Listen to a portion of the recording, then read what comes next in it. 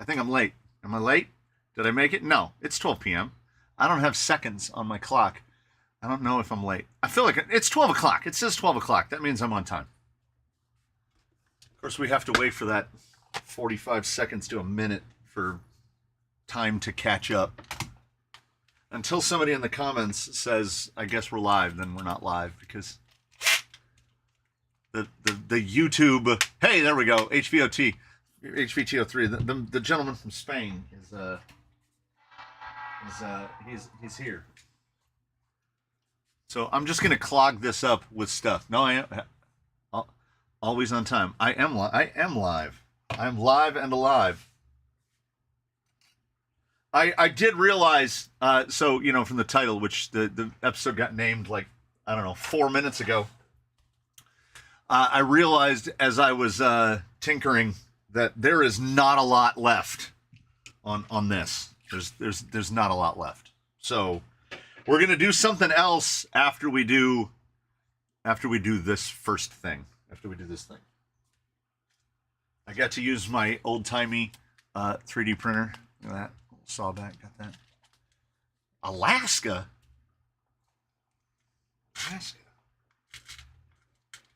So we've got, there's so little left to put together on this. And I've gotten the body to a spot where I feel like we're just picking up in the middle. Like, for anybody who missed anything, I don't know what to tell you. You're gonna have to catch up as we go along. Someone who is probably not here yet, but someone who definitely made a comment during last week's stream, and I can't find the little bag. Dang it! Yes, I can't even call them shocks or dampers or whatever came with this thing. Yeah, I don't know what those are. I guess they're something akin to Tamiya friction dampers. They are very good looking, but with a leaf spring, you need a damper. You need something to control the spring back of the leaf spring.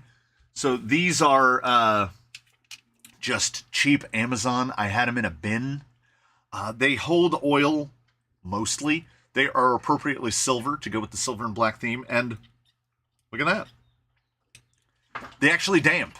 So I put those together yesterday. Dug them out of a bin. They fit okay-ish. I mean, I don't think they're going to be the forever damper for this thing, but they are definitely the damper for now. Hey, is it Ed? Is it 2 months of live streams? Is this live stream number 8? I genuinely can't remember. I don't even remember when I did the first one. I barely remember what I did in the last one. Yeah, no springs in these. These are truly dampers. I filled them with Losi 40 weight, and they feel like they control the spring back reasonably well enough. I think they will do the thing. I don't know if they will do the thing as well as we would hope, but yeah, they also I had to run them upside down because they will leak. If they were mounted the other way, they would have leaked all the oil out overnight, because I didn't go through the process of rebuilding them or anything silly like that. I just took they came internally sprung. They're internally sprung shocks. Yeah, they're actually holding oil to, like, they definitely slow it down. I'm gray again, and I've been greened twice. I don't know how shocks that leak. No way. Yeah, you'd think that it was like turning lead into gold, making a shock not leak. So the downsides of chrome, certainly, look at that. Because for once, the chassis rails on this isn't fake chrome. That's chrome. So every time you touch it, it's fingerprint city. Yeah, that'll probably work. So we've got to put the bumper on it. We've got to put some wheels on it. The gentleman owner of this sent in wheels. I have assembled the wheels on the 1902s on the wheels. the plan is to have this thing runnable. That doesn't sound right. Runnable. Capable of being run. And we'll do... I'm losing my mind. I've lost my mind already. It's 12:05, and I've lost my mind. I definitely got 2 lock nuts out to lock nut this bumper on. Yeah. We'll just get 2 more. I agree with Mr. Scrivener. Good evening, everyone. Let's just get more lock nuts. I should have opened the door to see if I could lure Tater in here. Tater. So yeah, I realize that it is good evening to many of you. I don't know. I should probably put a screw in these so they're going to fall out. Let's do this. I think they're out 1 hole. We'll go without 1 hole. I don't know. Oh, are they lock nut? I don't know. I have a set that don't leak oil. It's a set for my essing. They don't use oil. Well, there you go. I mean, I don't think every shock has to leak. Just most of them do. And, you know, there are things that... Some things just can't be prevented. We don't have gas-charged sealed dampers, which is how cars prevent them from leaking out. They're whether it be juices or increased atmosphere. If you've got a shaft, I mean, let's look at a shock, shall we? This shiny part, and I mean that shiny part, goes inside this shiny part. There's juices in there and no juices out here. So he goes in where the juices are, and then he comes back out. So unless you're just stacking seal on seal on seal on seal, this shiny part is going to take non-juice inside, and when it comes back out, it's going to take juice out to the outside. And once any little bit of debris gets on those O-rings, now more oil is coming out and more junk is going in. And that's why we have to rebuild them all the time. So until someone with a degree in theoretical physics figures out a better way to do it, if we can get gas-charged dampers in 10th scale, which I don't think is possible. Ooh, Costa Rica. Nice. The canyon exists in one place in the suburbs, yet somehow succeeds in being international. We're très international. I think all of the 404 are here. Did anybody else order the MK07 Jeep Wrangler? Is that the Rarlo? The MK07, is that the Rarlo? How? Honestly, follow me here. I don't even know if we can get it into the camera. So let me point with these tweezers. There's a screw up there, and I need to get a nut. Yeah, you can see it right there. How are my monster mitts gonna get a nut up there? I can't even reach it. I should have mounted that bumper ages ago, I think. I'll get to work on those 1/10 particles. You're gonna need to scale down gases, is what it is. We're gonna have to, somebody needs to make 1/10 scale nitrogen, I guess is what it comes down to. I don't know science. Is this gonna work? Is this gonna work?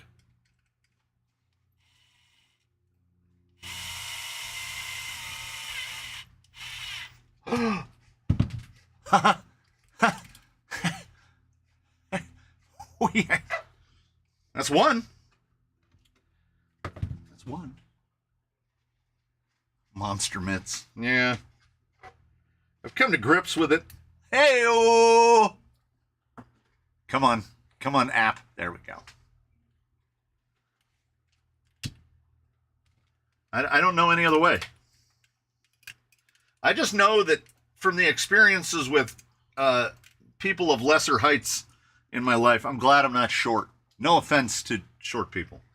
I don't know if I could make it through the world. I've gotten very accustomed to being able to reach the top shelf. I have worked on all of the adjustments required for a life of being tall. The workbench is in here. You can't see how far this is from the ground. My workbenches are all very tall, like higher than kitchen counters. Most shaft seals require a little sacrificial fluid for, Gorilla Design, you're absolutely right. Like, slowing down the leaking is just that. It's like that shock is working because it's technically leaking a little. If the seals go dry, the seals stop being seals. So something's coming out. And, I mean, we could boot them to try to stop stuff from going back in. I think I got it. We got a bump. It's not bad being short. I don't bang my head much. BMFRC, this is the sawback, who was almost complete last time, and I think that all I did in betwixt was I put the dampers on, which I did like yesterday. I got the body mostly ready. It's not ready. Earwig. And the biggest problem of putting this whole thing together was that this kit definitely qualifies as NOS, as new old stock. The stickers did not want to... The stickers did not want to be stickers. I had to use Rapid Tack, which is vinyl application fluid. Smells like waffles. I had to use Rapid Tack and a heat gun. I had to soften up the stickers with a heat gun to get them to stick. The body does look a lot better with the stickers on it, but it was... Oh, earwig. Oh, that's why somebody was saying earwig. Yeah. I can catch him. Come here. No, they don't like me. Come here. Come here. Come here. Come here. Nope. He won't get on my finger. As the tallest in the family, you're technically the main provider of all the goodies on the top shelves. Let me tell you this. Here's how you know you're tall. And because I don't think tall is a specific number. If you in your life have ever heard a voice come from behind you, not sexism, just tends to be a female voice comes from behind you, and it says, "Excuse me, sir." When I hear that voice in a store, I know exactly what it is. I know exactly what it is. She can't reach the thing on the top shelf because they're almost out of stock, so it's only at the very back of the shelf. Yeah. I just turn around and say, "How many do you need?" And I get that thing down for her. Oh, yeah, I almost forgot. I have to get out a receiver for this. RC4, go. Because we're gonna get down a radio that has like 10 rigs programmed to it. So RC6. And, turn the soldering iron on. Get some wheels on this thing. Same, yeah. Excuse me, sir. I know she's not asking me anything else.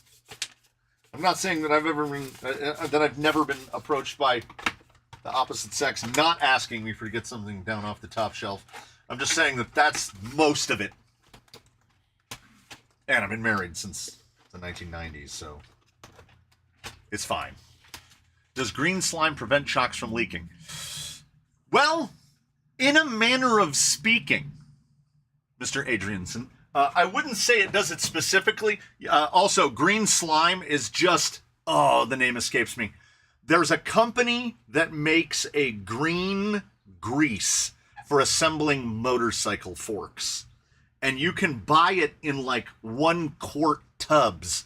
It's green slime. You can buy it at, I live just miles away from world famous Chaparral Motorsports, where people go to buy like side-by-sides and dirt bikes. You can buy, it's like Mototech or something like that. You can buy these huge tubs of what is green slime. Now, they sort of help prevent leaking because they think of it as like seal conditioner. And the leading cause of making a shock leak is you've put your seal pack in, and when you put the shaft with the piston down through, if the threads on the end for the rod end aren't coated in like grease, they will rip the seals or scar the seals on the way out, and then that shock's going to leak forever. It's just going to leak. So that's why I like a more of a cartridge type bottom end, because you can... I wish I had a shock that was disassembled. I might be able to do it. Okay. So an element shock. Ooh, that's an element IFS shock. That's like... the way I build these is... So you've got your whole seal pack in there.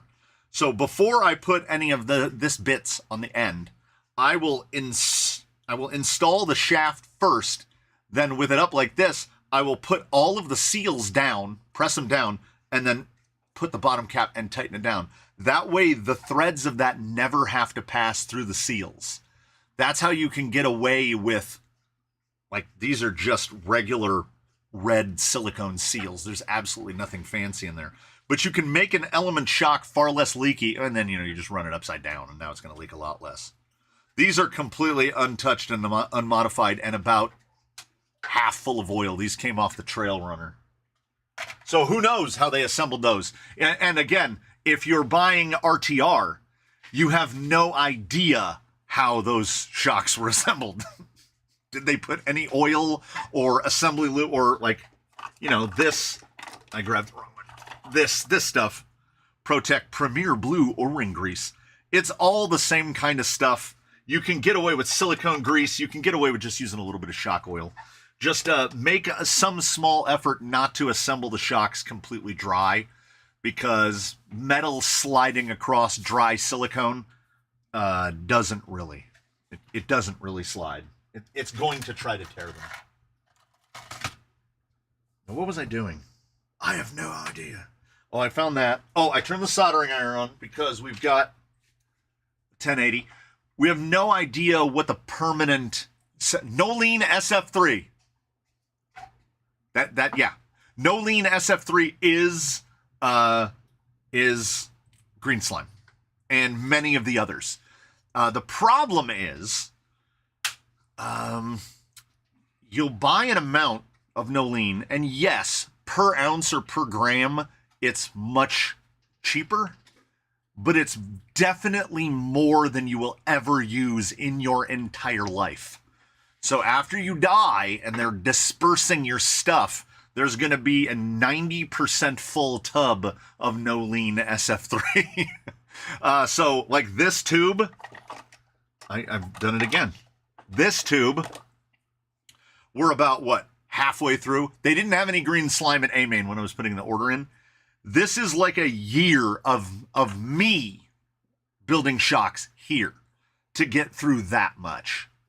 So a quart or a pound or whatever they sell it as of no lean SF3 will last. Unless you're going to open a shop and start building shocks for people, it's going to be more grease than you will ever use. But, I'm a by the ounce guy. So if I see that it's cheaper by the ounce, I'm going to buy the cheaper one. I don't know. Mr. C, could you use a couple 1080 G1s? I have, here's the thing. I would have said, just a few days ago, I would have said, oh no, I'm probably good. But the twins are right over here out of frame. And that's two 1080s right there. Putting a 1080 in here, I think I have one 1080 G1 and one 1080 G2 now that aren't tasked. And I don't know. I'm aiming towards some sort of brush revival. So if you've got any 1080s that you're trying to get rid of, a single lifetime container. Yeah, stuff that is for assembly is for use on motorcycles and cars and stuff like that. Tends to be a lifetime supply, except when I buy, this is my second tube of CV joint grease because I grease liberally. Oh, both Malls is asking about Susan. I'm not saying that anything is finalized. I'm not saying I've finalized it in my head or in reality, but I could be motivated to purchase more MDF. I dug around the shop and I don't have enough to assemble another Susan. I think that out of a full sheet, I can probably get 6 or 8 Susans out of a sheet.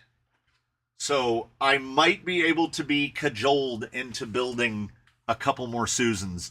And a buddy of mine foolishly said, well, then you could build yourself a new one. And I go, no, you don't understand. That'd be like replacing one of your kids. That's Susan. This is Susan. I will build something like Susan that will hold yoga blocks like this. Will I route it to use loose balls, or will I just buy lazy Susan mechanisms? I don't know. But I'm definitely entertaining it because I do like making things out of wood. And, you know, this was built purely out of necessity. I didn't, like, I needed that.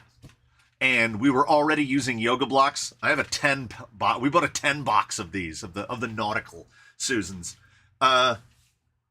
Yeah, it built purely out of necessity, and I never would have expected at any level of people being like, oh, I've got to get me one of those.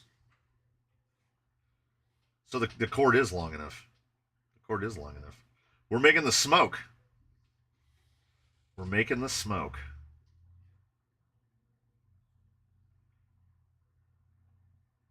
There we go. 50-50. It's a 50-50 chance that we are going to solder this controller on there and we're going to get it forward. It's 50-50 at best. Okay, let's see where the red is. Okay, positive is on the top. That motor's facing forward. I don't know, it's just guessing.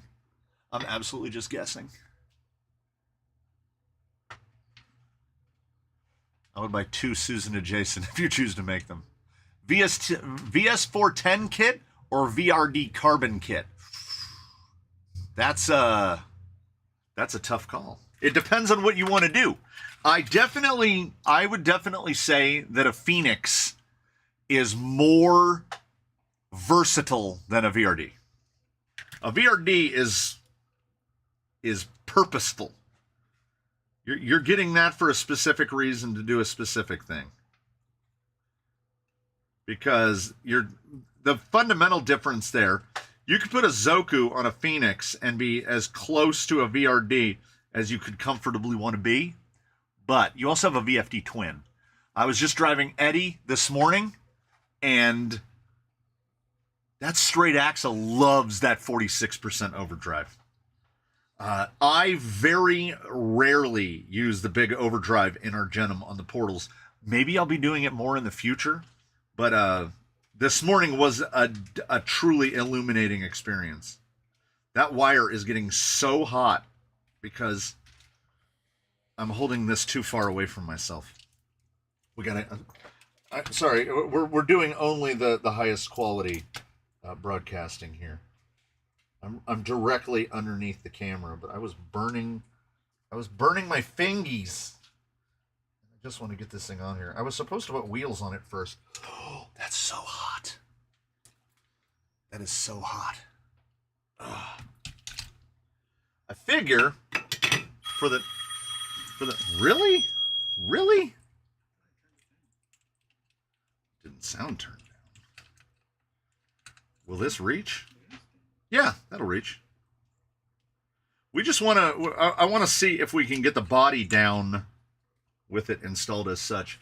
Oh, and I had mentioned in the first video with the twins, RC family, no, that is a Hako 936 with the 907 pen.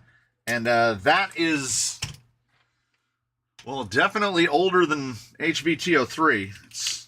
I got that in the early 90s, the quite early 90s. Is there an old school? Someone would like to know if there's an old school rotary phone in here. There's someone in here that's putting the accessories on their Zool body, and they have their ringer turned up to 11 in the style of Spinal Tap. I've never even turned the ringer on my phone. The phone is directly behind the camera, and you would never know it. It's on a little MagSafe mount, and I don't think I've ever turned it on. Oh, yes. Oh, wait, wheels. Let's put wheels on it, shall we? Because the wheels are something quite very nice. We're also going to put the included hexes on because I have not gone through to see what will actually fit. This is not the hex that I would choose for forever, but here it is. I wonder, in America, I don't know about far-flung places. I don't know how things work out there. I wonder if you can find a payphone here anywhere other than the airport. I know I've still seen payphones at airports. But, like, payphones don't exist anymore. Much less phone booths. Sometimes if you're driving in places where people don't go, and, haha, missed me. Like, if you get out in the desert, there'll still be a payphone. Mr. Hades, $200 for a Zoku chassis, you're basically stealing it. That dude puts so much work and puts so much thought into those chassis that I've been telling him since day one that he was undercharging. And he's just been staying at the same 200. Because it only appears expensive because you're like, oh, 200 for a chassis. Go look at what other chassis cost now. When they're in stock, I want to say the Artful Dodgers is like 300. Can we see the new wheels you wanted? Which ones? The ones I wanted, or the ones that are oh. You mean these? 105 deeps?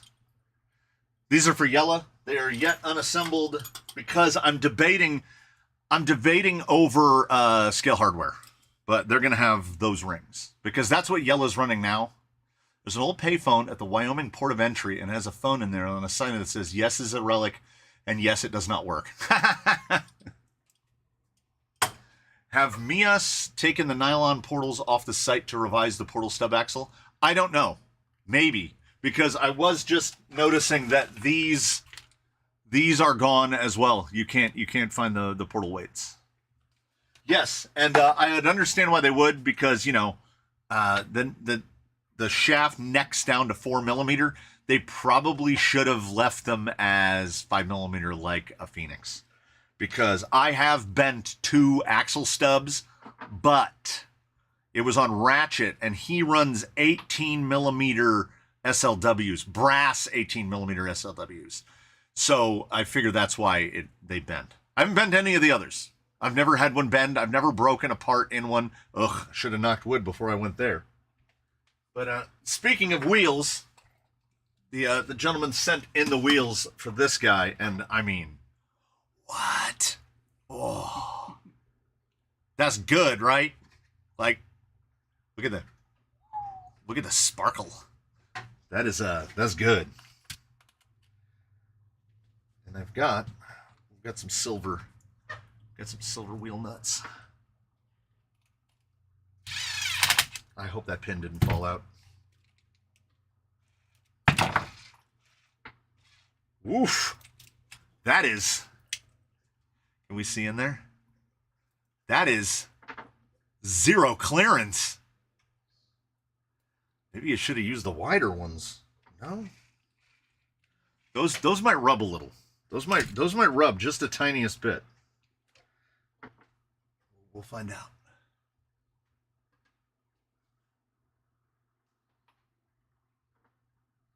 Oh, the Mr. Spain, chrome and silver. That's super common.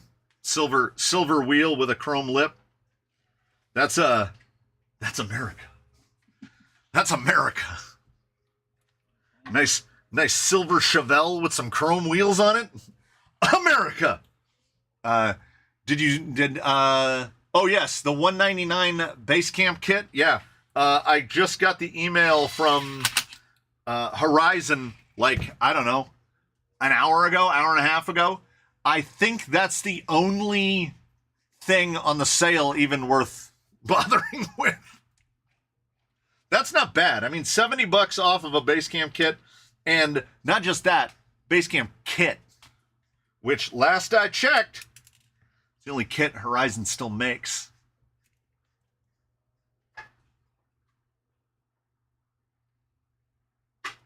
Yeah, I've never had any problem with the old Mias axles. So I don't know, but if they're redesigning something, so long as it doesn't render old parts useless, I'm good with it.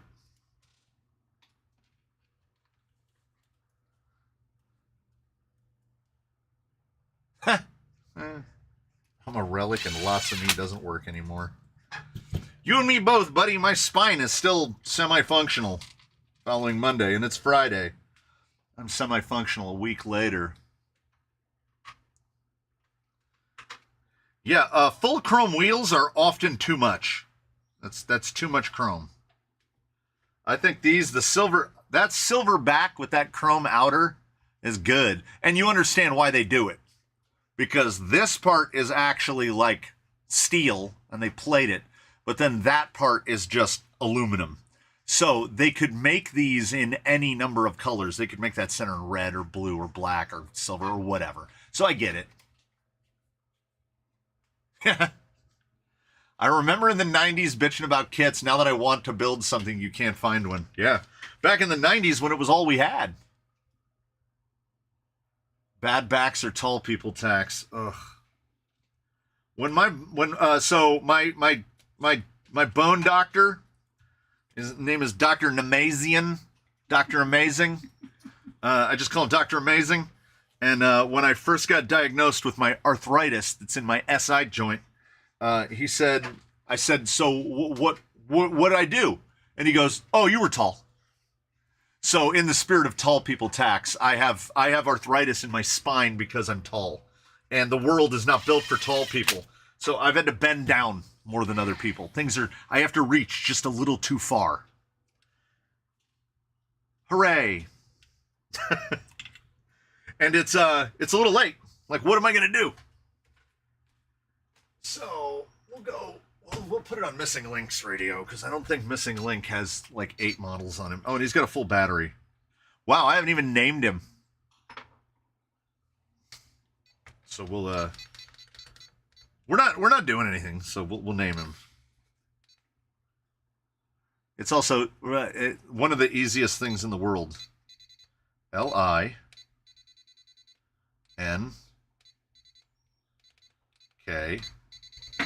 We'll go all the way out here. Link. Boom. And then we're going to go in here, and we're going to go to model. You just use it so much that you get really comfortable with it. And then we're going to go to ID seed. We're going to turn the seed on. We'll go to ID 03. I like to use the odd numbers. I'm never programming 10 things to one thing. So we'll do the ID seed on that. We have model 2. And just like that, we're ready to see if this thing's going to do the things. Ooh. Yes. Good call. To anyone who is yelling, my chiropractor said I had an 80-year-old skeleton when I was 45. If I've told this story before, I apologize. But if I haven't, here you go. My grandfather, the one who fought in the war, well, they both fought in the war. My father's father, Bob did 3 years in the European theater over there and was a cyclist his whole life. Like basically born on a bicycle. And rode a bicycle. He rode his bike the day before he died. So he was riding all the way up into his 80s. And in the 80s, segue, he had quadruple bypass heart surgery because he grew up during the Great Depression, where sometimes dinner was what they would call goose grease on toast. So he did not have a good diet. He survived World War II. He was allowed to eat whatever he wanted. So he went into the doctor, and, if you were getting heart surgery in the 1980s, they used to say that it was going to take 10 to 20 years right off the top of your life. I doubt that he was going to live to be 100, but he did survive World War II, so, anything's possible. We're going to need an extension on that, but right now we're not going to. So he goes into the heart guy, and mind you, he'd been a cyclist. He still needed a quadruple bypass because diet is what determines that. Heart health is determined more by like how active you are. So he rode a bike his whole life. And the cardiologist said, sir, we're going to have to give you a quadruple bypass. We're going to break it down, all this. And he goes, so at this point in the 1980s, he would have been probably right around 70 years old, late 60s, early 70s. And the cardiologist said, "Sir, you have the heart of a 20-year-old and the arteries of a corpse." And that was why he got a quadruple bypass.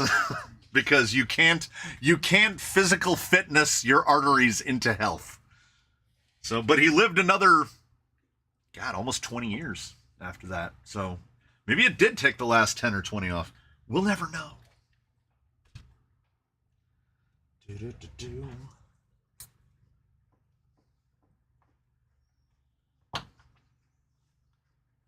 My head is a roadmap of scars from smashing my brain on stuff.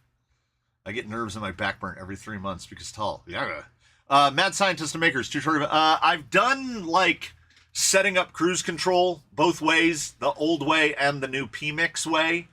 I don't know if I've gone all the way into like ID seed and stuff, but I mean, you saw I just turned on. I go to ID seed, and I turn it on. It's on, mode on, and I set the seed to 03. Every time you do ID seed, then when we turn this on, we're going to get the blinky light from the receiver. So we got the slow blink because it doesn't know. Because with ID seed, you have to reset everything. So we just hold the button here for about a second, and it goes to flash blink. And these two are then going to talk to each other. You just have to make sure that when you're setting up ID seed or really doing any initial setup on a radio, definitely only have one radio on. It's like Bluetooth, only worse. That guy doesn't know specifically who to talk to. Did he get it? Nope. Oh, wait. That's not true. That's not true at all. Now, see, the old part of me would be like, oh, desolder it. You got it backwards. No, we have to go to reverse because it's a Hobby Wing product. And we go to throttle reverse. And then we're going to exit out of here. Turn that off. And we're going to go to program. Neutral. Full throttle. Reverse. Okay, so maybe we're actually right. There we go. Hey. I can tell you already. I don't know. I was going to say 35 turn feels a little spicy. But I don't know. Maybe not. Maybe not. Might actually feel A-okay. I'm going to be 51 on 710. I feel like this live stream has become an AARP meeting. There was I just saw an Instagram reel yesterday where the guy was he had just turned 40, and suddenly he's really interested in the weather and fascinated by birds. And I was like, it would be funny, but true. I am also fascinated by weather, and I like birds. Birds are pretty great. I don't know if in my younger life I had feelings one way or the other about birds. It also helps that you know what, we're just going to grab this one. It's too long, but nothing that's occurring right now is Kaiser Permanente. It's for now. None of this is probably the final. Like, it's not the final servo. It's not the final motor, I doubt.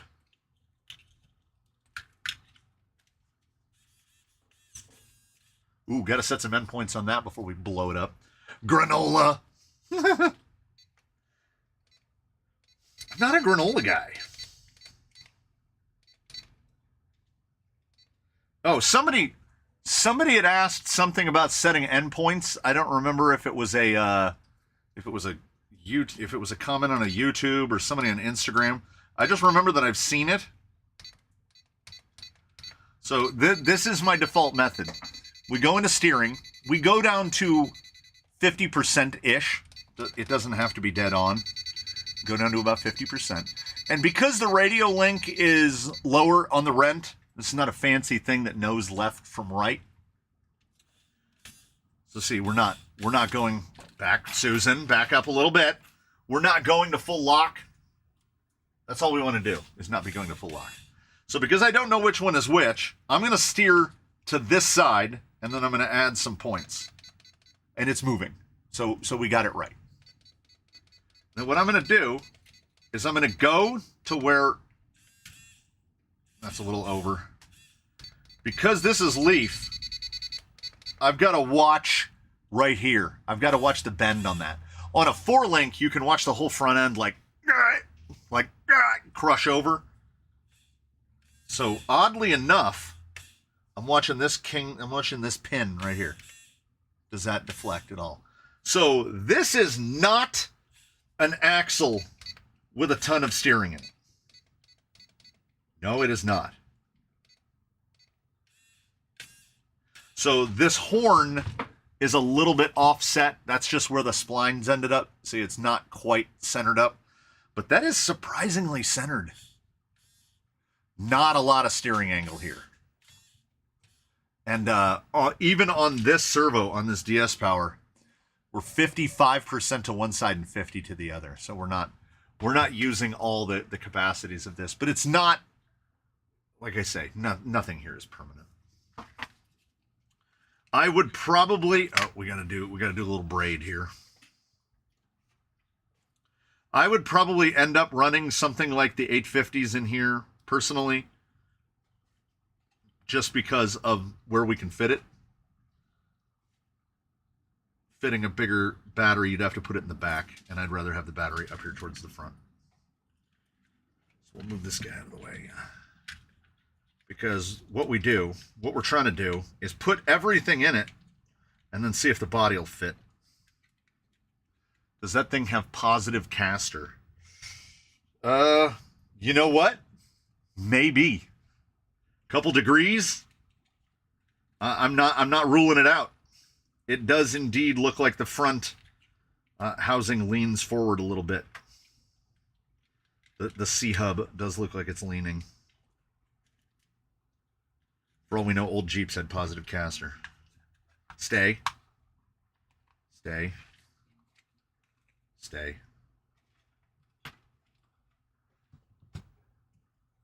Yeah. RC four-wheel drive doesn't do servo and axle that I know of. I wouldn't think so. I think that they would be opposed on humanitarian grounds, as they're like the scale people.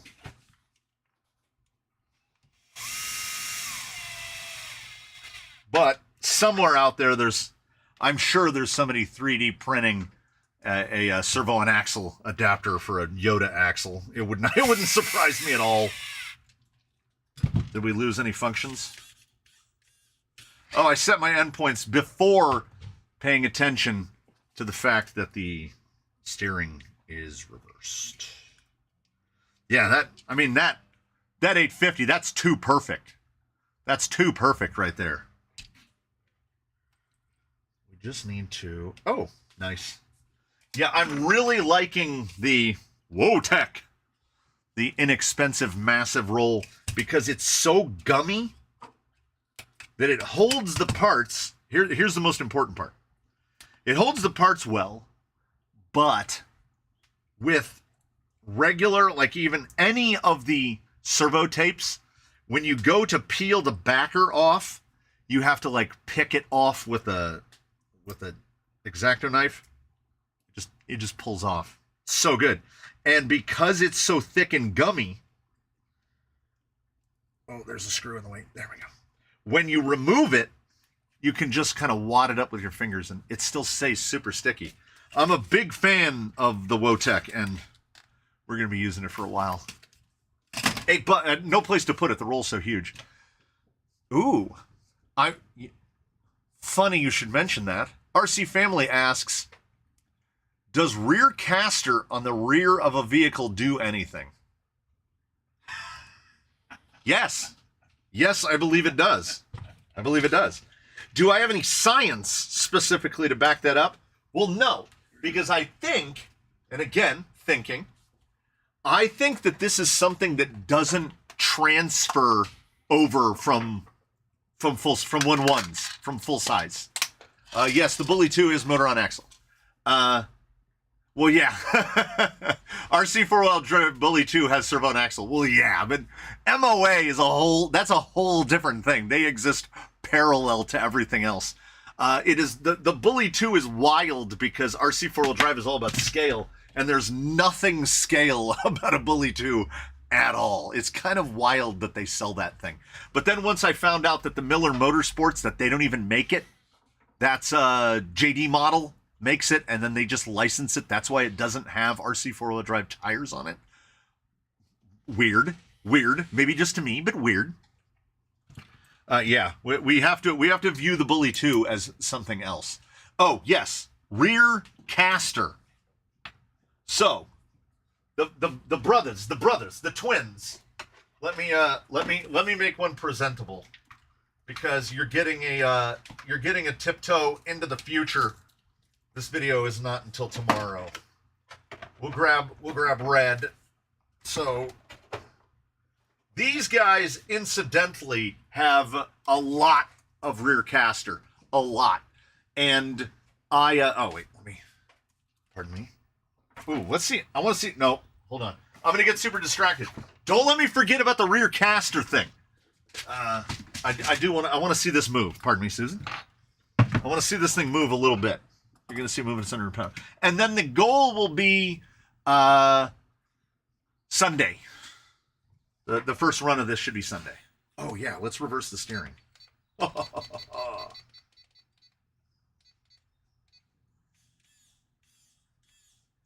Yeah, now it needs 55 one way and 50 the other. That's not bad.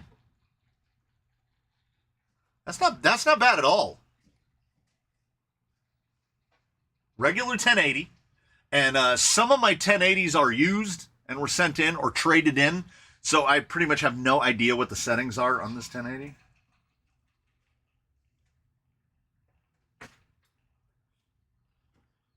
Yeah, that's about the leaf amount of flex that we would expect.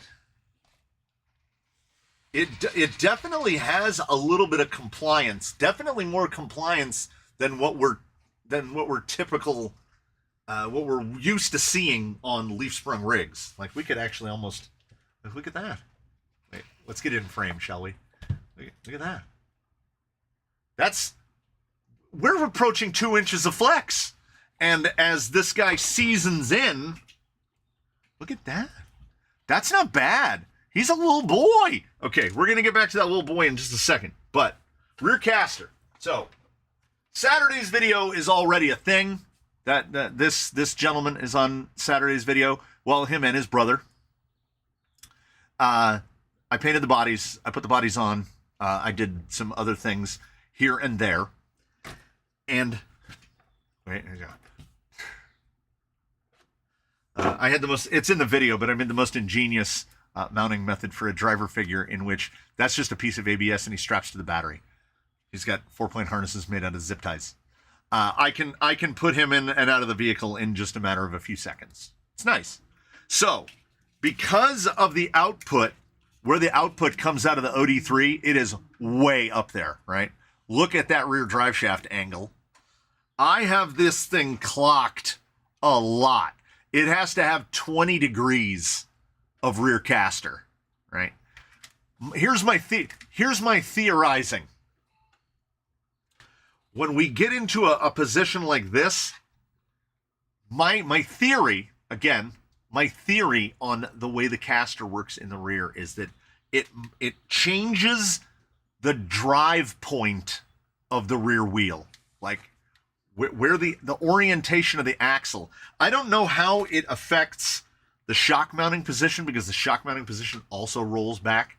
But I feel like what it does, and this is a feel thing, is that when this guy is climbing, he's not driving with this part of the tire right here. He's driving with this part of the tire right here. So when you get onto something more extreme, in that situation, what tends to happen is, if you have insufficient underdrive in the rear, like say you have a 50-50 split, the rear starts out driving the front. That's because all that traction is hitting right here, and it just wants to boom. He just wants to go straight over the back. But because we're driving off of here, it doesn't. It will just slip, and then the fronts grab, and away it goes. Which is, I think, why part of it seems to work more gooder.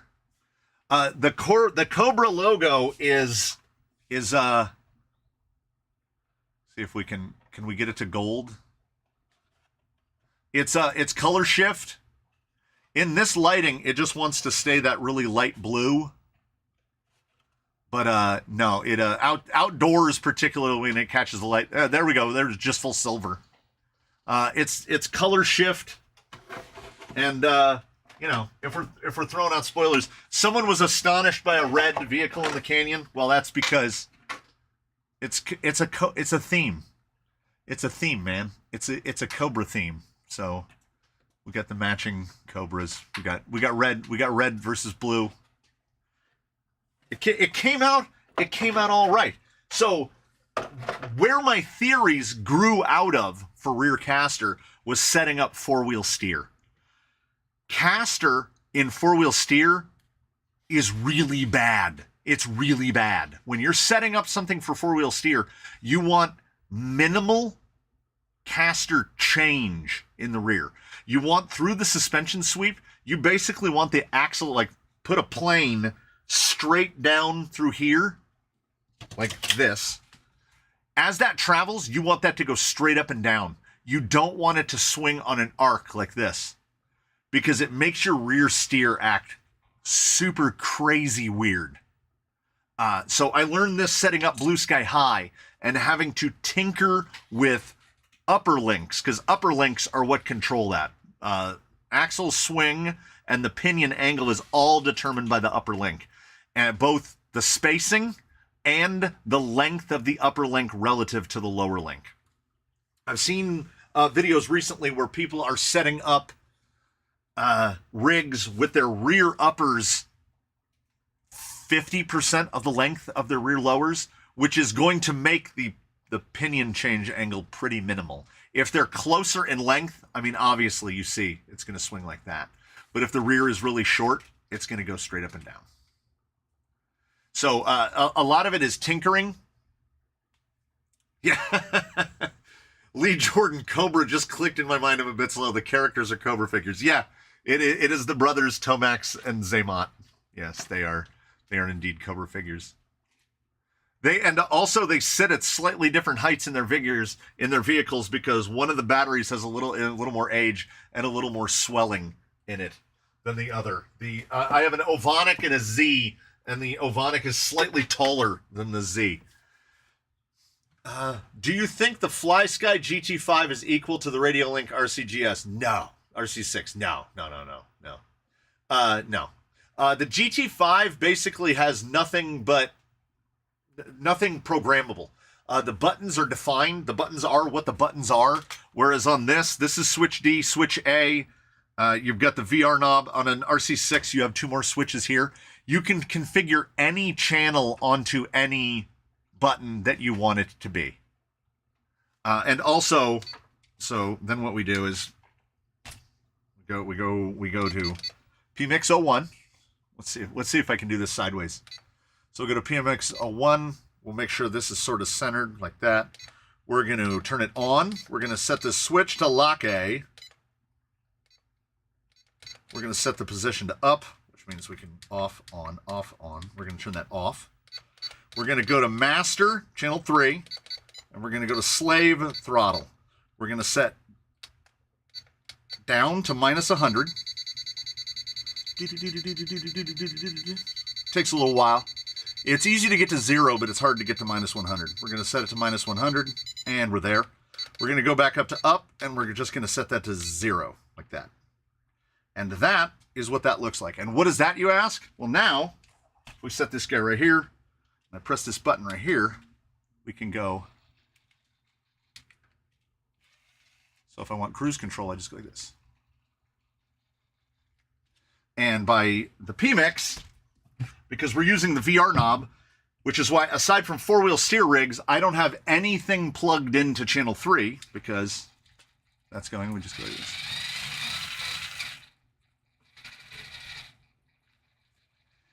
It's also handy for exhibiting how low of a speed you can get out of your stuff, and then you don't have to do your radio. You can just be like, look how slow that drive shaft is moving. It's moving so slowly. It does all the things. It does all of the things. The RC4 does all of the things I need for 90% of my rigs. I have a couple RC6s. They're only if something is going to need 5+ channels, because most rigs are 4 channels or less. And also, let's see, who do we know? Who can we think of that hasn't been driven in a while? Okay, so we have a bunch of RC4s. Let's grab, the Banana. Okay.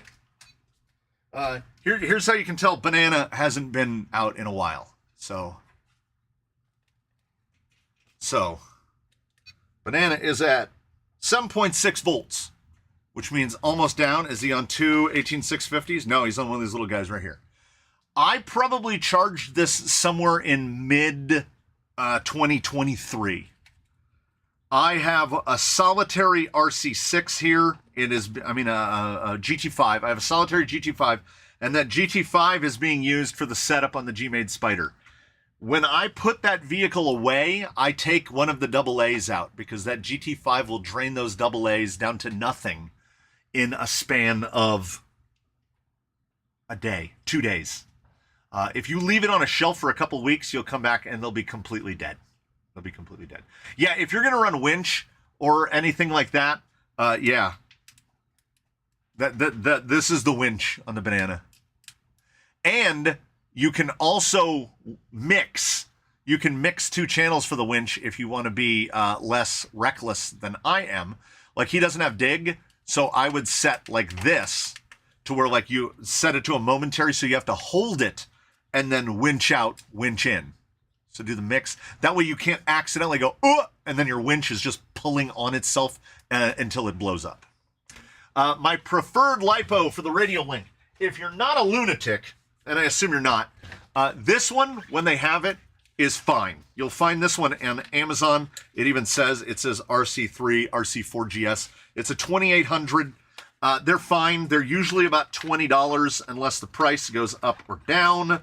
I tend to buy whatever's in stock, and for most rigs, they don't need it, but my preferred battery, the one that I use more than any other, is this Genzace 3800. This is what runs in baselines. These are usually about $26. As you can see, it's a perfect fit in there for RC4, RC6. And his battery's still at 8 volts. I want to say I charged his battery in February or March. So I get 5 or 6 months out of a charge in this, and it's the radio that gets used the most. You can, however, feel the weight difference. That's about 4 ounces more weight down in the bottom. And these radios claim that they can run something weird, like up to 15 volts, which is not 4S. So you can run a 3S in here, but I haven't found a 3S battery that'll fit yet. All the 3S batteries tend to be like enormous. And then all of my other radios, all of my other radios, I gotta find one that's actually doing it. Nope. I use 18650s. I use cell holders with 18650s in them. And that's the cheapest, potentially most sustainable method, because you can get 18650s down to as low as like $3 a cell, and then solder cell holders together. I do have a holder, so I just solder a JST onto one of these, and I put 2 18650s on it. And if you're going out into the woods and out into the wild, you get a couple 18650s and you just keep them in your pocket or whatever, and then you can throw them in there. And they'll go a couple months, usually about 2 months in between charges. I'm just trying to reduce my AA load. And of course, when you bring 2 new radios into the building in the span of a day, you're going to end up with AA's. So this month's Google is buying about half a dozen LiPos for radios. Need a momentary for winching. Yeah, mixing. Yeah, and the mixing on the RC6 is so easy. PMix 01 and PMix 02. They have other stuff that I don't get into, the super complicated stuff. I just wanted to do what I wanted to do. Yeah, you can pick up those green batteries for $5 a piece on AliExpress. I should probably just do that. Yeah. But the 3800s, man, I know I pay about $25 a piece for those 3800s, but my goodness, like, they last forever. I'm up to about half a dozen of them. I went on Amazon one day and they were like $22 a piece. So I bought 2 that day. Welcome, Hoffy RC51. Welcome to the Secret Society. The first secret of Secret Society is nobody knows what the Secret Society does. That's insane, matter. Yeah. Double A's are just, I mean, I had to buy a big $15 Costco mega brick of double A's because especially with the radio links using 6, but the Fly Skies only use 4, and man, they pull those 4 down so fast. Oh yeah, you know what I'm forgetting? I'm forgetting so HVTO3 said, I wonder if it would be an hour before that thing is moving. Well, it moved before the hour, and now I've been distracted a bunch of times. But I want you to get a hold of this. Isn't he adorable? Is he adorable? He's adorable. And what are we hitting? Nothing? Nothing? Nope, we're not hitting anything. Maybe a wire. Look at that. Look at how he's so white. He's like freshly fallen snow. His decals are not done. I had to use a heat gun to get any of the front ones to adhere. I think the lighting is a little too blown out in here. He is once again brought to us by Joanna Gaines. This is Joanna Gaines white with Tamiya pearl white over the top of it. So out in the sun, he's got a real pearlescent action to him. He is truly adorable. And I haven't decided, like, he needs a clear coat over him, which is why I didn't pop the spray mask. What is that thing called? The overspray mask. I didn't take the spray mask off of that. We need to get Shaker MT, you're not wrong. We need to get we got to find a Daisy Duke figure so we can get Daisy Duke in here. And I didn't put the pin in the windshield. I mean, it kind of lays down on the body post, but you can almost just have to cut them a little shorter. You can lay the windshield down. It's a cool looking little thing, man. I gotta say, if G-Made is not still making the sawback, I don't know why. It's really cool.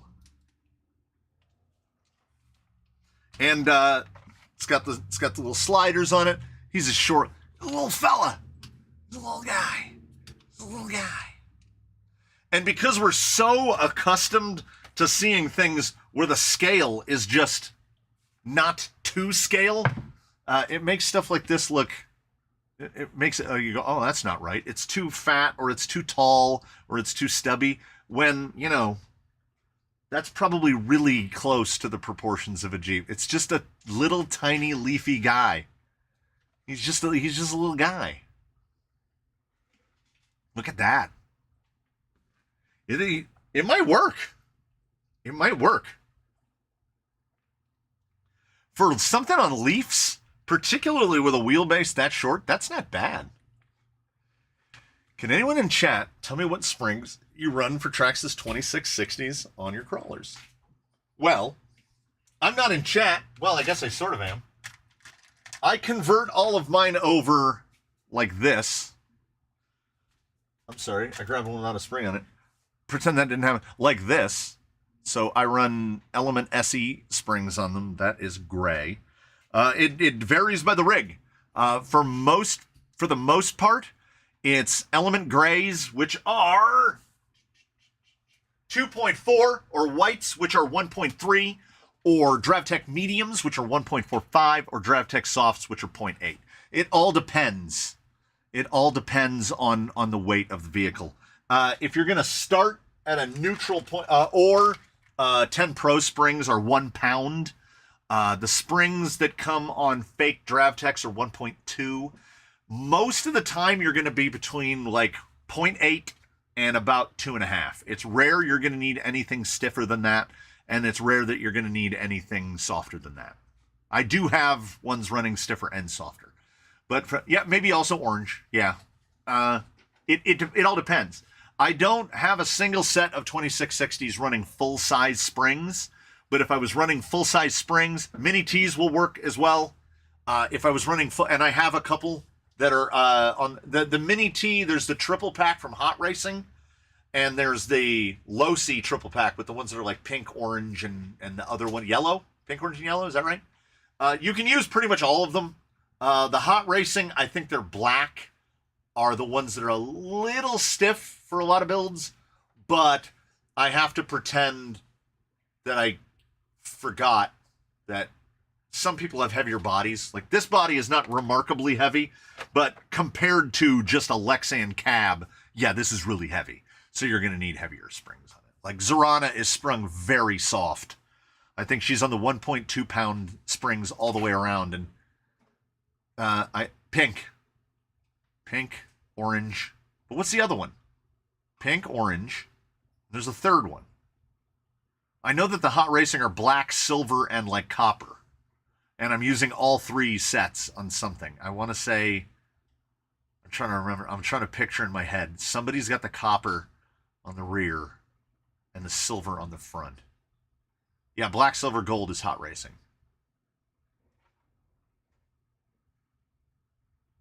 Mr. Jordan, pink, brownish, red, and orange. Yeah, reddish, like a brick red. Yeah. How long do you think the lights on the roll bar will last? I think the lights will actually do well because these screws don't really grab very hard, so anytime it rolls over, it's just going to go brip. It's just going to rotate back. And they include 2 of these bars. So if you don't want the light bar on there, you can just omit the light bar. But I put the light bar on there because, it looks cool. It's got all the little lights on the front. So it's a cool looking little... the lighting in here, the way this camera is set right now, that... I don't know if it's actually this white. Is it this white? 39 grams. Is that for a single seat or is that for 2 seats? Yeah, I think we're sitting on the wires on one side. The body is... Oh, yeah. There we go. Okay, the body sits down flat. That's all that matters. There we go. Yeah, so we will get this guy out on... For Sunday. It will be the drive of this guy. Another guy that casually avoided the ghost ride because, there's just too many pieces. And how many Jeeps in a row is this? Well, the twins mixed it up. They're not Jeeps. But Zorana's a Jeep. This is a Jeep. Mr. Jimbo C76 is not wrong. There's a lot of Jeeps in here all of a sudden. David Hiscock, stickers and shock stands arrived today. And if I'm remembering the name correctly, is that somewhere in the UK? Did that go to the UK? Because I was curious when I printed it out as to how long shipping was going to see. Can we get HVOT03 to do a list of springs diameters for the 2660s? I can make it super easy on him because he knows how to do Google Docs. I already built that.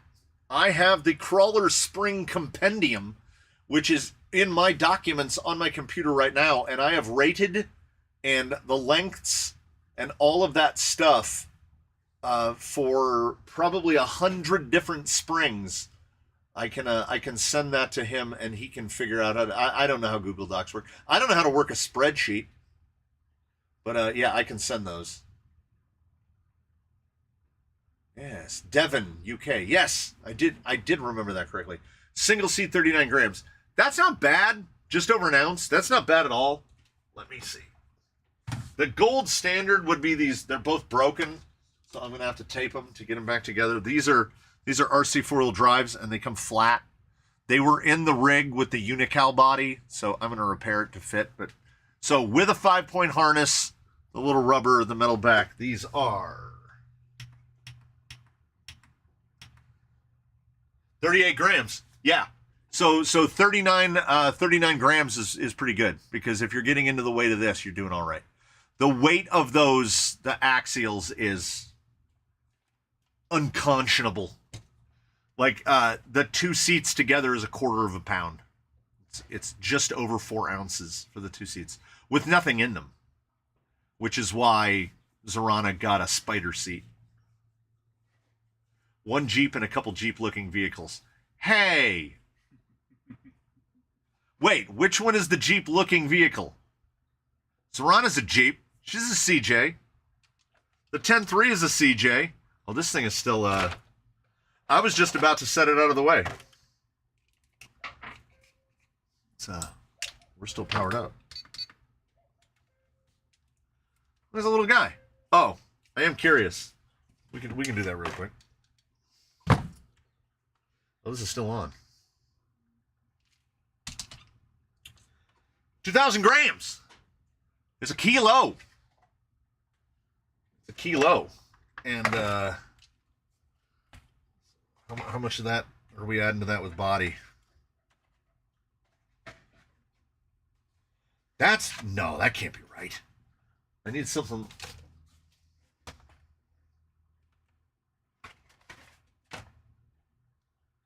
Yeah, 350 grams. That's not bad. For those of us over here, 0.8 pounds. For all the plastic, yeah. The G-Maids, oh, yes. Okay. Yeah, a couple Jeep-looking vehicles, yeah. Count them up. 8 bars. Yeah. The only way you get your cease and desist is if you're foolhardy enough to make a 7-bar grill. Home from work, what did you miss? All right, we'll hold it up because it was just about to be moved out of the way. The first drive will be on Sunday. We'll be up for Sunday. Yeah, G-Maids are not Jeeps. Most of them are not Jeeps. Who's licensing now? I mean, FMS definitely didn't license. They got cease and desisted to where the Michigan no longer exists, as if it ever did. Yeah, the G-Maid Spider, I think, is a 6-bar grill instead of an 8-bar grill. As long as you're not doing 7 bars, you're fine. Who is the one? I can't remember. Somebody does 6 vertical bars, and then they do like a horizontal bar. So, because I guess Jeep did 7 vertical bars is a Jeep grill.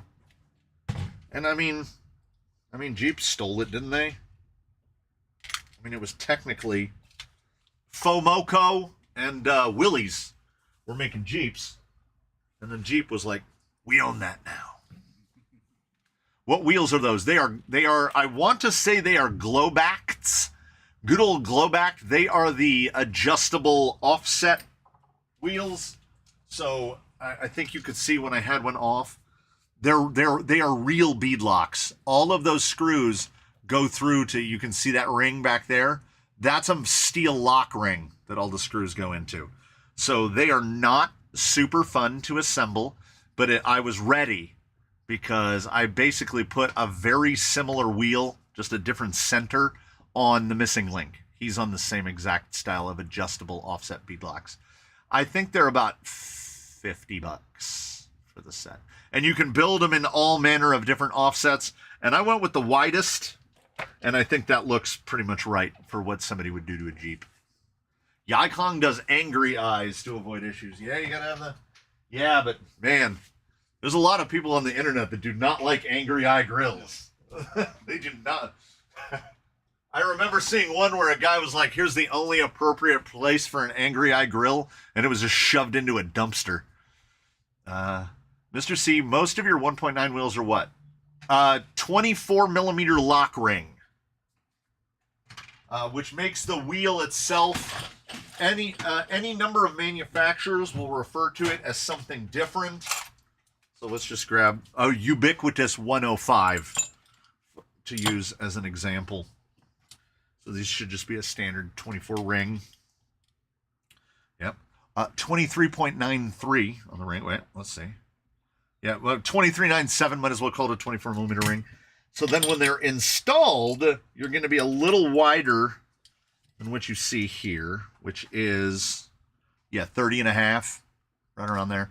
That, to me, that is what I would call default width, and we stick to that default width because you can go on Amazon and you can get these for about $30 for a set of 4. These are the 24 millimeter. You just take this out and you put that in. These will weigh typically in the 15 to 18 gram range, and these are typically in the 95 to 115 gram range.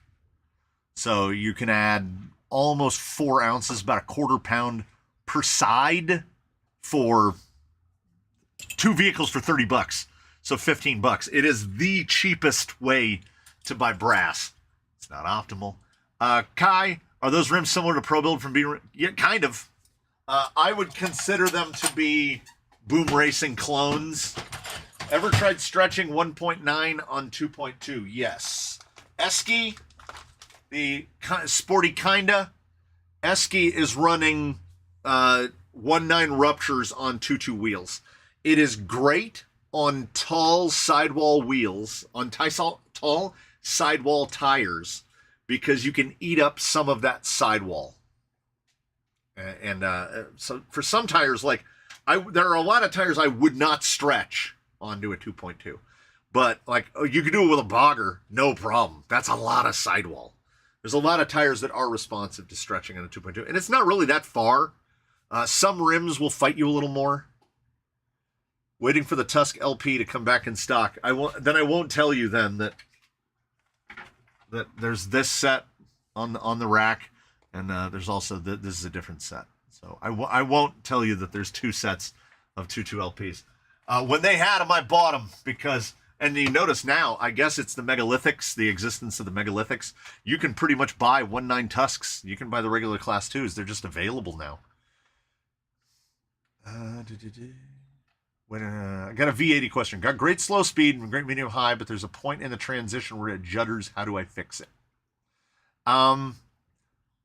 Have you gone into the software and made sure that the KV setting in the software is as close as possible to the KV setting of the motor? It's weird that in the BL Heli 1.82, the KV setting like jumps. You can't just pick a number. It goes like 1800, 1840, 1870. It's weird how it goes. You get it as close as you can. And and then of course, stuck rotor protection is off and stall protection is off. And after you do all the stuff with the software, anytime you make any changes to the V80, recalibrate the radio to the radio ESC together, with the full hold, and do that. And that should smooth it out. It should. Injora Greens and the King Truckers opinions. Tire has a thicker sidewall lug paired with probably a 2 soft green insert, so it can even out, but still have the laterals. Yeah. The King Trucker was the least. It was the least of the Injora tires, and I think it was mostly due to the thickness, both the compound and the thickness of the carcass, including the thickness of the sidewalls. So you might even be able to get away with softer than green. If my memory of the King Trekker is growing ever dimmer, but I remember it being firmer than I would have expected. The Swamp Claw got a little bit better, and then of course the Comp Pin got even better still with that very thin sidewall. What inserts work best on the Fusks? Famanda, Injora, or Canyon double buns? I am running one set with Famandas, and I have one set with some 3D printed in them. You can treat the fake tusk pretty much like a real tusk, like a regular tusk, and insert it the same. Something like a squid insert is going to be the best. It's just an insert that fits the tire. I've had good luck with Canyon Custom Softs. I've had good luck with Famandas. I've tried shimmed Injoras. We've tried pretty much everything in the tusk because we run a lot of tusks here. I've got the tusks on Zarana are YZZRs, which apparently I guess that guy just like disappeared off the internet. But those seem to work great on her. She's a little heavy, lighter than anticipated, but still a little bit heavy. I got a set of 2-2 Tusks the other day, throwing some runes in. Yeah. Yeah, 2-2 Tusks LPs are amazing.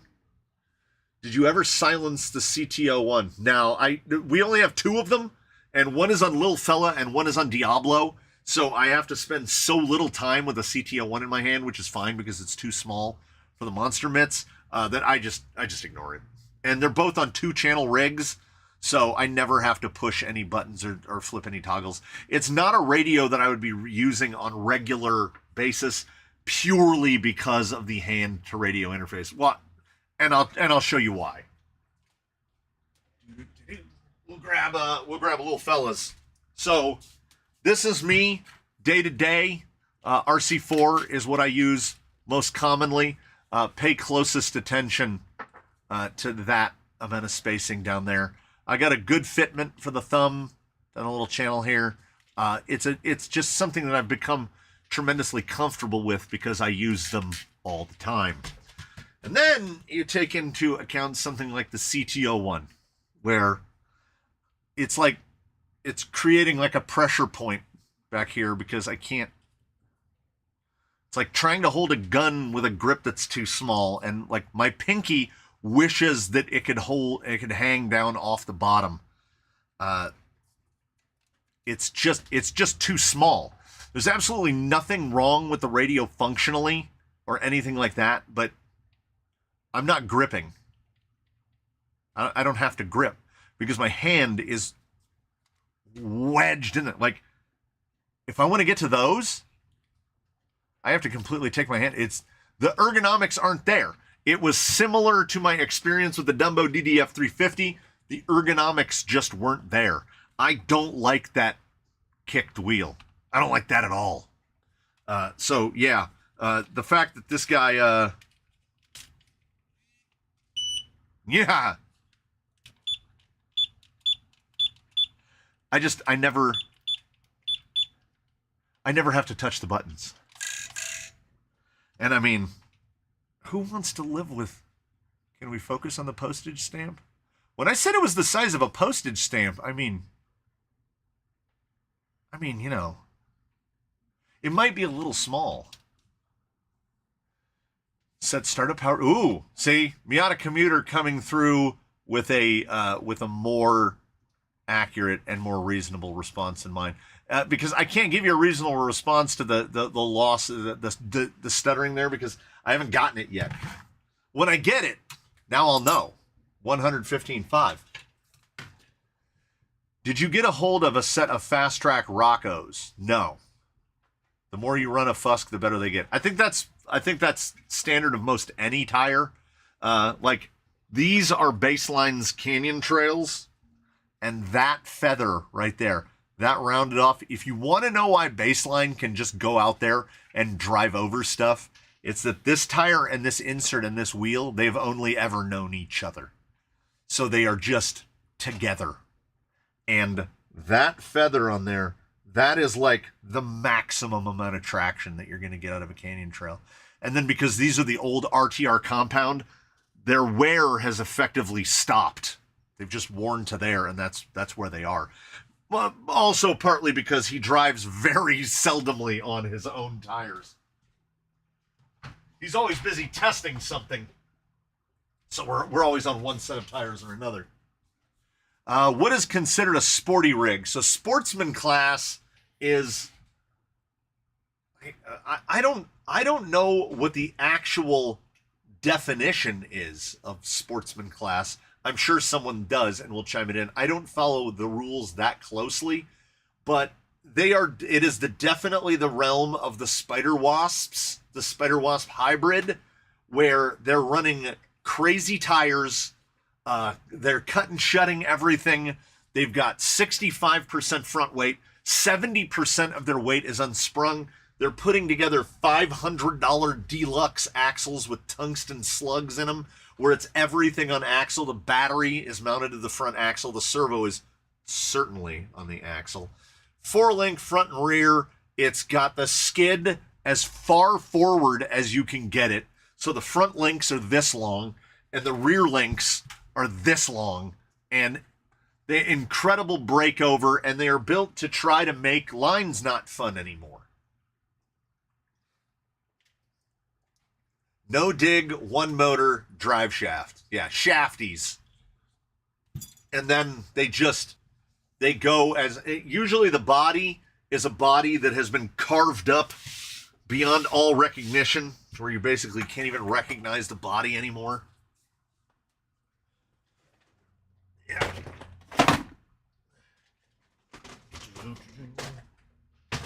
So I figure, might as well. We're here, right? I don't know if I've ever seen a full sporty where the skid isn't nearly as far forward as they can get it. I did pre-work on this a little bit. I anticipated this outcome. I knew that when I looked at the sawback, I was like, boy, there's really, yeah, body just needs to fit measurements.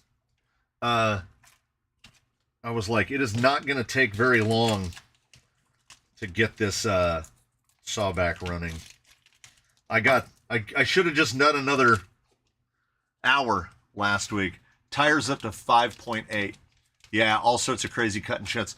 Pretty much every Sportsman I see, at least out here in this realm, they're running some combination of tires that look like lampreys, like the deluxe, what are they, deluxe goats, and some sort of mini pin. They're like split. It's like pins in the rear and a bar tire in the front. Yeah, deluxe asylum, lunatic, Rhino UA1 is definitely a sporty.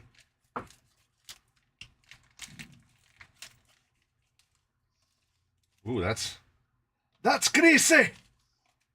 So while I answer questions as they pop up, so that means you're going to make one, right? I mean, yeah. I mean, we have to. I feel like we're obliged. We have to have a Sportsman here, right? We have to have something that is properly sporty. It's just when we get to it, we'll get to it when we get to it. You know, it'll happen. I have told myself it has happened multiple months that I was like, you know what? This is the month. We're gonna buy a UA1 and we're gonna build the cheapest sporty that you can build. Yeah, goats and voodoo pins. And then I buy a camera, or I buy a computer over here to do the live streaming, and I bought Wi-Fi. I bought a Wi-Fi mesh for the house so that I could steal the old Wi-Fi from the house and have 400 megabit out here, which is why we've dropped 15 out of 158,000 frames. And we used to drop about 1,000 frames per live stream. Don't forget the pinion spur gear cover spaces the bottom skid off the motor. Yes, Leadfoot, you are correct. But the motor is a Fusion Pro, and it was sent by A-Main Hobbies, and it was sent signature required. And the United States Postal Service claims that they attempted to deliver it. They did not. No, I'm pointing at the microphone. They absolutely did not. I was here. I have cameras. Nobody tried to deliver that. So I spoke recently with the gentleman who ordered it, and he has scheduled redelivery for this Monday. So this Monday, I will be able to install the motor into the probably finished gearbox. We'll see. AR60 clones, 140. And that's another one. I need a sporty, yeah. I also need something on AR60s. Like it seems to be the thing. Like, how do I not have? I know I got into this a little late for the AR60 movement, but I don't have anything on AR60s.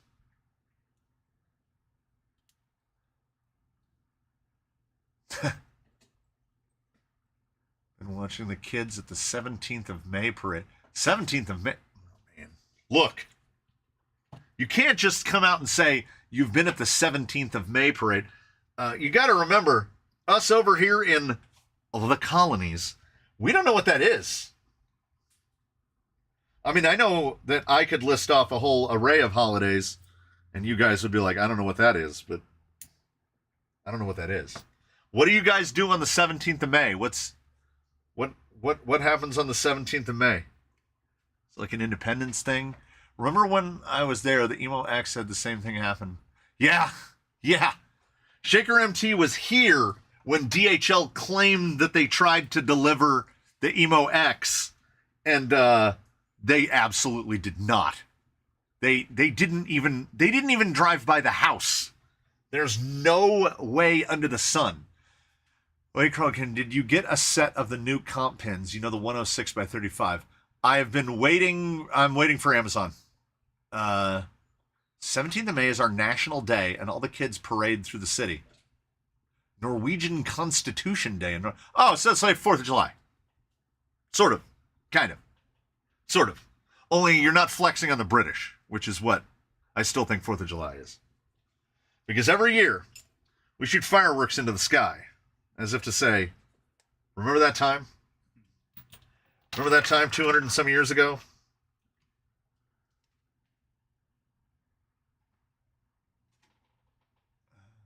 For about the same price of a crawler. What did I miss? King's birthday? Man. Non-American holidays are normal to everyone that's non-American and wild to us. Oh yeah, Threadlock, 100%. I just opened. No, we'll just do purple. We'll just do purple. Just do purple. Oh, I threw. Oh, there we go. There we go. Yeah. Yeah, every year they shoot fireworks off right up the street. There's a big Baptist church up the street, and they try to keep people away from evils. So they do fireworks right here, and I'm not opposed. We used to have to drive to the next town over to watch the fireworks display, and then the traffic turns nightmare. So now all that traffic, that nightmare traffic, is on my street. But it's fine because I can watch fireworks from my yard and I don't have to leave. But every year on 4th of July, just think, I mean, what an absolute flex. Like it's been... Is it... We're 2 years away. 2026 will be 250 years. And every 4th of July, we still get out and we shoot all the fireworks off. Remember that time we kicked your ass? Yeah. That's crazy. Very American. Also, if you don't use the plastic receiver tray and use the two alloy standoffs between the motor plate and the gearbox, you'll need a spacer to level up the motor plate. Yeah. The other VRD has a spacer under the motor plate with a little short outrunner still rubbed. I don't know what they were thinking. Honestly. It's a separate piece. Like it's an independent piece. Why couldn't they have just made the piece not? And it distinctly it goes. Just don't make it step up. Yeah, I don't know. I don't know if that wasn't fully thought out. I don't know if it was intentional. I'm using a manual driver right now because I'm too lazy to find my 1.5 millimeter to put this in a drill. What does that count? Ooh, people in national costumes. Yeah, we don't have anything like that. You've got us on that one. Yeah, Vanquish with some questionable decisions. And what you're seeing before you is another part of why it's in my hand right now. This is why I don't. This is why I tell people not to buy a stance. Is what I'm holding in my hand right here. Because if you want to buy one of these, if you want to buy the machined that's $50. 40? 40, that's $40. And you need one for each axle, that's $80. So a stance is already $80. Did you get oh, did I answer that? Did it go backwards? What did I miss? Yeah, I answered it in one sentence. Yes, the Class 1 comp pins I will definitely be trying, And also, I mentioned this in a video before, I'm almost positive. I am 100% in support of Injora making a Class 1 pin tire. Because nowhere in competition can you run that. No Class 1 is going to let you run pins. So I'm all for it. Also, with that size, you could probably put them on a bugger, which would be cool. Australia Day. Yeah, 4th of July. Fireworks, hot dogs, burgers, root beer floats, and red, white, and blue everywhere. Suddenly, everybody has a flag in front of their house. Or alcohol and handgun night. Yep. That was, oh man, okay. For y'all non-Americans, you can find this on YouTube. So, during the lockdowns, back when we were doing COVID, down in LA County, the people of the people in charge down in LA County did a very, very foolhardy thing. And they said, not like asking, but they said no fireworks on 4th of July, meaning you can't shoot off your own fireworks. No fireworks on 4th of July for whatever reason.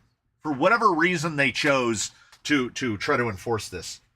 So you can find videos shot by drones of the sky above Los Angeles where it just looks like CGI from a movie.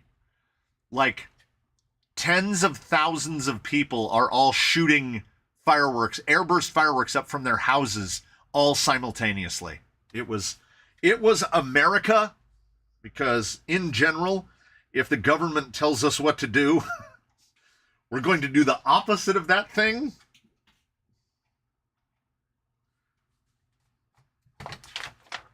But who doesn't love fireworks? I mean, come on. Everybody loves fireworks. Now I've lost all my drivers. There we go. $130 Fusion Pro, yeah. I still, it is my contention that for a Phoenix or a VRD, the Fusion Pro may well be the perfect power package, because yeah, it's heavy, and if you go with a setup with an Outrunner and like a V40 or a V80 it's going to be lighter. Sure, yeah, I'm not arguing that, but you're going to be taking weight away from like the lowest weight on the vehicle. It's down as low as the axles, and if you're going to have to carry unsprung weight, if you're going to have to carry sprung weight, you might as well carry that sprung weight as low down as you can get it. Birds are not a huge fan of fireworks. Neither are cats and dogs. Particularly dogs. We know more than one person that has to, they have that, like, calm down vest that they put on their dog. I'm looking right here for an M3x10. I don't see it. I know it's in there. Right there. Felt like I was doing one of those Where's Waldo puzzles. We just need to get a real tire company to make a pinned tire. Then it'll be, yeah, Class 1 homologation. Yeah, why not? Yeah, I want to see Class 1 comp. Thunder jackets. The Thunder vest. Yeah.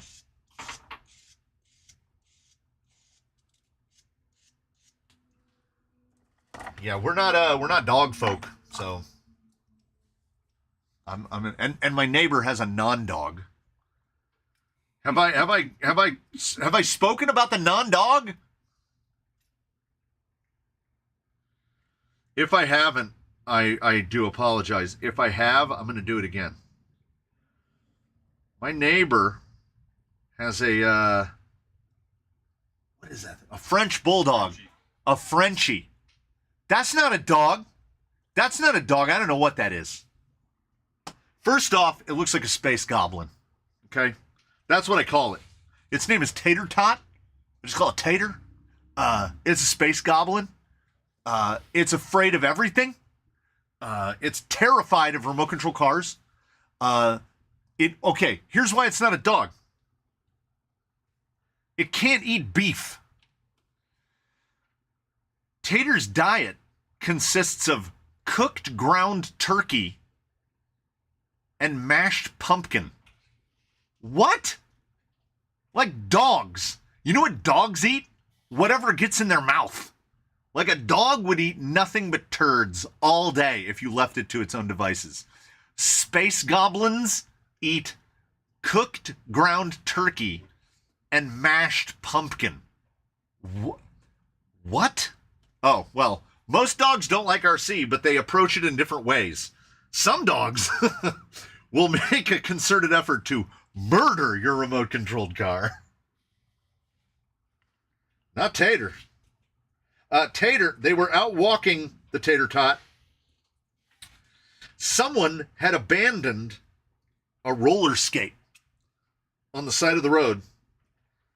Tater saw the said roller skate and lost his mind. Well, there we go. We just got vanquished. Do you see that crack right there? The hole was not tapped deep enough. And it cracked that carrier right there at the top when I drove the screw in. I was wondering why it wouldn't fit into the axle. But, you know what we can do? We can do the thing, which is where we take a razor knife. We're gonna trim that QC, man. Quality control. So they did not tap that hole deep enough to accept that screw. So instead of putting a 10, we're gonna put an 8 in it.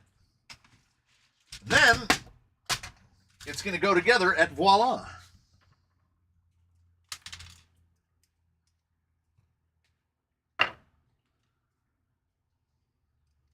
It's not the first time. It felt like it stripped out when I went to put it together. Now I'm greasing myself up. My old boss had 2 Frenchies. They were both allergic to grass.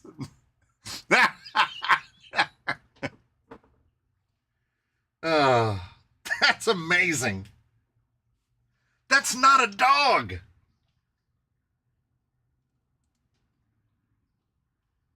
That's not a dog. Did you ever get the link to the Lesu? Oh, no. You know I didn't send him that link. I did mail him some shock seals in the mail. So, does the other VRD still click when it drives? No, this VRD does not click. It was the noise was all the part that we spoke about. The little the skid rubbing against the motor. Yeah, this VRD doesn't click. I have the Argentum. He of his first of his name is the only really clicky Phoenix that I have. And oh, hold on, wait a minute. I'm pretty sure that I can paste links into the chat. That's not it. There we go. Copy link. I can just do that right now. Now you're all going to get it. V. Bah. It shouldn't stop me from posting links, right? No, look, I can do that. Nice. Somehow my dog is living peacefully near my RCs. Yeah. The cats don't care about them at all. Have you ever cleaned your tires with Simple Green or 409? Simple Green, yeah. Cleaning tires with Simple Green goes back to time immemorial. Yeah. Or putting them in a Ziploc bag, spritzing Simple Green in there, and then when you come back, all the Simple Greens is gone because the rubber has just soaked it all up. Yeah, that is a thing as well. I knew it. I wasn't paying attention. I gotta pop those bearings out, I think. Yes, I'm sure. Yes. Do-do-do-do. Any tips for my dog who wants to eat my trucks anytime I drive them? Yeah. Huh? Put them in slide. Little bit of get yourself one of those little novelty size containers of Tabasco, mix it with about 70% water, spritz a little on the body. He'll bite that truck one time. Just one time. And it doesn't need to be high in the Scovilles.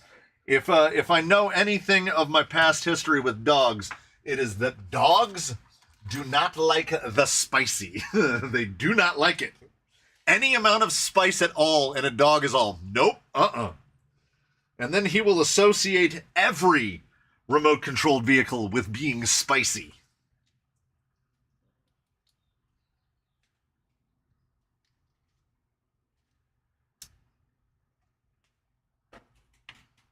A buddy of mine had a dog shock collar, and we just all tried it on ourselves. Because, that's what you do. And you know how when you put a dog shock collar on a person, you can get up to like 6 or 8 or whatever. And a buddy of ours, you could put that on 10. He didn't even react. Like nothing was happening. So we were like, oh, maybe it's not working. So someone else would put it on and it would just drop them to the ground instantly like they got tased. So I don't know. Maybe all the nerve endings in his neck are dead. But yeah, he was completely unaffected by being dog collared. Ooh, I'm missing some.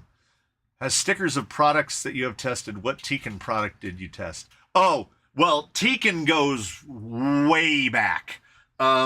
We used to run a lot of Tekin motors. Back in ye, why am I putting bearings in these? Back in ye olden times. Tekin now is gone. Like, look at even the dudes who like race for a living. Nobody is there's no Tekin out there anymore. All those race guys are all hobby wing now.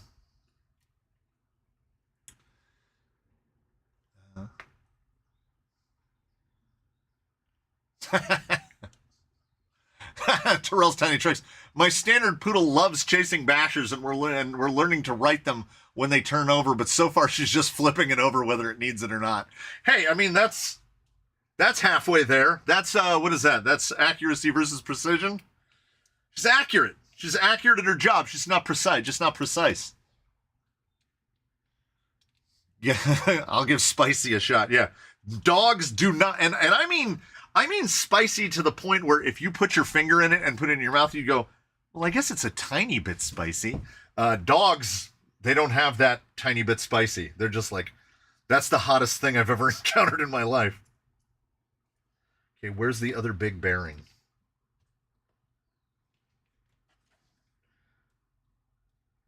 Those are all the same. I have a question. I'm still building my trail truck that is going to be very heavy with sprung weight. Would it be smart to add some brass and wheel welts and maybe some brass hexes all around? Because what you're effectively trying to do is you're trying to improve that ratio, the ratio of sprung to unsprung.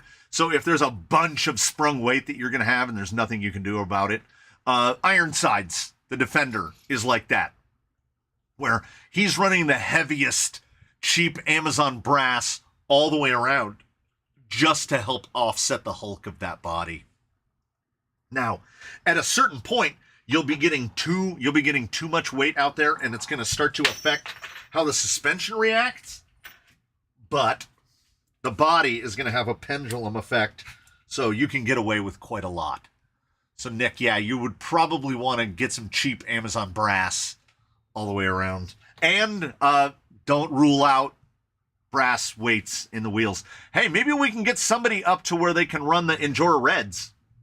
Like Endura Reds have got to work for somebody. Dogs are why frame pumps on bicycles are a thing. I never had to swing an object at a dog. I got chased many times, and most of the time, you can tell. To any cyclists out there, you will know there's a dog that's chasing just because he likes to chase things that are moving. And then there are dogs that are trying to catch. And you can kind of tell. They give off a vibe, the dog that's trying to catch you.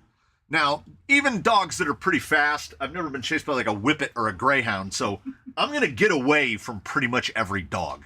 There's a lot of breeds of dogs that are going to try to catch, and they tend to be big and not super fast.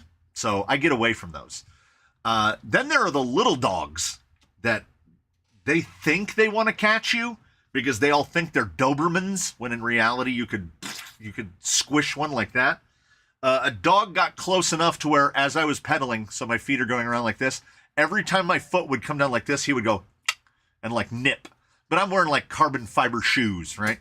So one time my foot came right around like this, and my left hand was off the handlebars, and I was holding my water bottle right like this, and right as my foot came around like this, and he went to go like that, I went, and he took a full blast, full strength, right to the eye sockets, lemon lime Gatorade. And the fight in that dog, gone. He was so intent of biting my foot, and then that Gatorade went in his eye holes, and suddenly he didn't want to play anymore. And I rode up that street, I don't know how many hundreds of times after that, and that dog would not leave the yard. He remembered that Gatorade in the eyes, and it was enough, because Gatorade's pretty salty. Have you considered a rig with scale, weight, proportions, and distribution? Oh, dear God. It would handle horrifically. It would be so bad. Because if you watch any of Southwest Utah, where they're out there, you know, the place that they go. They go to Moab, they go to Sand Hollow, they go to all those places, and they go through these things. If you look at what the super hard obstacles look like, that's normal stuff for the toy cars that we build. That's average stuff. What I just built, Mount Tumbledore, no real vehicle could conceivably climb up that. When you get to the top of the center chute, it's completely vertical. It's at like 85 to 90 degrees. And we can manage to get up over that. No rear vehicle is going to do that. Not with real weight distribution. That is something that definitely doesn't translate from 1.1 to 1.10. And class 1 is honestly pretty close. We get weight distributions that are pretty bad because the bodies are so heavy. So, I mean, out there somewhere, there is a guy that has a vehicle that is probably very, very close to real world weight distributions. It's probably just not super good at the things. Yeah. I got chased by a black bear once. Oh, no. Hell no. Hell no. A little faster than a dog. Just a tiny bit faster than a dog. No. No, I would find a whole new level of speed. Those Endura Reds are too hard for my Peterbilt. Yes. Driver 8 is 1,000% correct. The dangerous dogs are the ones that can do geometry because they know to lead their target. Yeah. Pit bulls, thankfully, dogs of that type, any of those bull terriers, they are not good at math. They are not good at math. They'll have the speed, but they're shooting. What is it in football? You don't throw to where he is, you throw to where he's going to be. That dog is running for me here, so his route is set. But once I move forward, now he's got to do this. That dogfight, pun lightly intended, that dogfight is already over. He's not going to catch me. There. I was looking for him. Didn't realize how stiff the... Yeah. Oh, Justin, didn't realize how stiff the Reds are from Endura or heavy, but should fit the 8.7. No. You would think so. You would think so. So there is a single Endura Red. I mean, this water bottle isn't very full, so like it's unreal how stiff these are. We can do the lowest tech ever. Okay. I'm going to set this to pounds We're going to set this on top, and we're going to tear it. And I'm going to push on this. I'm going to push down on this until we start to collapse the inner ring. Now, mind you, no, okay, fine. That will be too much force. We're going to put an inner ring in it. And I am going to push down on this until we get that amount of collapse.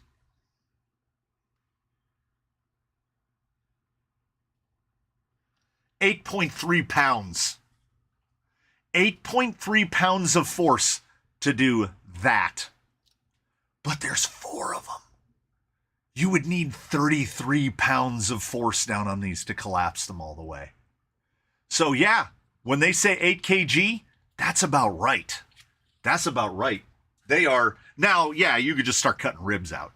You can tune a red. If your rig is 9 pounds, you can tune a rig. But 8.7 pounds, though, 8.7 pounds is not hot. It's not heavy. I had a Doberman chase to catch me years ago. That was sketchy. It's the fastest I've ever cycled on flat ground. Yeah, you'll set PRs that day. I want to try the Endura Reds, but I'm running 1.55 wheels.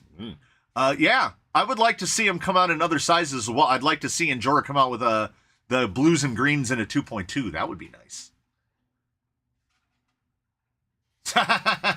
Andy Yates, someone was walking their Doberman in the regional open space off the leash one time, and they started to chase us on our mountain bikes. Oh, they don't normally chase people. That's what everyone with a dog that chases people says. I used to have a genuine distaste for dogs. Like, I had recounted the story about how both I and my younger have both been bitten on the face by dogs when we were very small children. So it kind of instills in you that for the rest of your life, you're probably not going to like dogs. I realized many, many years later, much later in life, it's not the dogs, it's the owners. And I'm a lot more comfortable not liking the owners because the dogs didn't do nothing. I don't think there's such a thing. There's no Cujos out in the world. I don't think there are dogs that are born bad. I think there are people that just either mistreat dogs or don't treat dogs right. And then those dogs end up passing that on to all of the rest of us. So yeah, I don't have any problem with dogs anymore. I have a problem with humans. Humans are the worst.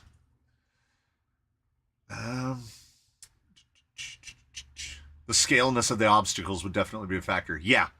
Like if you're driving out in the woods, sure, you could set up something full scale. But like out here, I recently bought a Tacoma, got me looking at brass parts that don't exist. There goes my 6040. Any good reasons not to get a 10.3 builder's kit? No. It's the best Gearbox Axial makes. I'll die on that hill. Hands down. In the entire Canyon fleet, there exists a single solitary axial gearbox. The LCXU from the builder's kit that is inside Zobazu. When did that... It waited until I greased for that pin to fall out. Okay, I'm going to have to find another pin. I didn't even hit it here. Oh, never mind.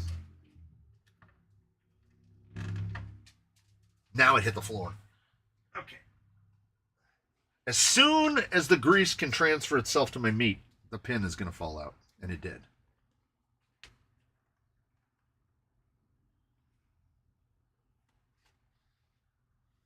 I tried mounting them the other way. It doesn't want to go. Oh, it didn't? Yeah, they really only go that way. Oh, I'm getting behind again.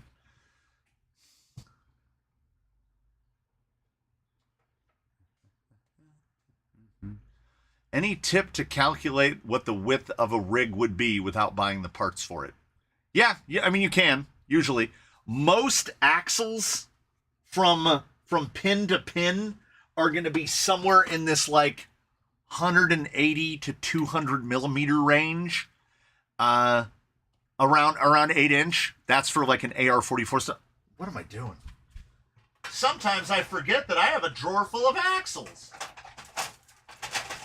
So, here we've got a generic AR-44 with some bits on it. So from outer hex to outer hex on this, we're looking at Yeah, 200 millimeters, thereabouts. So you're going to be looking at about 200 millimeters. And then with a wheel, my goodness, you have, I would say, 30 to 35 millimeters of adjustment overall. You can have something like, I can pop one of these out. You can go all the way from one extreme where these are just all the way out on the face. So you could run a 6 millimeter back. I think these are actually running like 14s or so on the back. And by that, I mean depth. You could go down to a 6, and then you would only be 12 millimeters wider than what this is. So even with this hex, like, look how far that comes in towards the knuckle. So face to face, you're going to be narrow. You're going to be under 8.5 inches. You're going to be, let me get that back in metric for the rest of the world.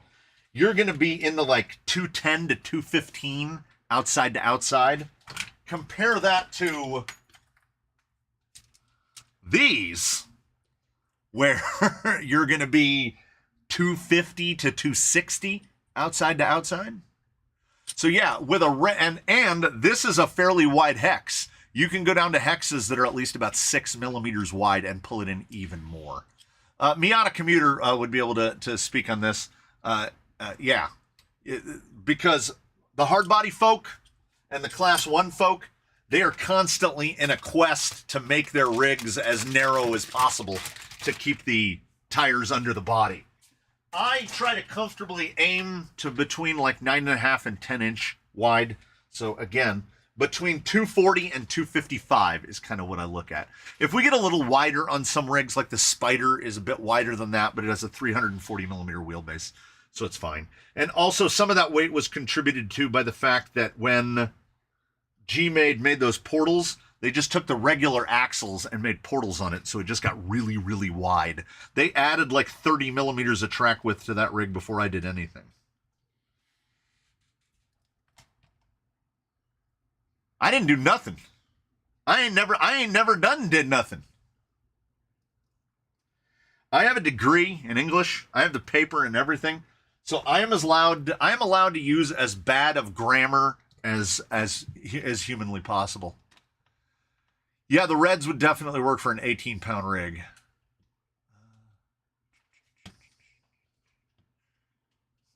Yeah. Dogs are fine. I don't trust dog owners. Now, Gibson Life, here is a potential problem. Okay. So treating a tire with anything, particularly something more aggressive, like we used to do WD-40 was a popular one, because it will kind of soften the rubber. It's not really what it's doing specifically, but it's a WD water displacement. So it is getting the water out from in the rubber and hopefully replacing it with some of the solvent that is in WD-40. If you're using something, the more aggressive of a degreaser you use, the degreaser can't tell the difference between grease and the organic compounds that are inside the rubber. So treating tires can lead to their eventual crack and crumbly demise. Now, Simple Green is very, very mild, and a lot of it is water. So a lot of what gets into the pores of the tire is water, which is why when you treat something with Simple Green and it gets that tackiness will not last forever. It can't, because the water, the Simple Green is going to evaporate out of the tires eventually. But the Simple Green is also not an aggressive degreaser. So it's not going to, it's not going to cause the tires to crack as quickly, let's say. It's not going to rule it out entirely, though.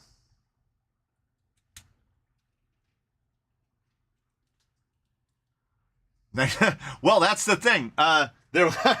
Again, going back to Instagram, I just saw a video where they were talking about how in England and Canada, they measure, like, my weight is in pounds, but I buy fuel in liters, and they just go back and forth. We've kind of unknowingly, that's happened to us here in the U.S. a little bit too, because a great many things are now provided to us with metric numbers on them, and we're just kind of learning to accommodate and transitioning effortlessly between imperial and metric. That's a cycling thing, 100%. We run 700C wheels with 700C tires, and then the other half of the stuff on our handlebar widths are in inches, and they try to claim that, like the steer tube, they try to put a metric number on it. It's standard. There's a lot of stuff that's still standard measurement. Okay, I put the last screw in, and that got really, really tight. Like to the point where it feels like it's rubbing. Anyone try Enduro 1.9? I think I've tried them all except for the Class 1 mini pins. In order, it is the comp pins. Why is that? It feels like something mechanical. It feels like something's rubbing in there. It shouldn't be. Yeah, pounds or stone for weight. And I think weighing a person, people from Britain would know better than I. Do y'all over there, do you measure anything in stone other than the weight of a person nowadays? Yeah, I think the English are as bad as us with the combination of the imperial system and the metric system. Yes, this is directed to Shaker MT. The rims, foams, and brass have shown up, but no tires or power system yet. All I can figure is that one of these bearings didn't seat all the way. Yep, I see it. I see it. I need my tiny little hammer. So all of this is because of this.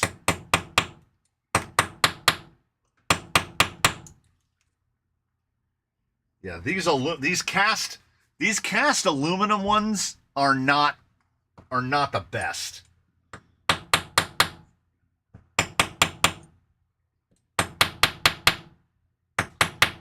Because getting those bearings, that top bearing did not want to seat down all the way. And honestly, how much do we forgive, you know? We know what a VRD costs. Should I have to have my little brass tack hammer out to knock that? I think we can see side by side. See the little lip right there on the edge of that bearing? And now we've gotten that one down flush. The bearing just doesn't want to quite seat down.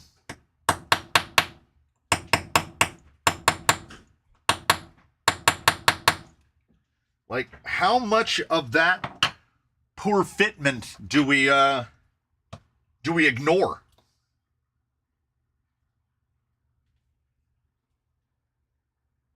Yeah, oh yeah. I got halfway through it. 1.9 inch Joras. Yes, that's pretty much the order. It goes comp pins, swamp claws, kraken claws, king trekkers.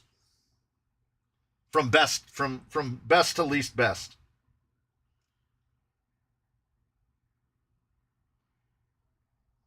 I am having a time with this. My gracious.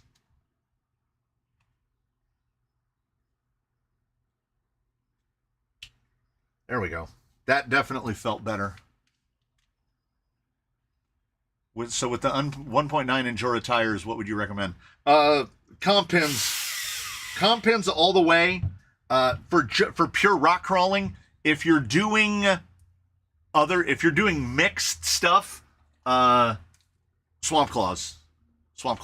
They made the swamp claws in S3. They do act a little softer than S3. If they had made these in S4, they would probably be the best ones. But the S4 compound, which is what the pins are in, is their best compound for 10th scale. In 24th, they have S5, which I've heard people describe as trying to mount chewing gum.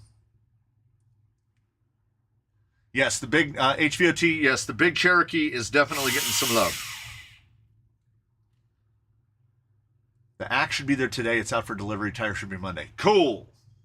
Very good. That's setting up my next week for me. Body weight generally in stones, sometimes in kg. I only found out what stones were because Bush. 16 stone. Yeah, look at that. It was so grindy, I couldn't even get it together. And now, oh, look at that. Because I needed to pop that bearing in. Yeah, and then the one hole not tapped all the way through. I wanted Vanquish. Vanquish is letting me down right now because I wanted to get this thing out here and start putting parts into it so that I could be all haughty and be like, this is how you do a kit. Because, you know, the G-Made, everything was a lock nut, and it felt like we were working on 2007. And now it has wronged me twice. But in spite of that, you will never find me say a bad word about the F10 portal. Because the F10 portal is fantastic. Fantastic.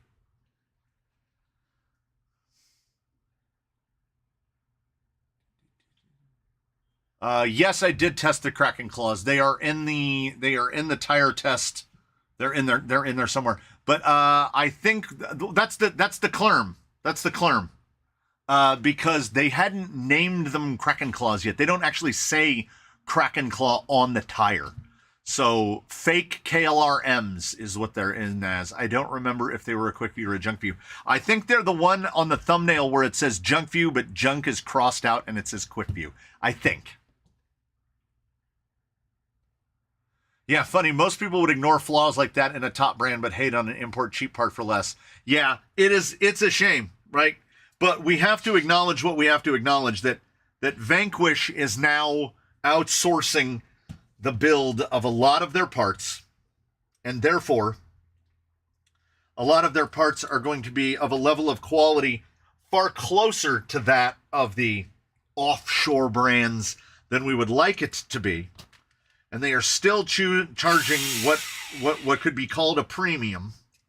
But in today's economy and the prices that we are expected to pay for things, the VRD carbon kit is basically theft by us, Vanquish, continuing to sell it at $429. Because if you add the price of all the pieces that are in the VRD carbon, it's like almost $1,000. You can't turn a stance into a VRD economically. I mean, you can do it. They'll sell you all the parts. But the money in this bag alone, the D-bag has $400 in parts in it that don't come on a stance. That's basically the cost of the kit. And then Vanquish will gladly sell you this pair of carbon rails to put on your stance for $100. These links are titanium. They'll sell you those if you want for $100. Yeah, the price of the stand. Don't let Vanquish know that they're selling most of their stuff for too much because they're embracing those RTR price points. And they're basically selling that for too cheap. Oh, David Hiscock is going to bed. It's cool, man. Yeah, I was wrestling with S5s today like bubblegum. Yeah.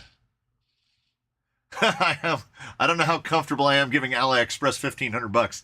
When I spend like $120 on AliExpress, I go, you have to set yourself up for this. You have to say, maybe we get nothing. But They are really good, where they do the auto refund thing if you tell them that you didn't get it. So there are at least some. I mean, I haven't had to do it, so I don't know if it actually works. RTR, ready to replace. What did I miss? Have you seen my comment about the hinges? You may like the idea for one of your rigs, even though I don't think you would like to do that work. No, I don't think I did. What hinges? Need a link to the new tire spreadsheet. Yes. Anna, the tire, the new, it's in all, I put one up on the community board. I think it's the most recent post that I've made, and I updated the last about year of tire videos to the new, because I figured I was already there, and quick views are in a playlist, so it was fairly easy to do. Have you tried the Nordic Crawl RC Nordic Dragon chassis? I've never heard of it. There are so many LCG chassis out there now that I can say pretty confidently I don't know 80% of them. There are so many.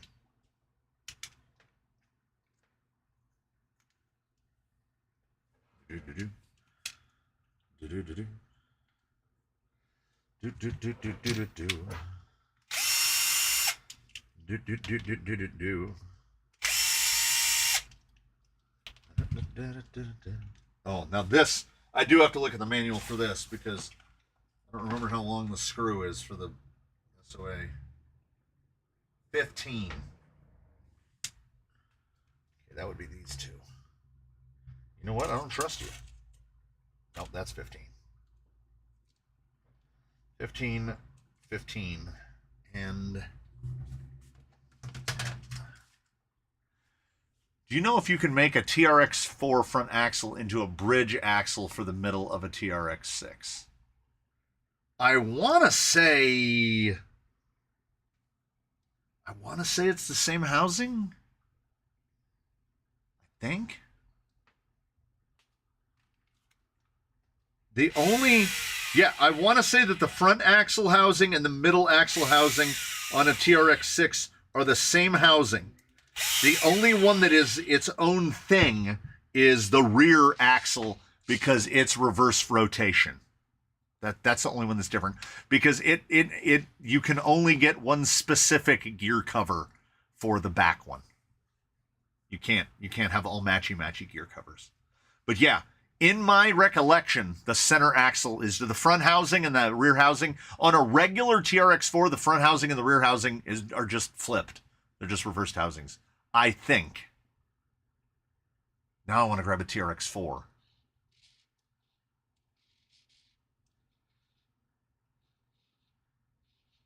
Yeah, I would love to see a 10th scale in S5 from Injora, just because I think it would be wildly irresponsible. Ooh, we have a servo too. I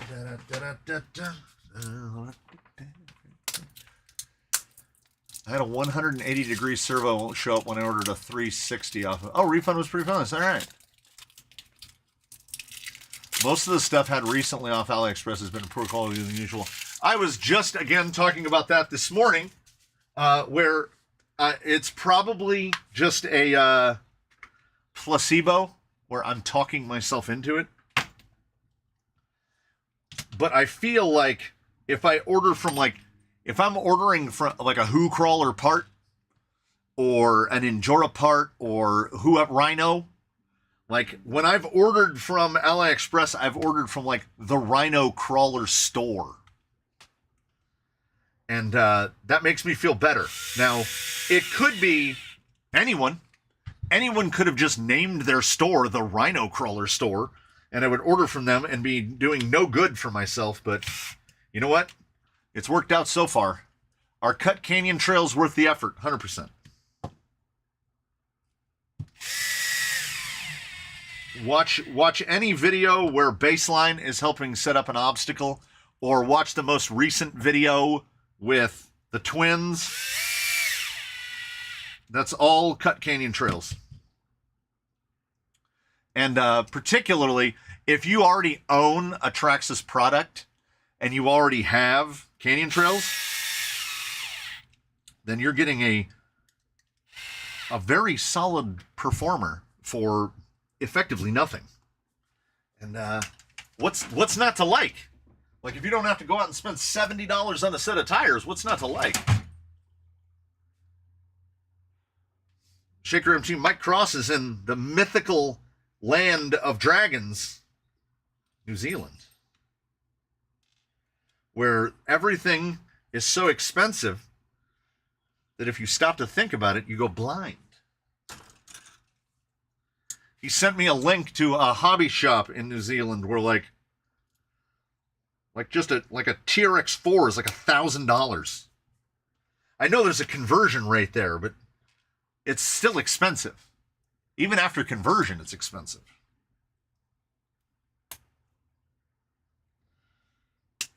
Now I gotta look. Someone said TRX4 front is narrower than the middle. I don't know if that's true. I'm gonna grab my TRX6 because these fiber reinforced ends, ordinarily you just put the ball on a bench and press down on it. You can't do that with these. Even with my when I convert TRX rear axles to a front axle on an 8x8, I have to narrow it. I mean, I guess I could just Google the part numbers for the middle axle. Now, I turned my TRX4 into a TRX6.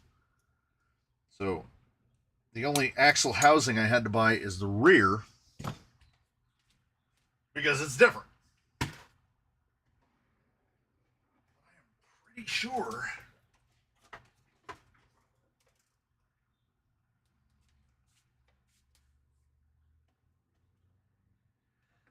yeah, so the front, let's see if we can get them both in frame. This is so heavy. So the front housing, you can see how it's got that web that comes over right there. And then there's the little web that comes over right there. It's just flipped around. This is the third member that's bolted on. So this housing and that housing they're the same thing. Because that's just the rear axle from this was a TRX4, and then I just added that onto the back of it. So this is the front and rear axle from a TRX4. Is it the same? No, it's different. Yeah, right here. See that space? And see that space. Yeah, the front and rear are definitely different. And then this one is this one mirrored around the other way. So yeah, they are different. So this was already a rear from a TRX4. So you can use a rear from a TRX4 as a middle on a TRX6. But I guess you could use a front, but it would put the drive shaft, like, you see why they do it. The drive shafts are all in a straight line. So yeah, that's a front and that's a rear and that's a TRX6 rear. Could you put a front back there? Maybe. Oh, I think I just ruined my arm for the whole day trying to hold this thing upside down. It's only 13 pounds. Holding a bowling ball. Yeah. So whoever said, yeah, it is definitely different. The rear is a rear. The middle is a TRX4 rear. TRX6 middle is a TRX4 rear.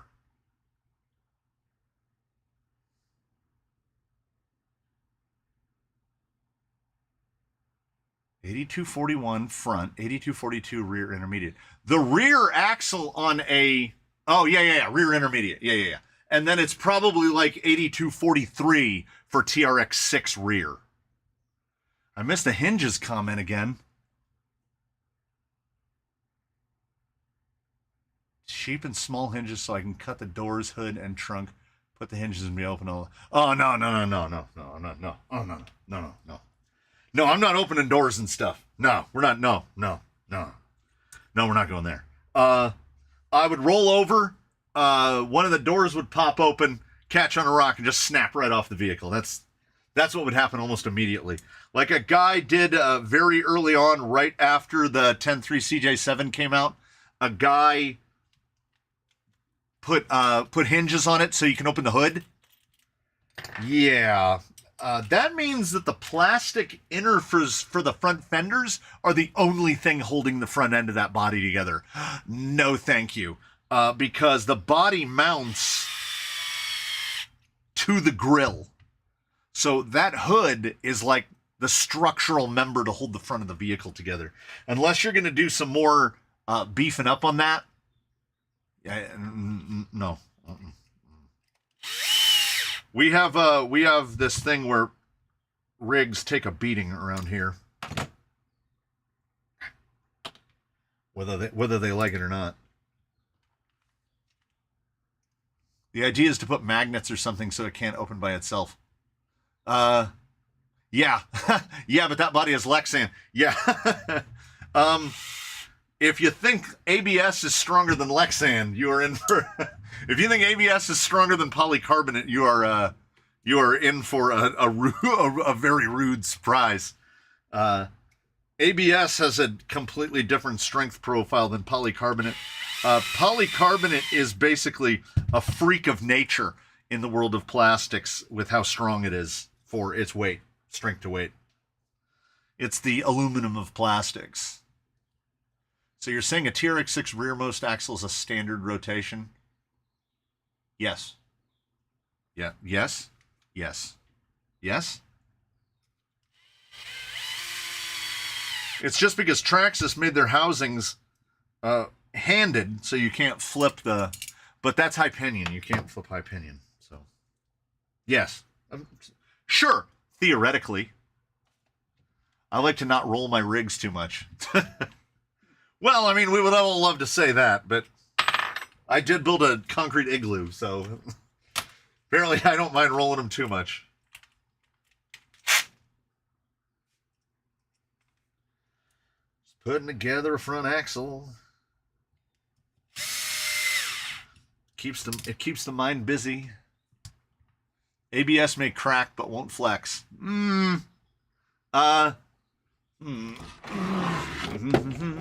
Yes, this is a cheaper option for exhibition, but interior installed, windows mounted. I do boop boop boop boop boop boop boop boop boop boop. The only thing stopping this from, see, look at the, it's a big span. So if you have a full interior and stuff in there, you're awesome.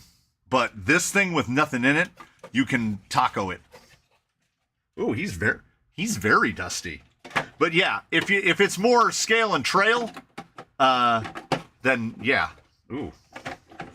We just slammed him. I went over the body mounts. He's down all the way over the bumper. It'll do. Body's not gonna fall off. It'll be fine. Yeah, you also take with as many grains of salt as is necessary. When I'm thinking about the durability of something, if you don't think that I could fold that body in half, I could definitely fold that body in half. Just once. And I wouldn't be able to fold it back, but I can definitely fold that body in half. I've broken a great many things. That is the primary function of monster mitts, is to attack things to death. Oh yeah, if you're talking 90 millimeter 155s, yeah, that's all you needed to say, man. Scale is not a bad word. I don't think we at least don't intentionally use it as a pejorative.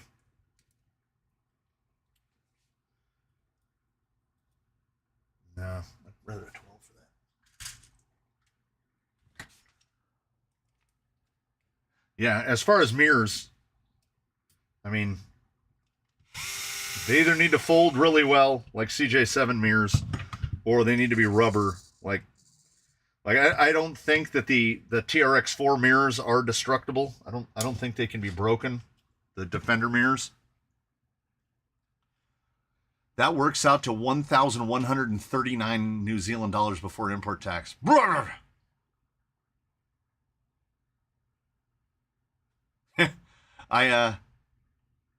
Yeah. Oh yeah, Gears has pointed out the brass portal covers for F10s. Who Crawler store will allow you to use, that was where Who Crawler was in my head, will allow you to use PayPal. The other one I tried to use would not.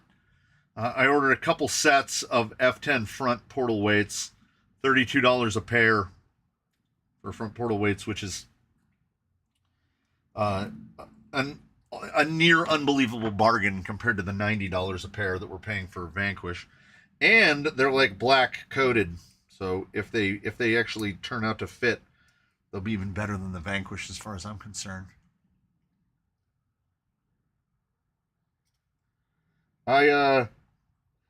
Yeah, I mean, I know all about things getting too precious. Like you don't want to roll it because it's too pretty. That's every time I have to pull that Scottsdale out. I don't even want to add more scratches to it. And it is, as someone pointed out, a scratch magnet. But it's just too nice. I don't want to roll Zorana. She still looks really good. And she hasn't gotten to that point yet where there's definitely a certain point where you get to and then you just go, I don't care anymore. Just tumble it away. Roll it as much as you want. It doesn't matter. It is just plastic. And, I mean, it can be replaced. And as somebody had just said in the comments a minute ago, better than breaking axle shafts or worse. Parts inside the gearbox, parts inside the axle. Drive shafts, no problem. I try to use plastic drive shafts whenever possible because, if anything, they'll usually just pop apart. I like the silicones that came on my TF2 4Runner. I had the silicone mirrors on my Marlin, and they were both pinned and fell off in one go. Like less than a battery pack, and they both fell off. So, well, what are you gonna do? Oh, Andre Rosu is off to bed. You'll be my background lullaby. All right, we will try to keep the screaming to a minimum.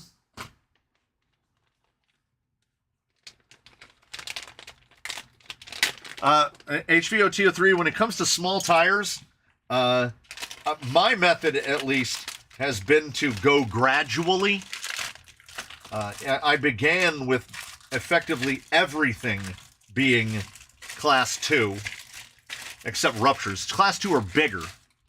And then we added a set of 4.19s proper class 1s here and there. And now, we've got quite a few. But, aside from bounty hunters, I'm not meeting a whole lot of tires that I like that are under 419. Bounty hunters are 393s, and I like those. But I've tried some others in that 98 to 100 millimeter range, and I don't really like it. It's too small. It's too small. So 90s? Oh. But then again, I have to take my course into consideration, where a lot of the obstacles were laid out not just for rigs with portals, but by rigs with portals. So that's definitely going to impact. If you're not on super chopped up terrain, that little tire might not hold you back quite as much as it would here. Where can I acquire a brushed ESC program card for the 1080?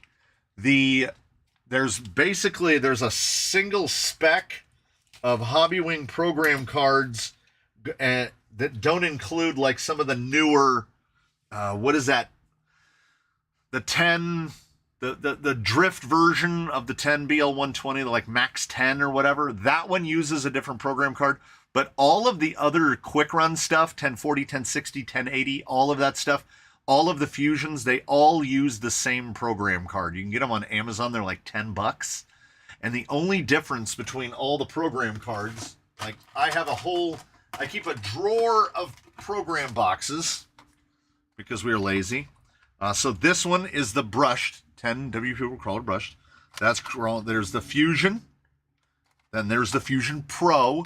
And then here's the old school one that was for the pre 1040, 1060, 1080. These are all the exact same program box, just with a different sticker on it. So it will usually look more like this on Amazon. It will have the blue sticker on it. And with a lot of them, you're going to have to consult your manual for which button does what. Because you've got 15 parameters for the 1080. For the 540S, for the SE Fusions, you have 9 parameters. And then for the Fusion Pro, you have 13 parameters that you can change. And then the regular old one was 12. But they're all the same card. So you just get a $10 card off of Amazon. I used to have a lot more, but then I was too kind-hearted, I guess, and I gave a lot of them away. People would say, oh, do you have a card I can have? And I'd be like, sure! And I would just give out cards. And now I don't have a lot of cards. 393 Tusks are great under my TF2. I love 393s. But the question is, too small for what? You're directly exchanging center of gravity for ground clearance. So you're going to get stuck. You're going to hung up on stuff a lot more, but you're going to flip over a lot less. So 393s are definitely a give to get. I use the heavy brass on the VRD, then put the alloy on my Phoenix. It's not bad. Have you tried the RC four-wheel drive Goodyear Wrangler MTR?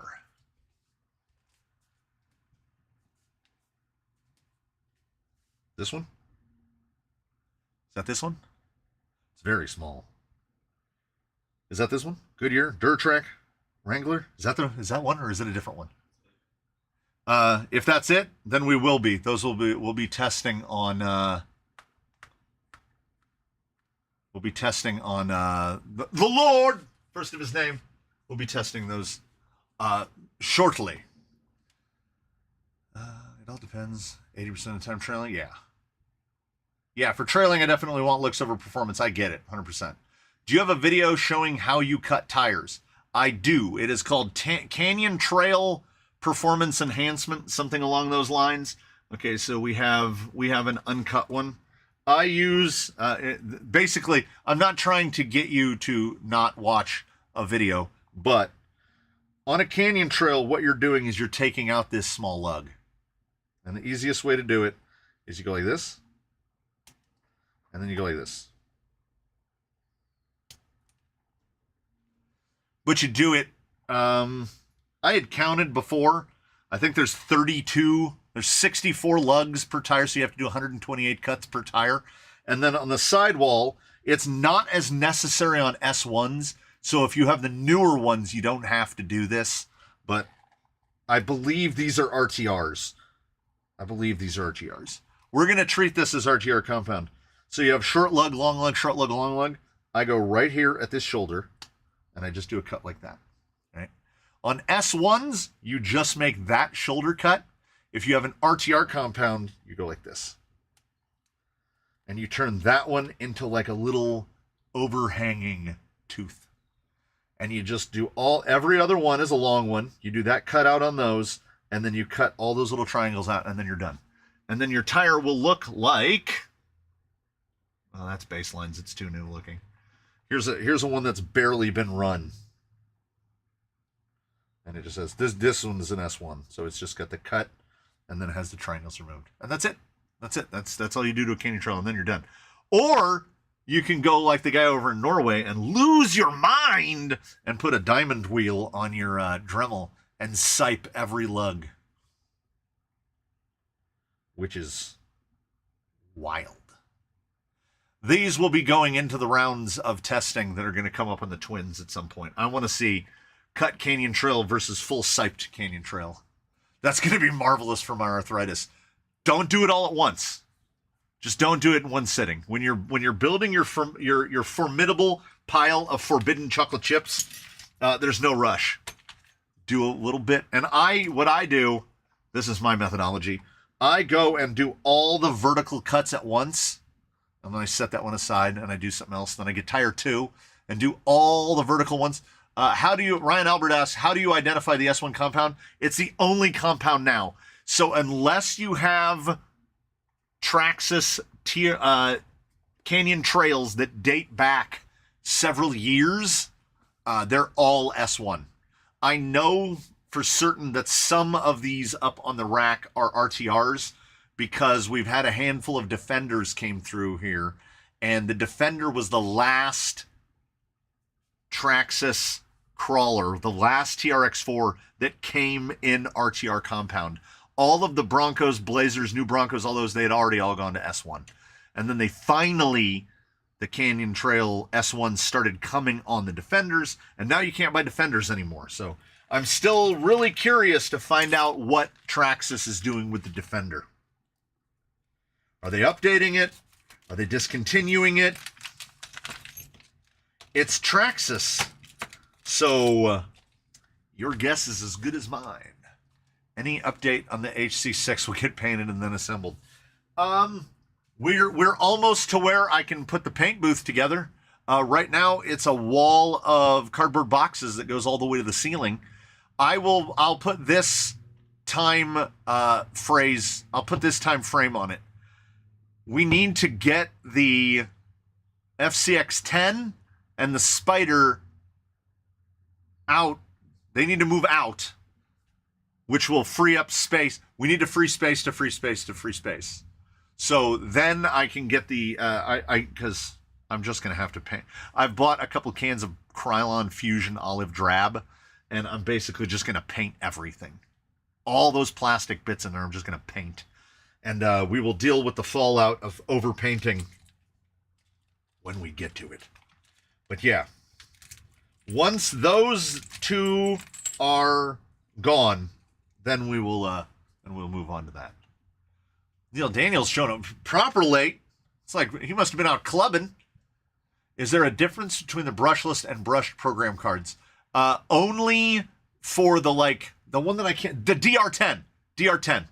That one and the, I can't remember. There's the high-end Hobby Wing controllers that they use. They have one for drift, and they have another one. Those use a new programmer card that has like a big digital display on it. It looks kind of like this one.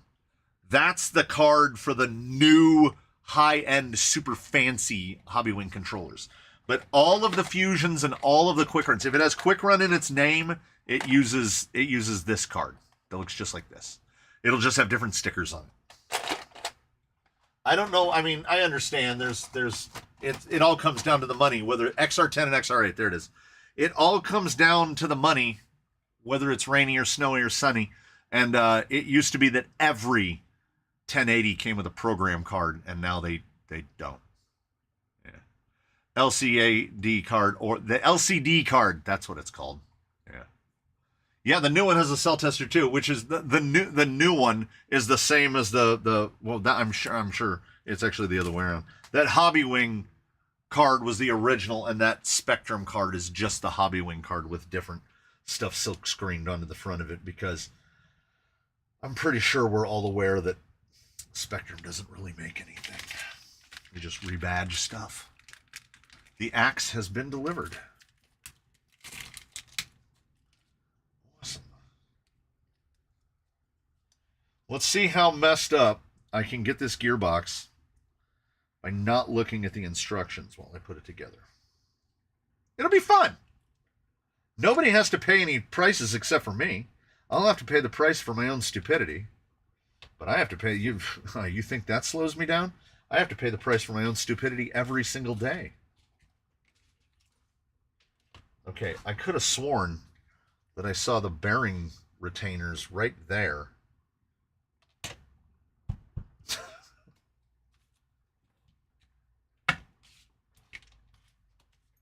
Don't need that. There's this. Oh, I was looking right at him. I was looking right at him.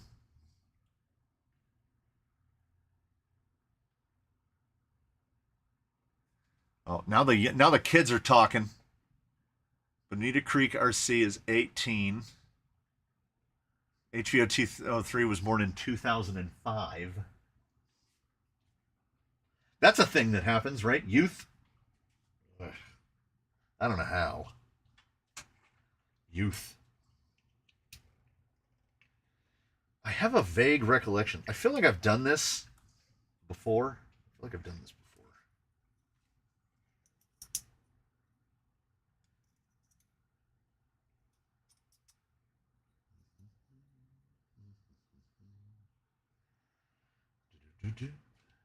Now here, oh, I do have ample opportunity to get the wrong fasteners in the wrong places. What size are the HC6 tires so I can find some better ones? Now that is a question that I can answer. I do have to go over to Garage 6 and get the heavy-ass box down. I assume they're pretty small, like 90s. Good. Oh. I'm not kidding. It feels like a box full of bowling balls. This thing, when it's finished, has got to be 12 pounds. 12 or 13 pounds. Yeah, I'm just going to set this on top of all of the other important things. Ooh, wow. Yeah. Don't call me a kid. I'm just an inexperienced adult. I've tried to establish that this to my children. Age, as they say, is just a number. Adulthood is not based on a number.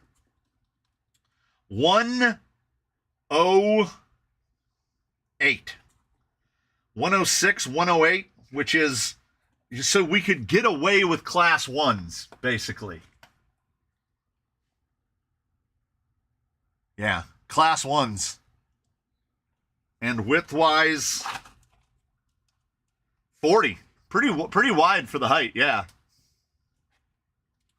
The old-timey non-XL flat irons are 44 wide, so tiny little bit narrow. You could just put class 1 tusks all over it. or those like tires like Proline Grunts might fit. I think they're like 4.4. I don't think 0.2 inches. I don't think a couple of millimeters either way is going to make the pairs in the rear touch. Let's see. Let's see what the space. We can kind of mock this together so we can see. All right, there's not a ton of space in between the two. Oh yeah, there is. There's 15 millimeters between the two. So yeah, 4.4s might be. Oh yeah, look, 108. It's right there on the tire. But the thing agrees. They are indeed 108. Yeah, class 1's probably perfect. 4.19. I don't even think adulthood is based on maturity. Here's my take on adulthood as what I would loosely consider to be an adult. Adulthood is the acceptance of responsibility. Basically, doing all of the things that you don't want to do. Most of adult days are spent doing what you don't want to do, but what you have to do. Obligations. Then you become a parent, and it's a whole different thing. But I know plenty of people. I know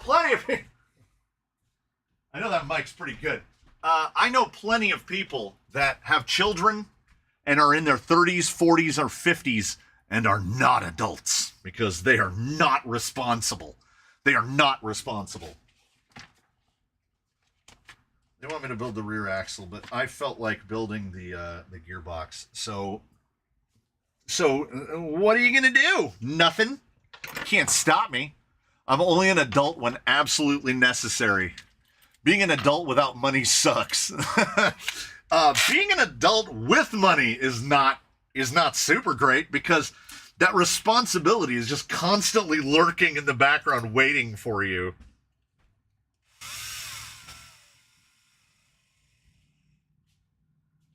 It's rough, man. I haven't dropped nearly as many things as last week. By the way, the Yippin 70 kg. When I get some money, I would like to send you one. So far, so good. Yeah, I would love to see any. I'm still waiting. We're going to see it happen in our lifetimes, maybe. I would like to see any 70 kg servo make 70 kgs. I don't think it's that much to ask. Nobody's done it yet. 70 kgs is a lot. Ooh, mallets would look good on there too. RC four-wheel drive will be another one to check out too. They have some scale military tires, but just be sure to keep your eye on the compound. Because if it's like X3 or X4,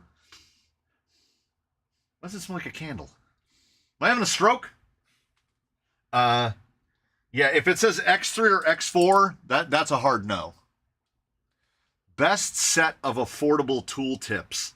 Man, that's tough. Because they didn't, I had mentioned before, in my 2mm, I'm using Traxxas right now because the MIPs were out of stock everywhere and I couldn't get any. See that little gloss at the tip from where the super glue is? This tip pulled apart. That part and that part are obviously two different pieces. It pulled apart within minutes. And the Traxxas is a pretty good deal. $30 for all three tips. And then, like I tell people, if you're really looking to save money, you can get one of these from any brand. This is an OFNA that we've had for probably 25 years. And then you just buy these and you just go like this. And now you have both. So you have handled tools and driver tips. So the Traxxas, I don't fault the quality of the Traxxas, this part of the tip. They just didn't insert this into this well enough. I had to super glue this one in. And that's annoying. Because this tip was sticking. I mean, like, well, they hold 100%. It held in here way too much. I would just say MIP, but the new MIP Gen 2s are like, that's like $45 for 3 tips, $15 a tip. And that's 50% more expensive than the Traxxas. And I keep asking myself, are they 50% better? I don't think that they are. I don't think so. Are we gonna do the tray? Are we gonna do the tray on this one? Oh, for some reason I don't trust the tray. Should we do the tray? I don't know. No, I'm tubes. Those sliders are so big and this thing's getting a fusion in it. We can put that receiver anywhere. Yeah, I have zero regret about buying MIP tips or drivers. About buying these or buying these. Zero regrets. And I have worn out, I had to buy another one of these because I have worn out 2 2mm MIP tips and I have broken 2 1.5mm MIP tips. And none of those occurrences should be reflected on an MIP at all. I use this tip so much that, I mean, there's a couple rigs out here. So, you know, if I was one dude wrenching on a reasonable number of things, most of the MIP stuff would probably last my whole life. Like the 2.5 tip, it's still like brand new. And power, this is a luxury because it is going to wear the bits out faster. I have replaced my 2mm twice, and I'm using this Traxxas until I want to get a new set of the MIP Gen 2s. But this 2mm, I have basically worn all the text off the handle, and it is still brand new. Because you can't, you're not going to over torque this.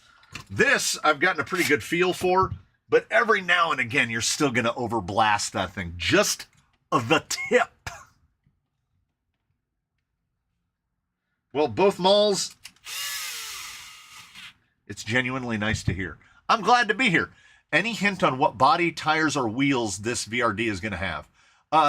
Not just hints. I could just give you, I could just tell you. Publicly commenting on the internet scares me, lol. You hear all the troll stories all the time. You're in a comfortable place, man. I tell you what, because, like I said, I was watching The Harpist, Emily Hopkins, last week or week before last. They have 3 moderators to run that chat, because there are people running wild. We don't have people running wild in here. It's like the same crew. It's all y'all from last week and the week before and the week before. When we get somebody new, that's a rare thing. So you guys are super chill. This whole experience is super chill. We're having a hangout. We're having a Friday hangout. That's what we're doing. I'm loosely building on these things. I'm just glad, I'm glad that this is effectively a safe space, because basically if stuff was coming up in the chat that's bad, I don't know what this thing does. Harp Lady gets some insane comments. Does she? Or it's not just me. And her chat is going, you can't even read it. And her chat makes me feel, oh yeah, my top chat and my live chat are the same thing. Her chat, her live streams make me feel even better about myself, because I can usually get about 100 y'all over here at any given on any given Friday, which is constantly surprising to me. I genuinely, when I did my first one, I was going to be surprised if I got 30 people. So I get a pretty consistent number every week. Y'all keep coming back. I must be doing something right. She gets about 500 or so, 500, 550. I've seen it almost get to 600 on her live stream. She has 440,000 subscribers. I've got 7,800. So apparently the sub number really doesn't mean anything. Yeah, not on the live stream, but the comments on the video is there forever. Well, they can they can get rid of that. They can go back and, yeah, there's nothing that's forever. I've had to delete posts, and I've had to give some people the permanent timeout. It does not happen often, but it does happen. Because people get, I don't know. Possibly, and potentially, it's because there's no risk of immediate response when you're making a comment on a video. I think people get into a keyboard warrior type of mindset, and they'll say things that they wouldn't otherwise say, which is what is wild to me about seeing those live streams and people just being animals. I'm like, wow. Wait till you get your first parasocial stalker. I don't know what that is. But I don't like it. I watched a Red Cat Live and was doing an Ascent rant, and they put me in timeout, and I couldn't comment anymore.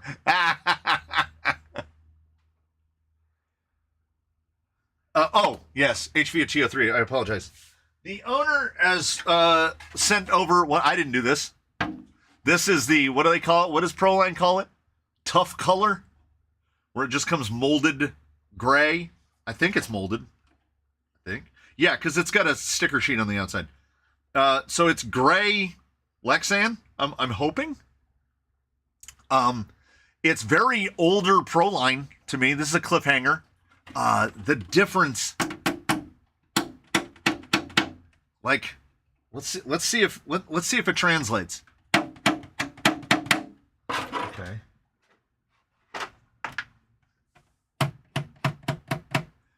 Like, this has to weigh double what this weighs. Like, this thing is this like the racing version? It's so thin. Cliffhanger, tough color. I'm going to paint it with whatever strikes my fancy on the outside. So we'll do some paint. It just comes with the right over here. Like, they know what they're doing. So it just has stickers for the windows, which is kind of wild to me. It's like an RTR thing is going on. So, I mean, it's fine. Like, you could just run it like this, just stick your wheels on it and just be neutral gray. But it's gray, so I'm just going to paint over it in silver and then a color over that. And then if it gets any scratches, it'll just scratch through the gray. So that's going to be the body for the VRD, which should be a perfect fit.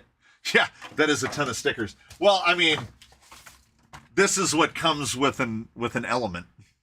So, and that's not even a big one. There are some big sticker sheets out there. But yeah, that Pro line does come with a lot of stickers. And then for the wheels and tires, I'm not going to lie, I kind of like the look of it. Oh, wait.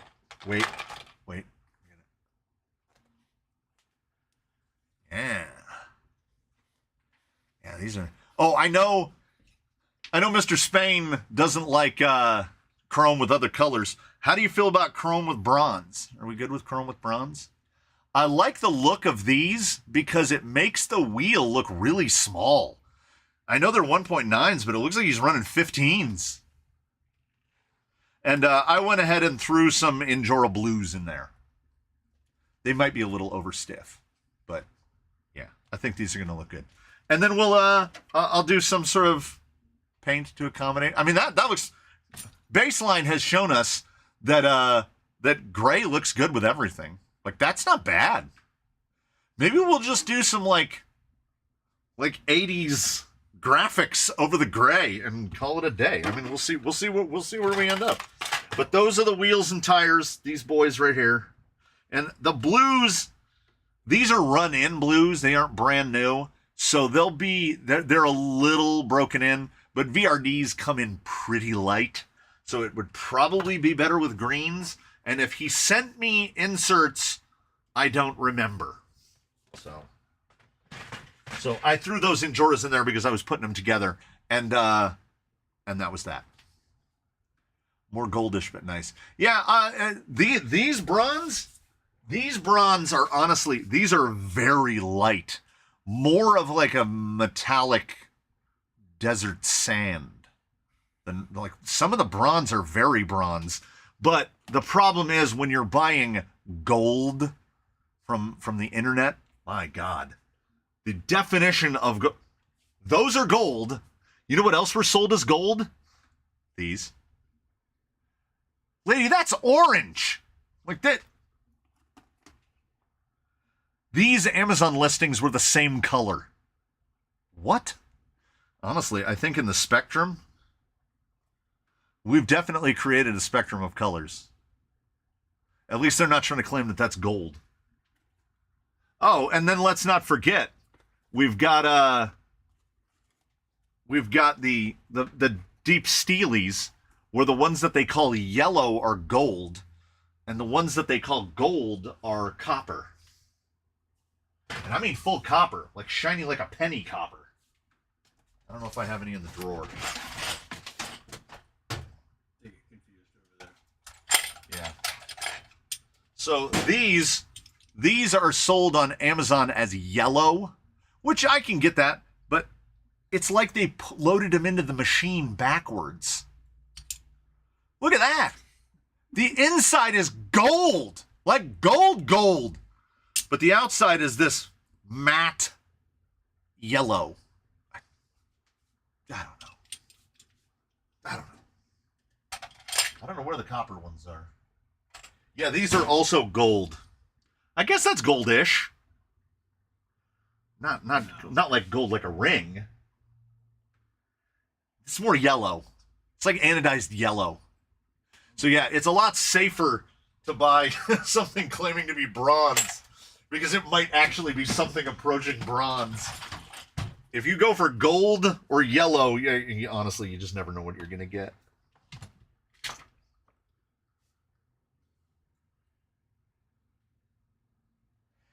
Yeah, I have one set of, are the blues uncut? Jordan Kennedy, yes, they are. Those Injora Rainbow Beetlux that have the barrel rainbow and the other part of the wheel color. Yeah, and not only that, Injora, if you go on the Injora website, they sell... So that's the way these are assembled. It's really annoying. So they use a regular back, and then you can just see the edges of those holes. Through those holes are tiny little screws that use an M1.3 driver. And this part, the face, is a separate ring. You can buy this ring separate at Injora, and they come in like, they have them in the, what I call oil slick, the rainbow. You can get them in matte black. Like, I think that with the matte black, that might actually be kind of sick. because then they would look even smaller. I don't dislike the look of this. I have a set of turbines, and I do of Injora turbines, and I do kind of prefer that turbine look. But I'm not mad about these at all. What I would call spiderweb. I don't know what they call them, but they look like spiderweb to me. Yeah, this is a wheel that would also work in a lot of different colors. Like if it's bronze or black or silver, blue. They should be making, we need more colors. Like, we're playing with toy cars. There's nothing saying that we have to be restricted to the vanilla colors that real world wheels come in.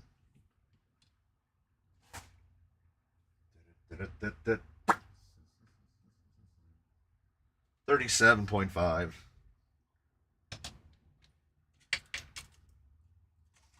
No direction. Yep.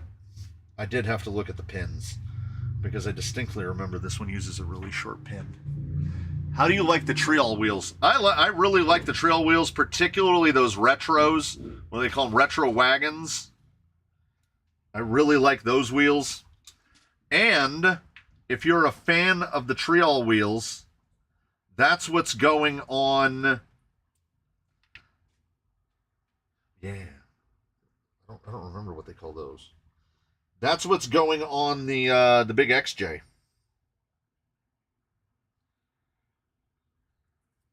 Oh, I know where those are. I can get those. I can't see white. It's a light gray. The difference for white is brutal. I have a blue filter on my glasses, so all the screens affect me less, and I will see. Yeah, I have so I wore special glasses for cycling, sunglasses, and I went down to get some Nike sunglasses because my insurance would cover them at the optometrist, and they made me the wrong glasses. They made me Nike golf glasses, right, for golfing, and they're like blue. They're like super blue.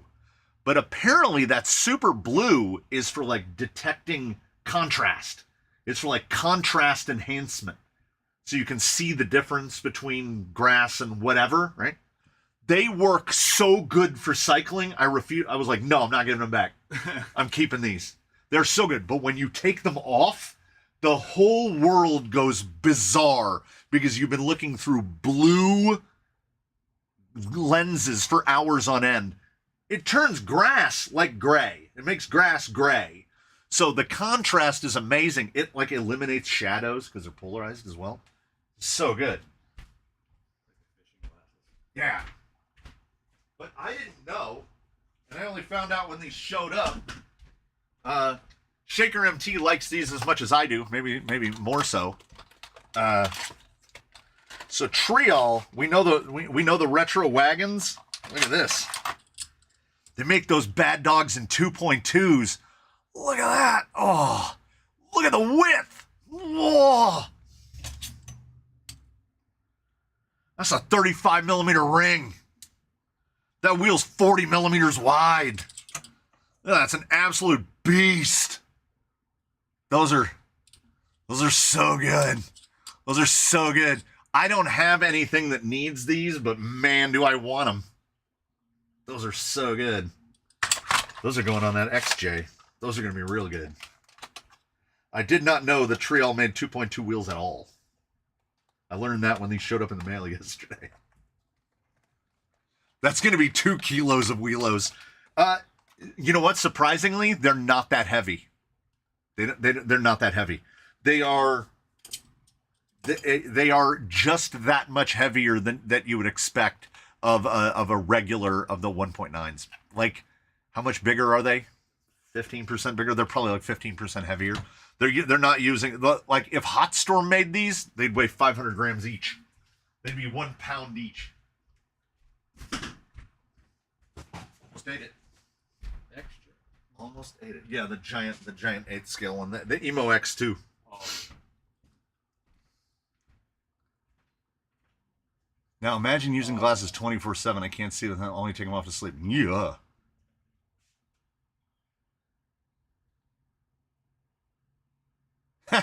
If you take your glasses off to sleep, are your dreams blurry? No, that's what's fun. In dreams, I don't wear glasses, and I can always see just fine. Yeah, brains are dumb. No one can convince me otherwise. Brains are super dumb. Imagine getting dizzy in your dreams. I don't want to. There's a sensation that you might go years without experiencing, dizziness. And then you get dizzy doing something and you remember, my God. To all you youths, if there's still youths in there, let me tell you something about, when you're young and you get dizzy and you're having a good time, and when you're old and you get dizzy, you're not having a good time. Dizziness while old feels a lot like what I assume dying is like. You feel as if your body is being brutally betrayed. I make every effort not to get dizzy. What's that clock saying? Are we near 400,000? 342,000 frames. I don't worry until we get up around 400,000 frames.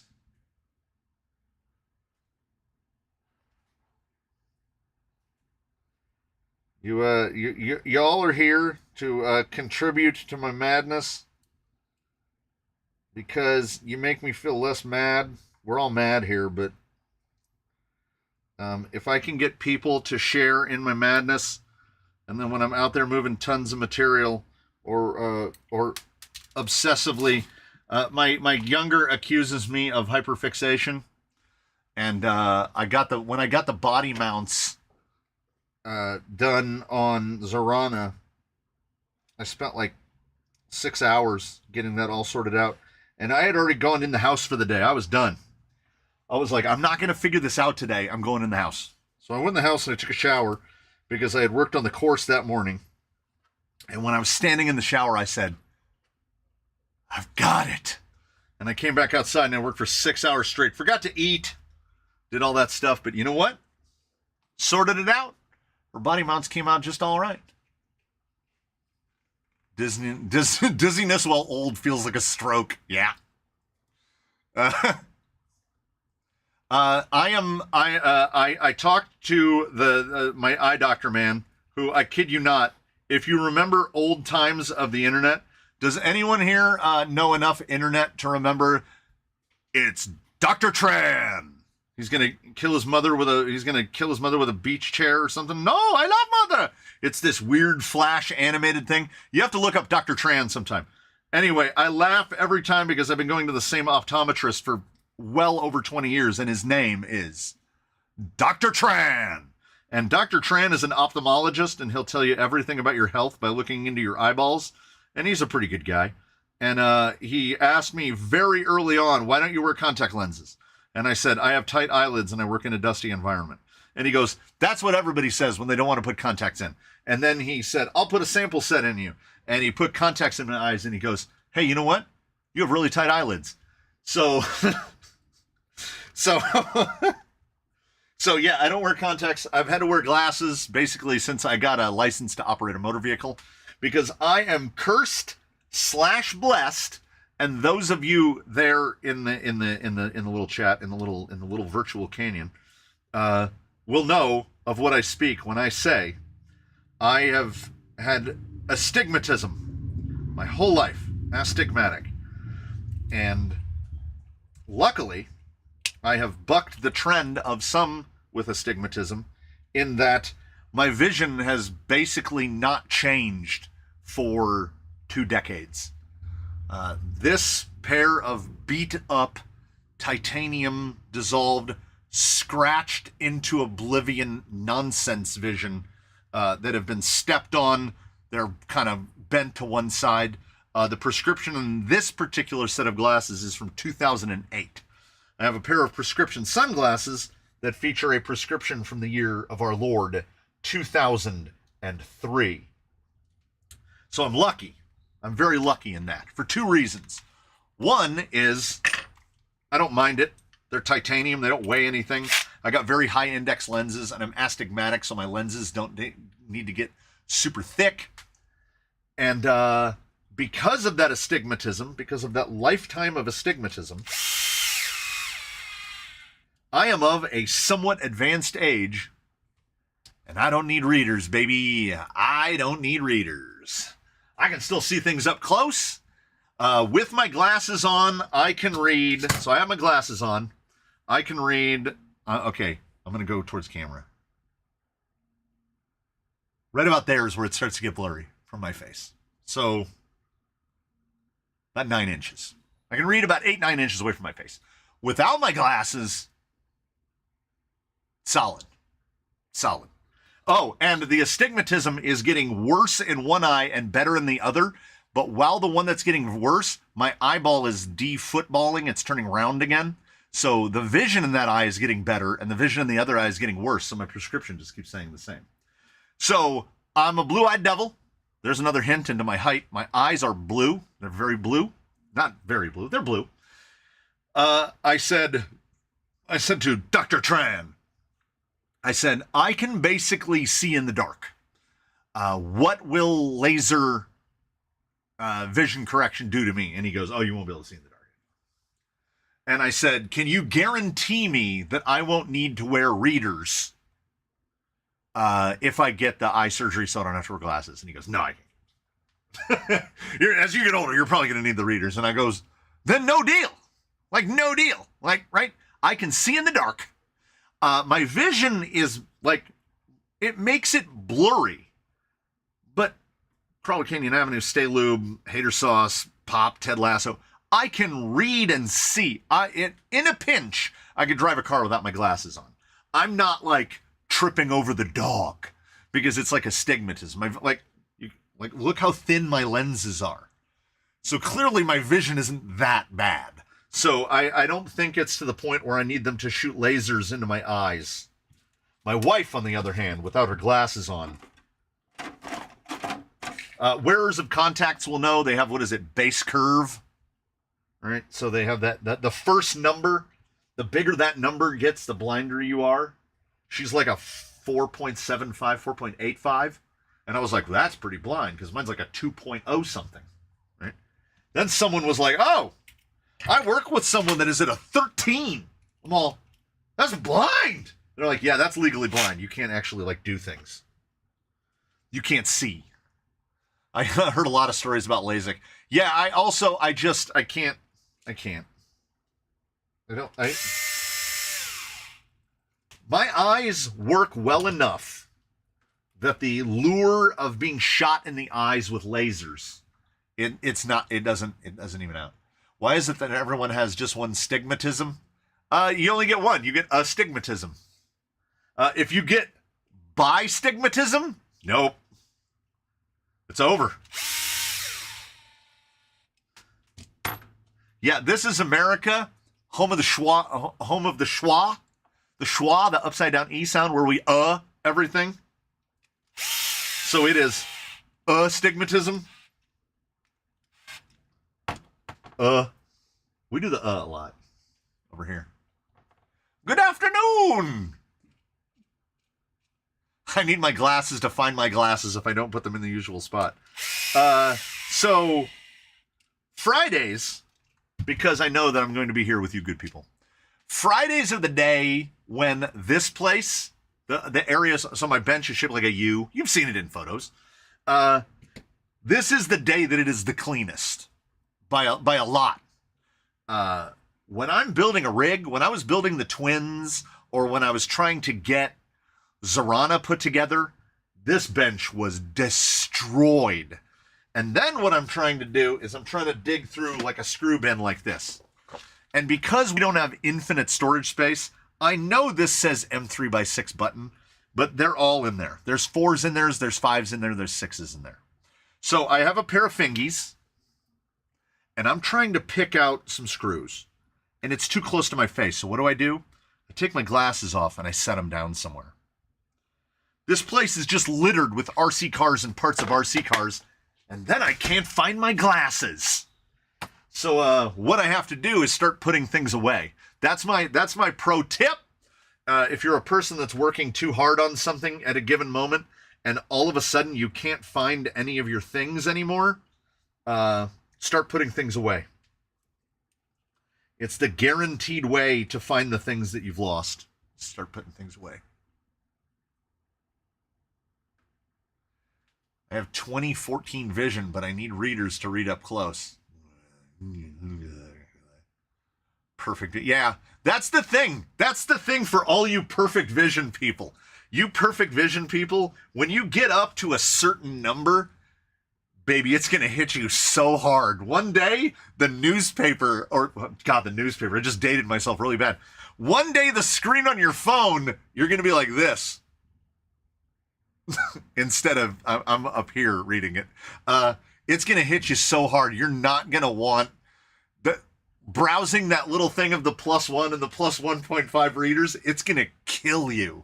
I've had astigmatism my entire life, and I've had to wear glasses for 35 years. So if I have to go to readers, so be it.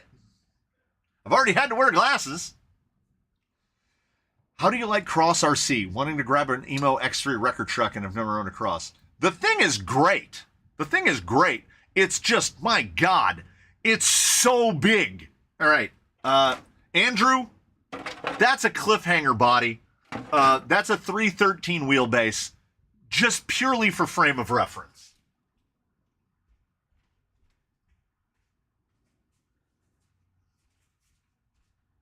Because if you've only seen one on the internet, this is an Emo. Those are 5 1/4 inch tires.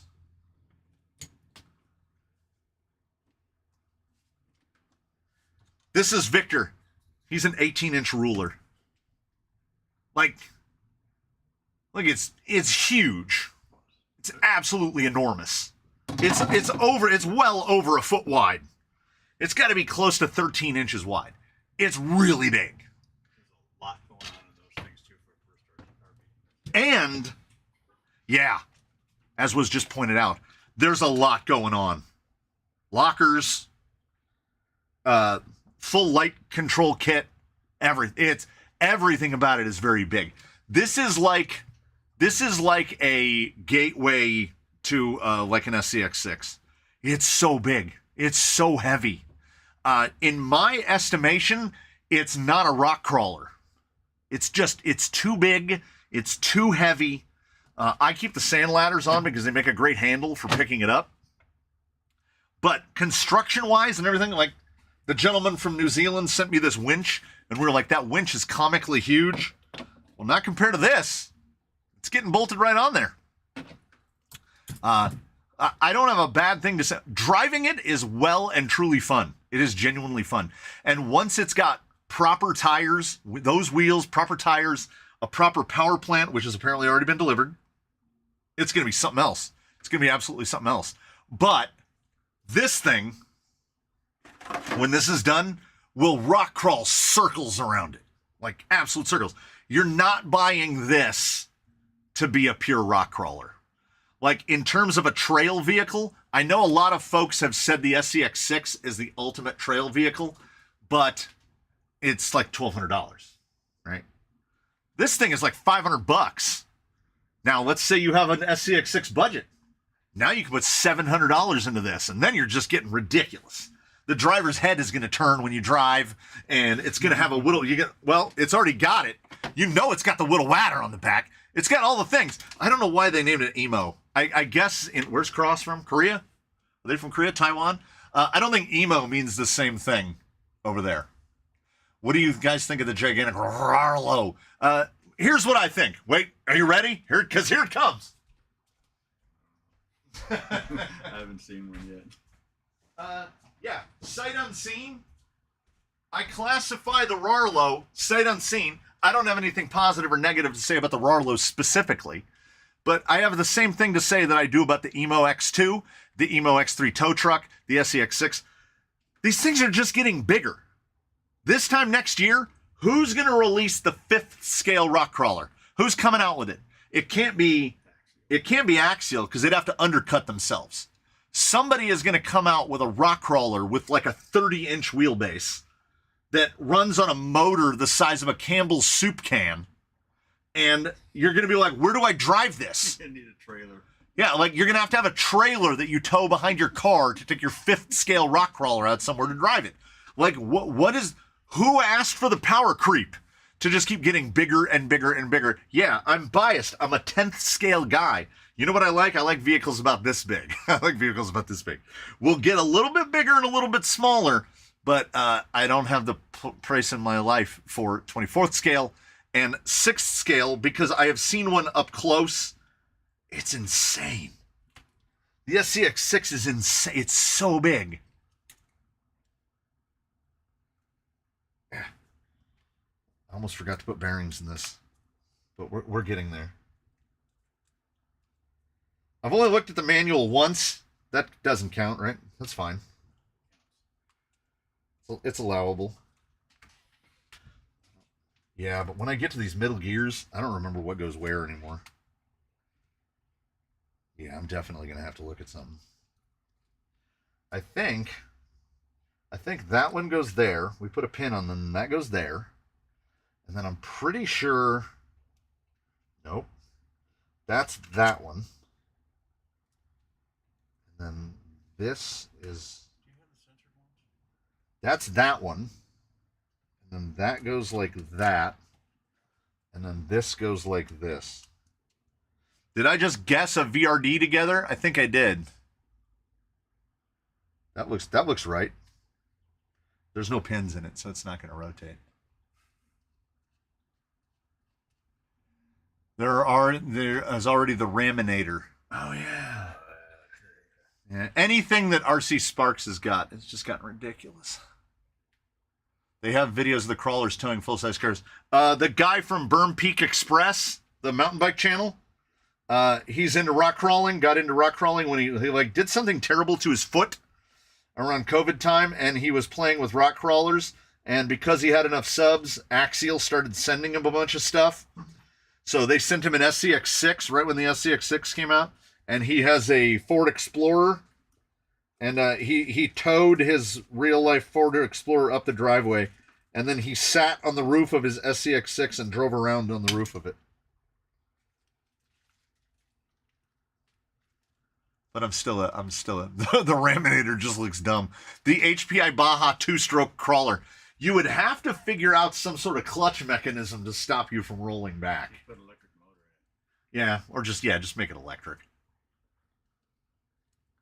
Eventually it'll be like someone converted a side-by-side into a scale crawler and probably just as expensive. Yeah. They have those. So somebody just needs to get an old quad, convert it to electric, mold a body for it, and make a Proline cliffhanger, but it's got a 4-foot wheelbase and it's built out of an old Banshee. Big receiver. Now that the idea is out there in space, somebody's going to do it. I think I'm doing this correctly.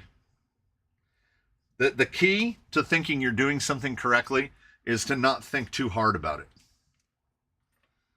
If you put too much thought into it, you might catch on to the fact that you're doing it wrong.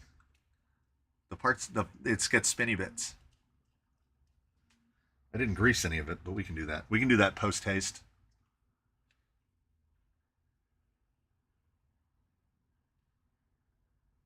I'll confess to an SCX6 honcho. Yeah, there it is right there. At driver 8, 1/10 is the Goldilocks scale. Yeah, it's transportable. You can take it places. The SCX6 is like, you got to adapt your life to that. It's like buying a jet ski. My buddy put his SCX6 on 8S. No. These kids today with their S's, they get all the S's. They don't know the pain of NIM batteries. I saw a snippet of a YouTube video today where somebody had turned it was basically an FMS Willys into the quad. That guy that had turned into like a German World War II quad bike. That was a Jimny, right? Or a Willys? 41 Willys? I saw one dude made a 6x6. A 6x6 Willys? the people outside America are doing crazy business with those 41 Willies. We're going to see if we can build this backwards. Is it smart? No. But we won't know until we know. Actually, you know what? I only have one concern. I have one concern. It's ever growing. There's a little alloy spacer. I'm seeing it's right there next to that bearing. There's a little alloy spacer over there. What is that for? Because I haven't had to use that. It doesn't come up.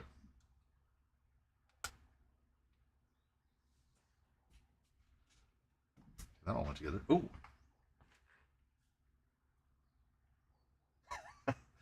just no droop out of the rear.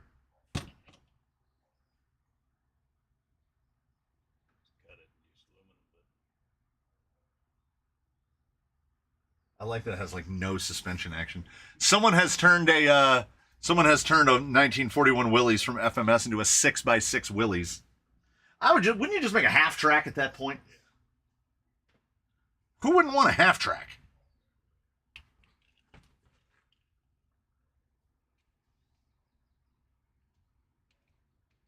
He needs to upgrade whatever motor system he's got in that thing. That thing's like, those scale guys. Those guys.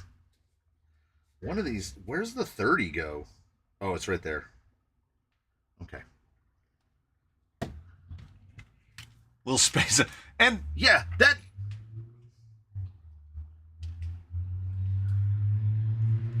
There's only one place I think it can go.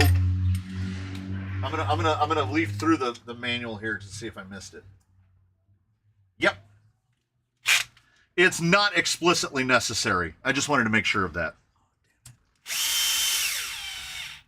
So the little spacer goes in between the slipper eliminator and the front to take out that little bit of play. I mean, I can always put it in there, but that's what I get. That's what I get for being all a cavalier and not opening the manual until like a few minutes ago. It's a VFD. It's not that complicated. It uses basically all the same length fasteners just over and over again. There's like one screw that's a different length than all the other ones, and it goes right here.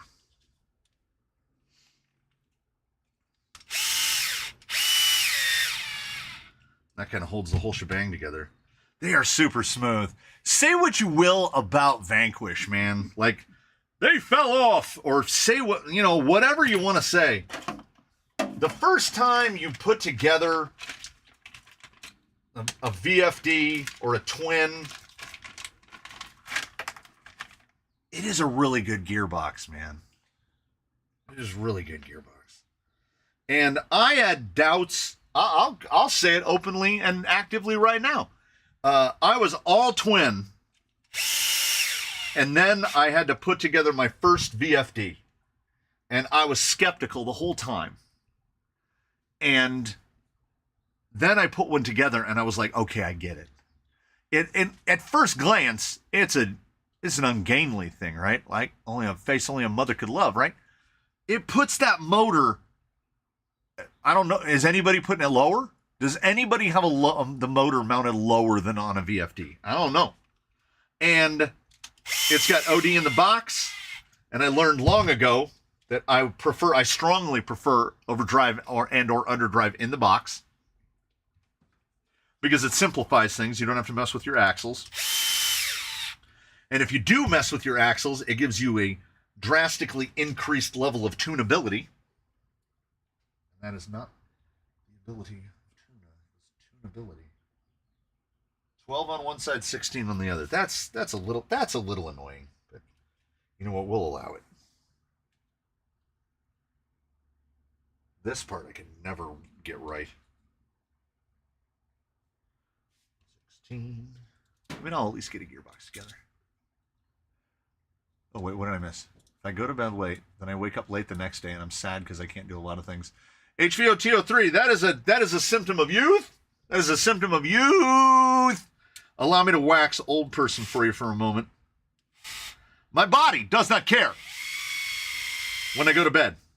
Sometimes going to bed is, am I doing this the right way? Yeah, it only fits one way. Sometimes going to bed is mandatory. Your body just goes to sleep because you're extra tired that day. But here's the but for that. If I go to bed at 9:30 p.m., I'm going to wake up at the same time in the morning.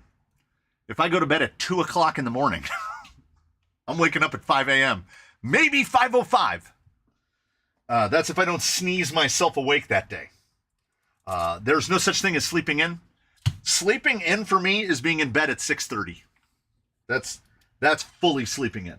Usually I've already eaten breakfast and I've started to get stuff prepped for videos at 6:30 in the morning. So if there are youths out there doing obsessive rock crawler RC channels, I don't know how they're doing it. Because you need the no need for sleep of an old person to do this.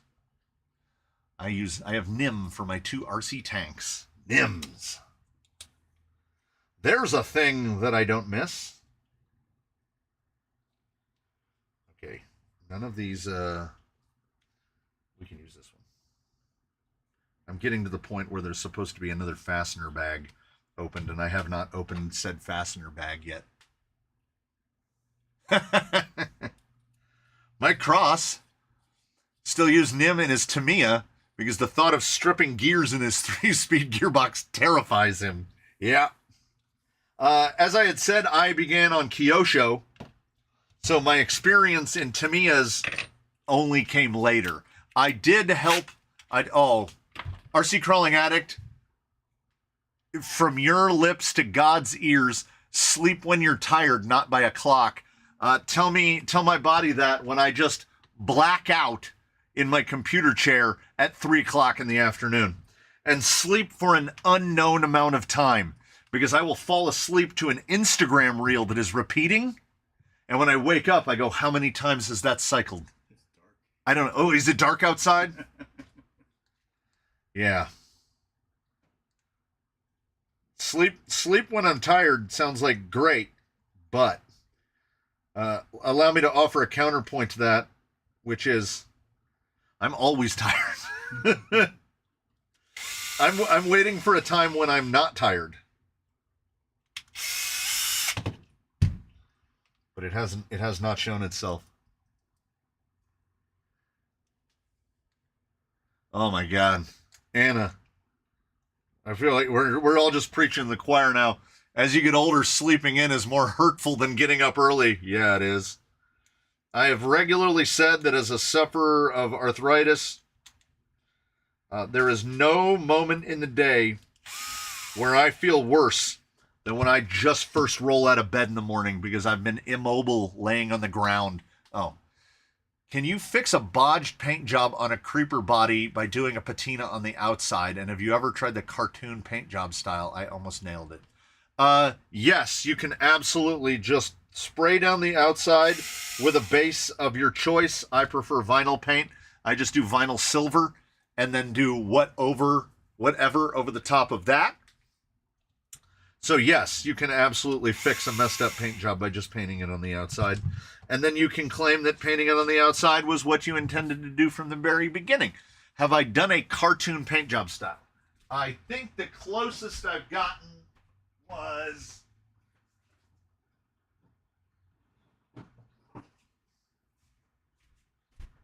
I mean, if this is what you're referring to, I did a little bit of a cell shading style when I did Clank. He is painted on the inside, but that was kind of what I was going for, a little cartoon, a little comic book style. So if that was what you were referring to, then yeah. And yeah, like just mask off the windows and paint it on the outside. It's pretty simple. Oh, I just realized Clank has 0 decals. Not one. Not a single sticker. He's also running an absolutely absurd amount of rear caster. Look at that pumpkin angle. Seems excessive, but he works, so we just go with it. If I know I'm going to fall asleep in the TV, I'll put autoplay on YouTube. That way I know how long that I've been asleep by my watch history. The surest way to get me to go to sleep is to put a movie on. I have to will myself awake. I made it all the way through Dune 2 without falling asleep. I did it. And we didn't start that movie until 8 p.m., which was foolhardy. But I managed to stay awake, mostly. I remember most of that movie. I'm just keeping going. We're just going to keep going. I'm going to go until, like it hasn't started to thin out. So if it starts to thin out, then we'll call it a day. But this hasn't started to thin out. I use acrylic art paints for the outside of the Lexan. Oh man, Neil, let me tell you, the amount of emails in my inbox.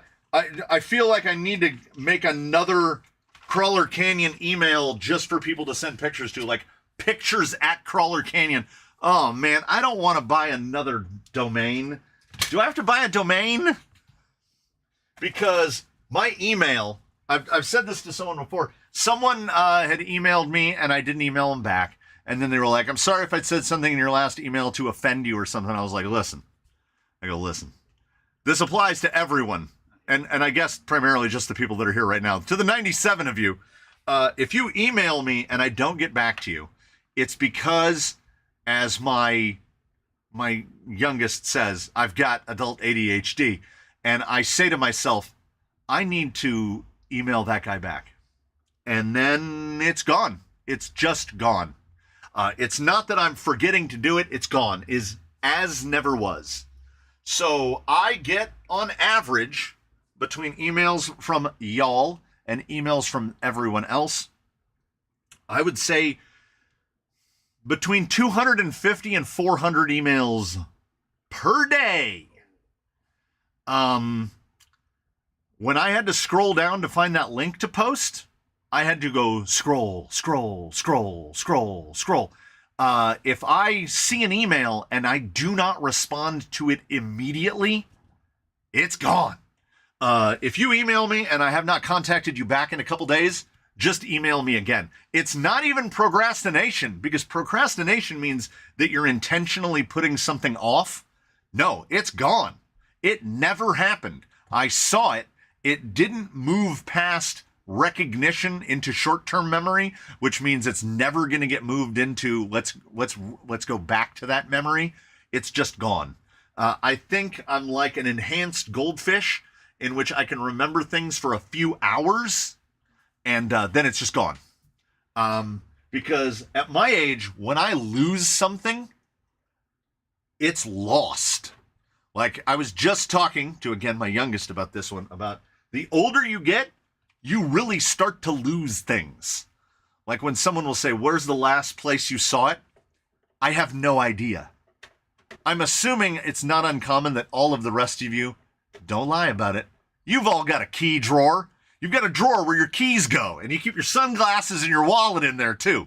That's where my wallet and my keys and my sunglasses go. They go in a little drawer. Here's my computer monitor. I built a little thing of drawers right here.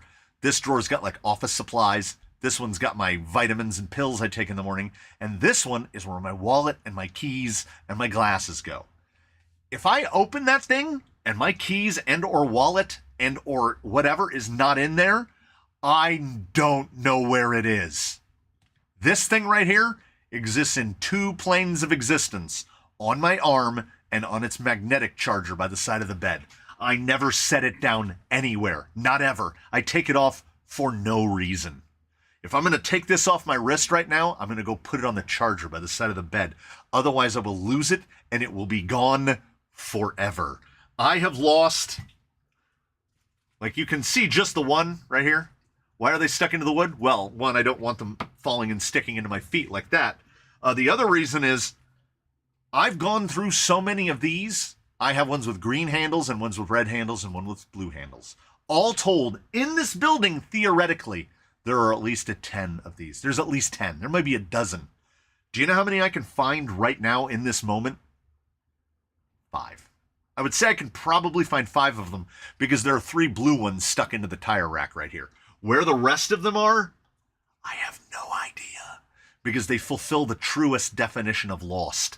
I set them down somewhere, and that place to me is not known. I don't know where they are. I don't even know where to begin to look for them. I lost the tip of this. This little tip comes off. This thing fell on the ground, and the tip rolled under something, and this tip disappeared for 2 years. 2 years. But it's back. I found it, incidentally. It's an old fuel bottle, and it's the perfect thing for denatured alcohol that I have to order from Washington because you can't buy denatured alcohol in California. If you're going to airbrush a body, what paint do you use for the airbrush? It's not like you can buy the polycarbonate paint for airbrushing. Well, polycarbonate paint is basically acrylic. Okay. So you can get you can get Mission models, which I don't like. You can get Proline, which is it's Proline. But if you spray the inside of the body, with the other person that's here, he's asking about airbrushing a body.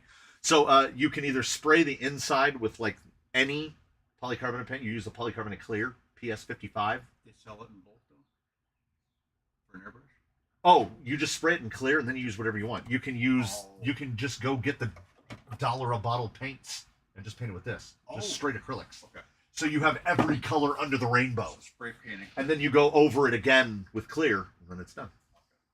What is touching? I got a spooking.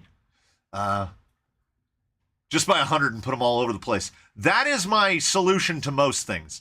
If you knew how many Sharpies I owned, if you were to make a guess, how many tape measures do you think I own? Just take a ballpark guess. How many tape measures do you think I own? That's just in here. Basically, if there is an area, PS55 is a clear base, and then any clear paint for polycarbonate, either PS55, you can use vinyl and fabric clear, that works. You just put a dust coat down, then you put whatever you want over the top of it. In terms of tape measures, how many have you lost already? The number of tape measures I've lost in my life, I have no estimates. None. They're all around here somewhere. Yeah, they're all here somewhere. Everywhere I have that needs a tape measure has its own tape measure. There's a tape measure that lives next to my chop saw. It's a cobalt tape measure, and I don't like it very much, but it works perfectly over there. I have a tape measure that lives by my outdoor chop saw. I have a tape measure that lives in my garden shed, the one in the bin shed. There's inside the building that I'm speaking to you from right now, there are at least 15 tape measures in here. At least. I have a tool drawer in my house that has 3 tape measures of different lengths in it. I just keep buying tape measures. Because and Sharpies. Oh my God. So many Sharpies. Sharpies by the 100 bag. Oh yeah, we'll put you know what? Let's put bag B together. We'll put bag B together and then I'll probably run out of gas. And all the Europeans are going to start going to bed. I'm keeping them up real late. Under every obstacle, there's a tape measure waiting for a pirate to find it. Along those lines, in one of the walls of my house, and I think it's the little hallway that runs between my children's bedrooms, there's my favorite ever pair of mechanics gloves built into a wall. Because on the end of one day, I took the gloves off, and I'm pretty sure I set them on a little cripple between the studs. And I think the next day I sheetrocked right over it.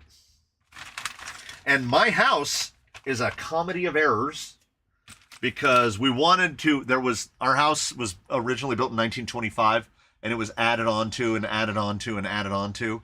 So there was the kitchen and it was about 7 feet by 12 feet, which is a very small kitchen. And then immediately behind the kitchen was a room that was about 12 feet by 12 feet with a 24-inch wide door between the two. So I was like, we're going to take that wall down and we're going to put a beam up. We're going to beam it, and then we'll make that all kitchen. Nice big kitchen, right? So that's like a 19 by 12 kitchen. That's not bad. We live in a tiny house from 1925. So when we went to buy the beam, I didn't measure outside to outside of the posts. I measured inside to inside of the posts. So we bought a beam that was 2 feet too short. I needed a 14-foot beam, and I bought a 12-foot beam. So I took a 2x4, and I nailed a 2x4 to it. And then I took another 2x4, and I nailed a 2x4 to it. And I built 18 inches of 2x4s out from either side. If there's ever an earthquake, go to my kitchen and stand under the beam. The whole house will collapse around you, but that beam's not coming down. It's standing on just solid lumber. I've lost the scissors that are right in front of me. I'm building an F1 car at the moment. Oh, do I still have the box here, or did I put it away? Oh, I just moved it. I have, Mr. Cross, an unfinished Ayrton Senna era F1 car. I think it's a Tamiya, unbuilt in the box that I bought when I was probably a teenager. So long ago. I have two. I have the Williams, the Marlboro livery, and I've got that blue, white, yellow livery. I want to say it was the Honda. So F1 cars from like the 90s, 80s, late 80s, early 90s. Back in the era of the Tyrrell, what is it, the P34, T34, the four-wheel one and the four wheels in the front. I don't know. I never got bit by the bug to build cars. Yeah, MP4. Yeah. Yeah, I used to do a lot of models back in the day, way back in the day. Plastic, styrene models were my deal. They were my jam before discovering this hullabaloo. Because, I mean, what am I doing right now? I'm just building a model. The only thing is, when you built those models, then you just had to appreciate them on a shelf. I was air and armor. If you can name a warplane of the last 100 years, I probably built it. From Spitfires and P-51s all the way to F-16s, F-18, F-14s, B-52s, C-130s. I built a beautiful tester's model of an AC-130 gunship. Oh, I loved armor models, man. And I loved building planes. The Marlboro is a McLaren and the other one is a Williams. Yeah. The boxes were right here under the bench for several years and only just recently got moved because I was trying to clear out space for more, toy car nonsense.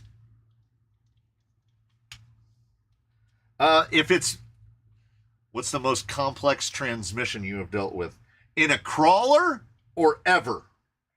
Because if it's in a crawler, I would probably say that it's the VFD twin. There's just so much going on. Like the GSO2F in the G-Made, it's weird, but it's not super complicated. Now, if we're going back, if there's no holds barred, there's a video, it's one of my most viewed videos. The Tamiya DF03RA rally car. That gearbox had to have 25 bearings in it, maybe more. Like it was unconscionable that they would make something that complicated.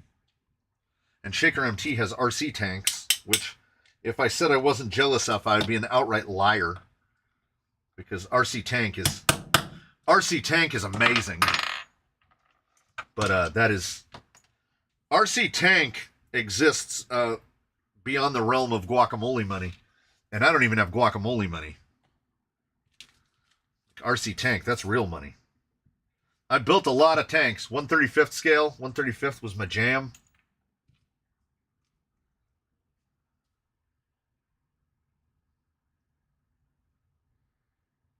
I mean, I'm not ruling it out, but I can't convince myself to buy an RC tugboat, so I think the odds of a tank showing up are actually pretty low. That's a commitment. Also, some of those tanks are enormous.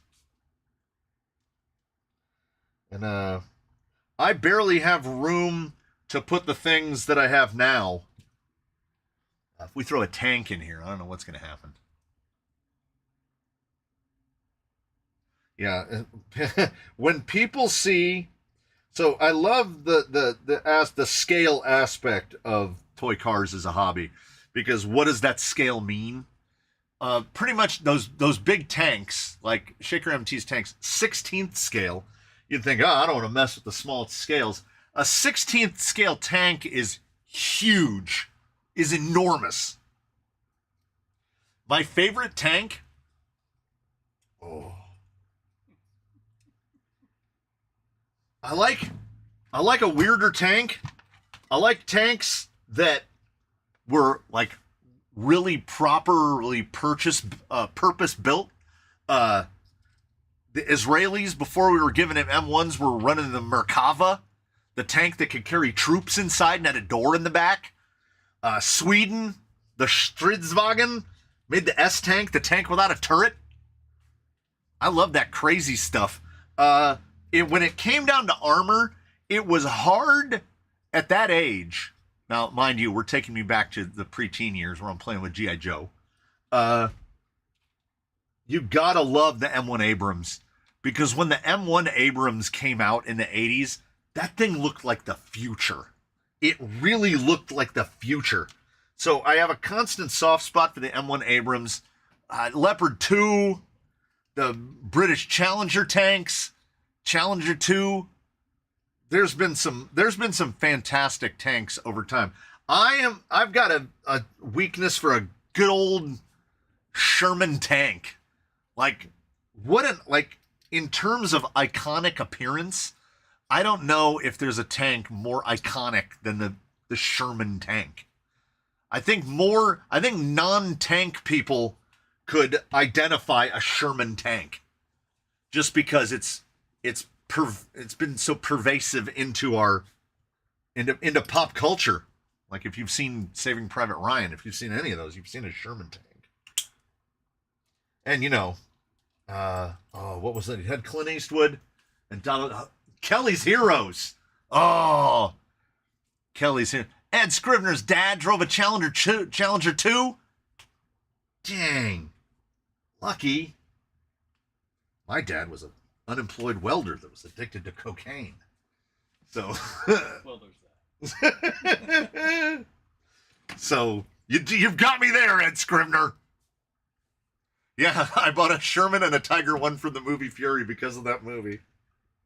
Then you need to sit down and watch Kelly's Heroes, because it also features Sherman on tank on Tiger action, but with Clint Eastwood in it and a very young Donald Sutherland.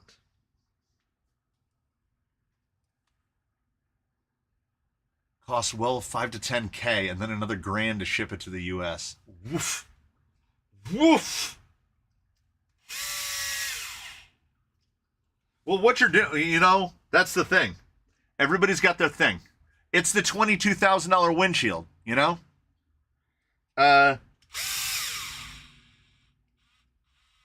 What's a lot to somebody is nothing to the next guy. So, I don't think, I never, Yeah, you are all watching me screw this thing in, and the pinion gear is still sitting on the bench. I only got 3 screws out of 4 in, so it never happened. When I hear people spending $6,000 on a tank, or somebody building a, what's that thing? The Queen, whatever, the RC Queen Mother. When somebody's building one of those, or they're building that 10-wheeler from Cross, yeah, those are all things that make the rest of us look more sane. The mouse, yeah. Yeah, the Tiger 1 has been misrepresented in movies a lot.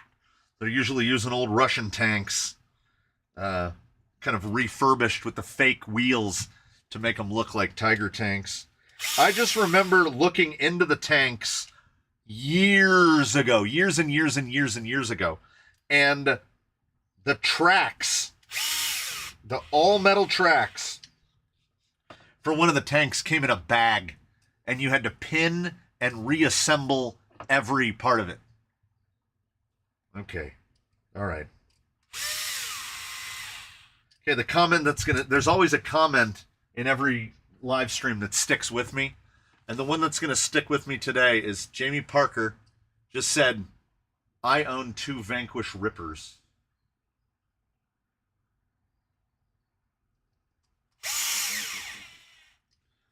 They're very expensive. Like very expensive. He's yeah. Oh, no. Okay. Well, we're in a safe place talking about toy cars and RC tanks. If you start talking about remote control construction equipment, no.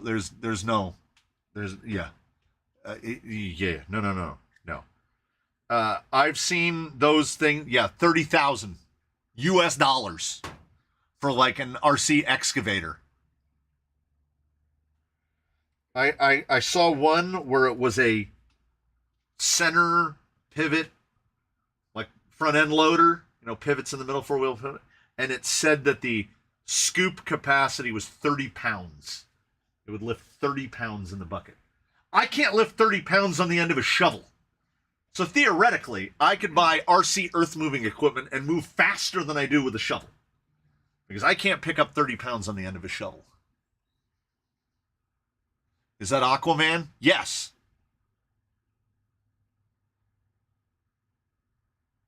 Yeah, he was sent in because he's a 7-inch and or 7th scale. And 7th scale figures are a much closer fit to as these things keep getting bigger and bigger and bigger, They're not really 10th scale anymore. Like, I keep putting the 6-inch G.I. Joes in stuff like the CJs. Those CJs really need a 7-inch figure, but the G.I. Joes that are available in that size are freakishly expensive. I saw a Baroness figure that's pretty cool, and she's like $55, and I'm not putting a $55 figure in a RC car. I forgot how refreshingly relaxing it is to build a excellent. That's exactly how my ADHD works. It's like things cease to exist. Yeah. As never was is what I call it. And it used to really grind on me. It really used to grind down on me about, like, I'd be like, oh, can't believe I forgot to do this or that. I forget so much stuff now that I don't even notice it anymore. It just, like, it's become more.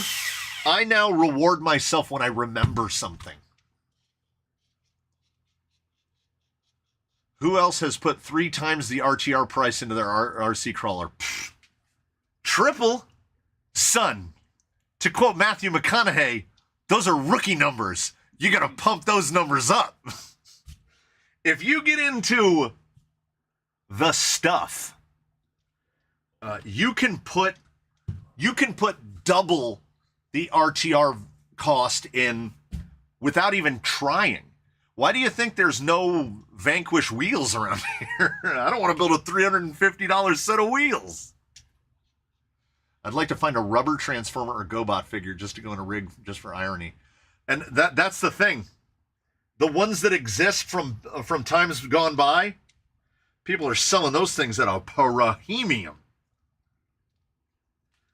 You're going to have to start hitting all the yard sales.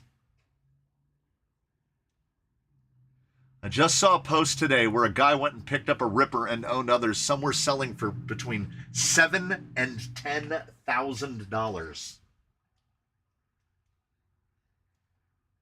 Now, there is an overwhelmingly old guy part of me. And for that old guy part of me, that old guy in me, that is me, will forever remember that I got my first car in the 1980s.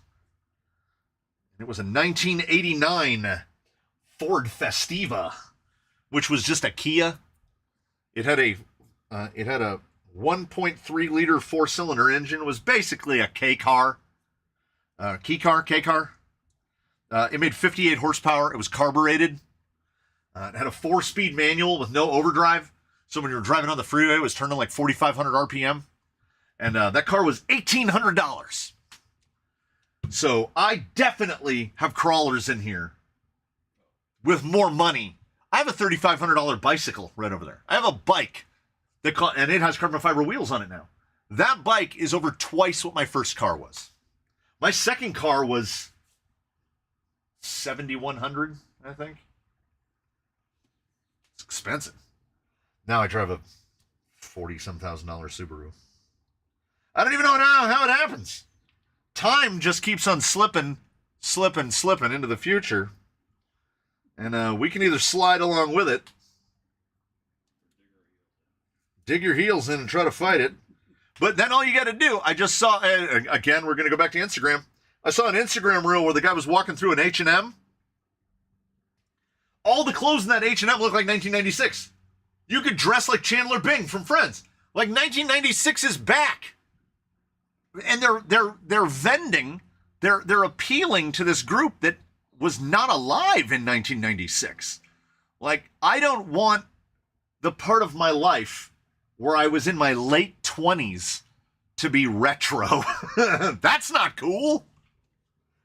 To my generation, it was when we first heard Green Day on the Muzak at the supermarket, and we were like, wait a minute, hold on. That's not really happening, is it? Nope. That's Boulevard of Broken Dreams, playing in the supermarket, playing in an elevator. It sneaks up on you. It definitely sneaks up on you. In 1984, he got a 1975 Dodge Dart for $300. Well, I can make it worse. I was raised by old people. So my grandparents got their first house in California after they moved out from Chicago. In San Bernardino, California. Built to order. 3-bedroom, 2-bath, with a garage. $4,800. $4,800 for a house. That house today, I could go on Zillow right now. I bet that house is worth $400,000. I can tell you right now, I lived in that house. I lived 8 years in that house. That house ain't worth $400,000. I think $4,800, probably accurate. Say what you will about California, that Prop 13 is saving old people. Well, we're still on, did pin fall out? We're on, family transfer title. Right. In this house. But, I mean, otherwise you'd be paying taxes on it. My property tax for the year is $219. Like I said, say what you will about California. That's Yeah. the one thing they have. I can't believe that the most songs I listen to are older than I am.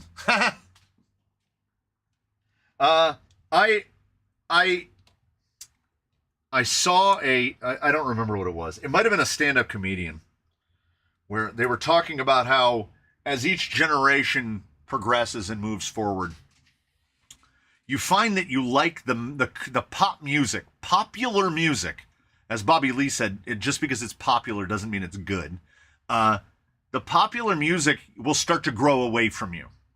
I don't know if there are a lot of people my age that are out looking to buy tickets to the Taylor Swift concert, because Taylor Swift doesn't write songs for me. And I think it was a stand-up comic that was saying, it's not bad, it's just not for you. And that was a glass backsplash tile moment. That was a whoa moment where I was like, oh my God, she's absolutely right. It's not bad, it's just not for me. Taylor Swift's life experiences and my life experiences are radically different. So yeah, why would I like her music? She doesn't make music for me. So it's not bad, it's just not for me. So when the music comes on the radio, and by the radio I mean when my wife is listening to Pandora or when one of my children is listening to Spotify, and I try to hear it, and I try to listen to it, and I get all Grandpa Simpson, and I'm like, I don't know what this is, and I don't like it. And then their own generation, it's just an ongoing pattern of betrayal where you're not allowed to like things. So Billie Eilish, I think, is an excellent example of this. She's very young. She makes very popular music. Popular to the point where her own generation, the generation that she's a part of, has started to be like, Billie Eilish, We had a phrase for it in our generation, the people of my age will remember, dursting, because Limp Bizkit was so popular that people started to not like it. Oh, it's too popular. I don't like that anymore. What is that even? I don't watch football. Football's not my sport. I've been a lifelong baseball fan. But I started watching and or listening to the New Heights podcast, the Kelsey brothers, because they're a couple of characters. Jason Kelsey and Travis Kelsey are a couple of characters. I'm not a football guy, so I had no idea that Travis Kelsey was probably the greatest tight end of all time until I started paying attention to it. And that was before he started dating Taylor Swift, so I'm not a Swiftie. I didn't bandwagon on because of that. But like I had missed out on all this, and he is a Chief. For those who don't know American football, he plays for the Kansas City Chiefs. Kansas City Chiefs have won 2 Super Bowls in a row, so you know what? People don't like him now. We don't like you because you're too good. It's un-American. It's the Tom Brady. Everybody hates Tom Brady because Tom Brady won a whole crap load of Super Bowls. And he was really, really good at throwing the football. So I've never understood. Well, as a lifelong baseball fan, this is why I can't understand it.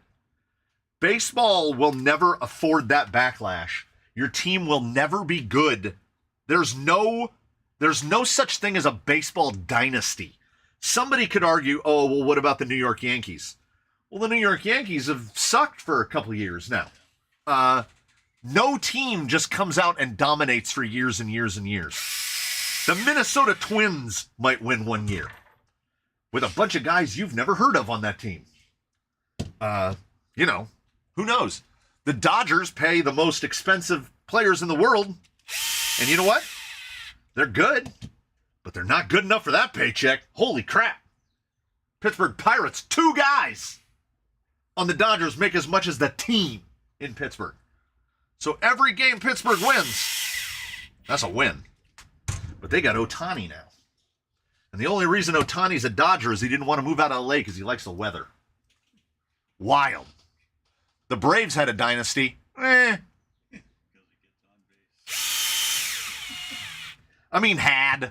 But that's the thing. There's no team in baseball. They still keep trying to gaslight us and be like, oh, this team or this team is going to be the team to watch out for this year. You can't tell by the All-Star break who's going to win. Nobody ever... Do we all remember back to the peak of the Ichiro Suzuki era in Seattle when Seattle won 116 games and was immediately eliminated from the postseason? They hold the modern record for wins in a single season. Did not win the World Series. I like seeing the team that had to play a one-game playoff to get to the wild card game and then win that and then go all the way through and win the World Series. They technically shouldn't even be there, but they were as good as they needed to be when they needed to be that good. I was angry about when was the last team in basketball that also had a win after a win after a win like the Bulls with Jordan? Nothing. It was before. It would have to be before him, like the Bill Russell era with the Lakers, going back to like the 60s and 70s when basketball was legitimately a different game. My second favorite thing on Facebook, I go through Facebook as punishment, just like how I go to Reddit, and to get a hold of people that, don't live near me anymore. What I call people I'll never see again. Dynasty is much harder to achieve now because sports are so much more competitive. Yeah, physical conditioning and all that stuff is ridiculous now. Look how long careers are. It's not uncommon to see guys in baseball and basketball and even football at or near 40. Unheard of. Dudes retired from those sports at if they made it to 30, that was the old guy on the team.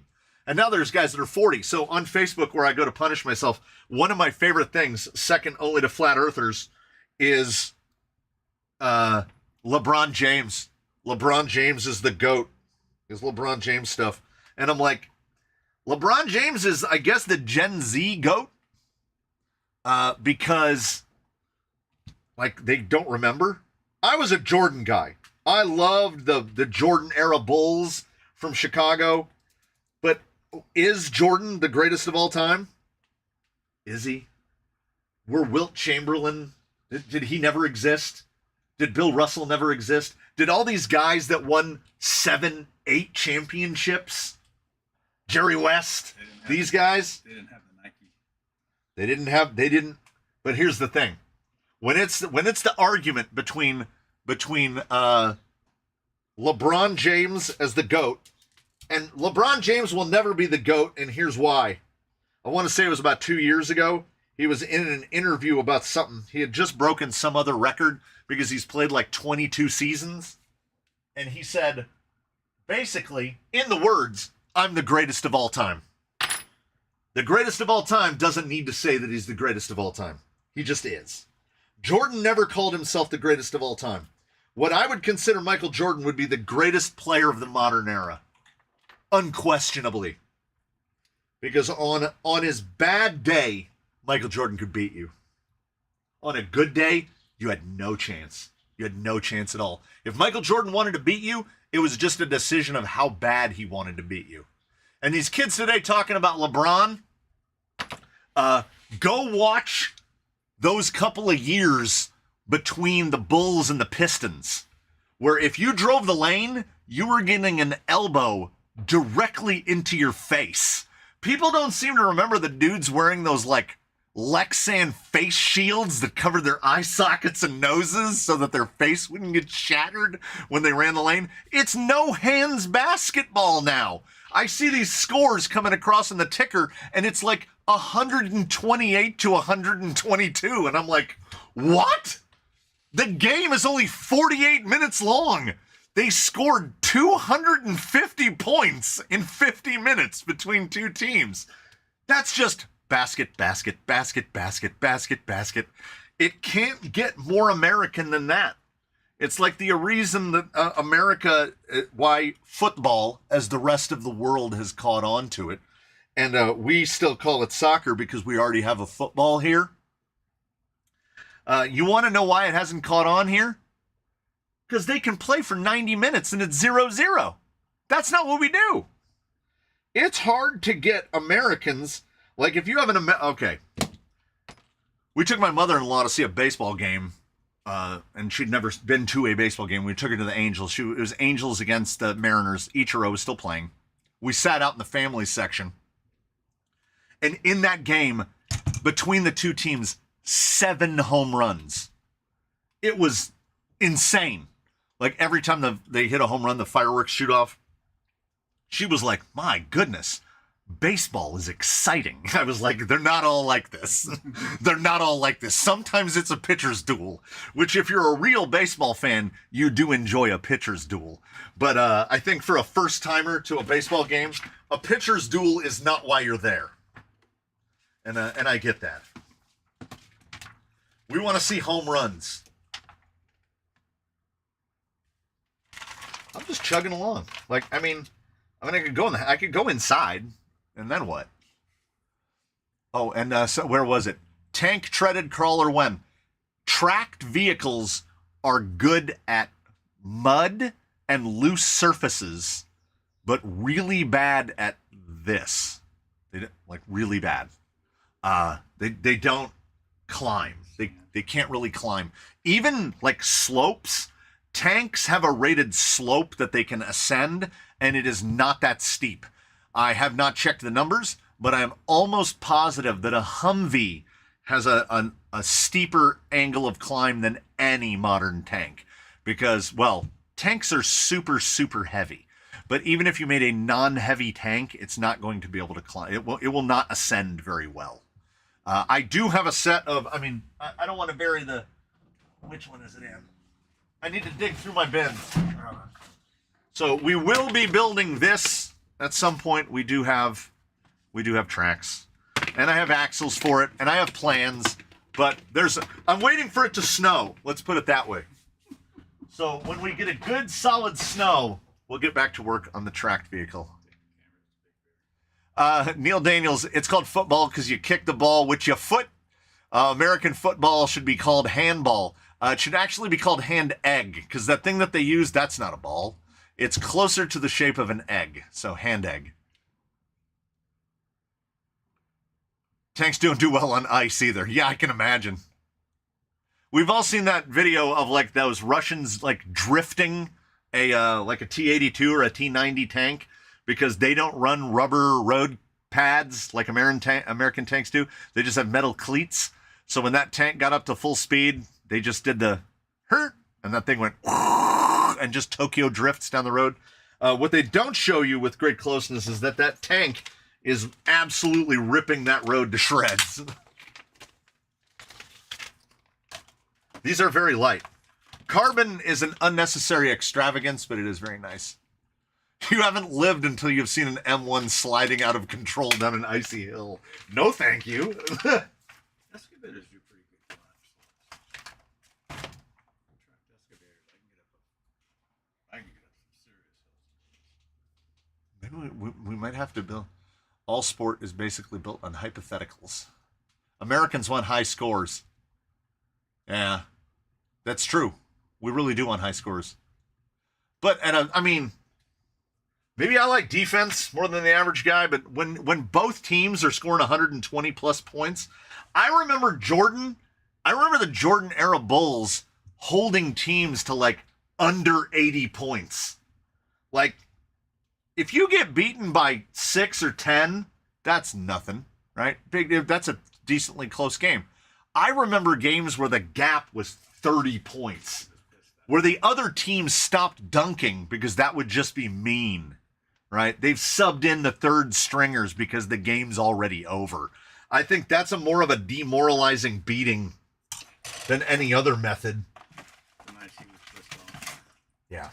When Jordan just up and decided he was going to score 50 that night and get 7 steals, 13 rebounds.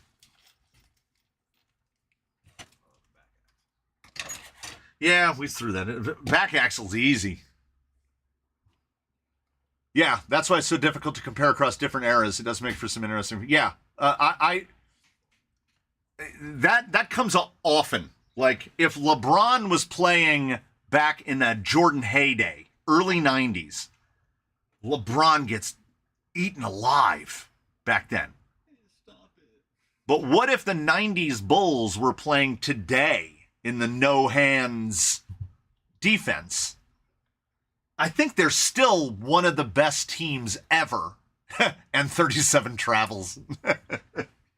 Yeah, that dude on Instagram and TikTok that does the recreations of basketball shots, dude takes like 7 steps and then shoots the ball, and you're like, there's no way that happened. And then it cuts to the clip of the real game, and you're like, what is happening?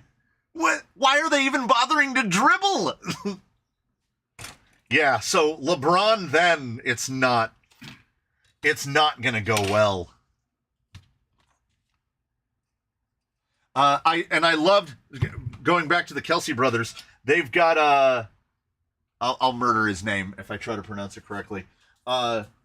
Jordan Malata. I want to say he's a New Zealander. Mr. Cross would know. A former rugby player. And they asked him which is worse, getting hit in rugby or getting hit in the NFL. And he didn't pause for half a second. And he goes, oh, football by a long shot. He goes, yeah, there's pads. He goes, and because of those pads, that guy is coming at you as hard as he can go. He goes, I never hit anybody in rugby as hard as I will hit someone in the NFL because I'm not going to go 100% because I'm going to hurt myself. He goes, these guys, and you know, he's like an offensive lineman. He goes, my chest pad is like 3/8 of an inch thick. He goes, it's like getting hit by a car. Because a 300-pound lineman is coming at you the other way, and he only runs like a 4.8 40. So it's like getting hit by a car. So yeah, American football is brutal, and I have long since said that I don't give American football 25 more years, and they'll have just like outlawed it. As all these players with the new techniques and the new physicals and the new everything. The players are playing longer, and their careers are longer, and their lives are longer, and they're all ending up with CTEs, man. They've all got brain damage from just getting slammed into. And, like, if they can't stop it at that level, then, like, what are we going to do? What was the stat that in the 1970s, there were, like, 3 players in the NFL that weighed over 300 pounds? And now the average lineman in the NFL weighs 300 pounds. They just keep getting bigger and bigger and bigger and faster and faster. It's the front too. Yeah. This part is really easy. What if there were no hypothetical questions? Here's a hypothetical question. The hypothetical question is the best kind of question because you don't have to provide an answer for it. It's just whatever. It's like theoretical physics. Those guys will probably never be proven wrong in their lifetimes. They will die before anybody finds out if they were right or wrong. That's a pretty good place to live because the rest of the world has accountability. Where they have to, they got to back it up. Because science is just effing around and finding out, and then someone else trying to recreate it or disprove it. That's all science is. It's peer review. It's just endless peer review. Helmets turned into weapons. Sports Illustrated used to glorify the carnage with greatest hits DVDs. Yeah.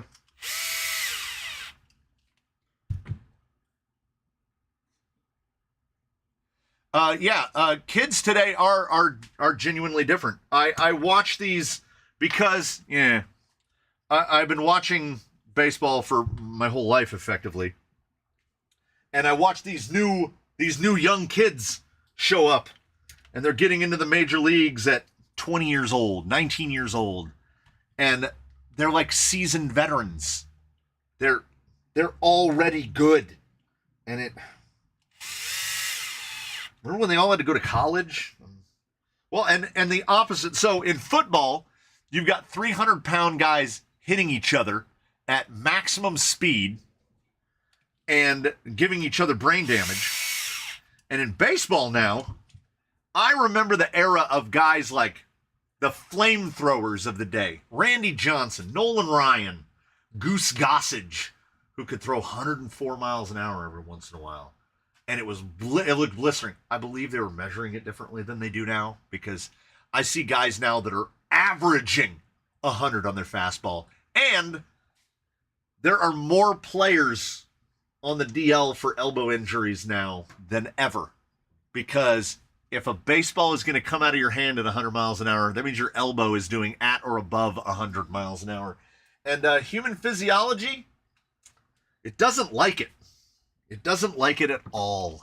So we have guys killing themselves, shortening their careers.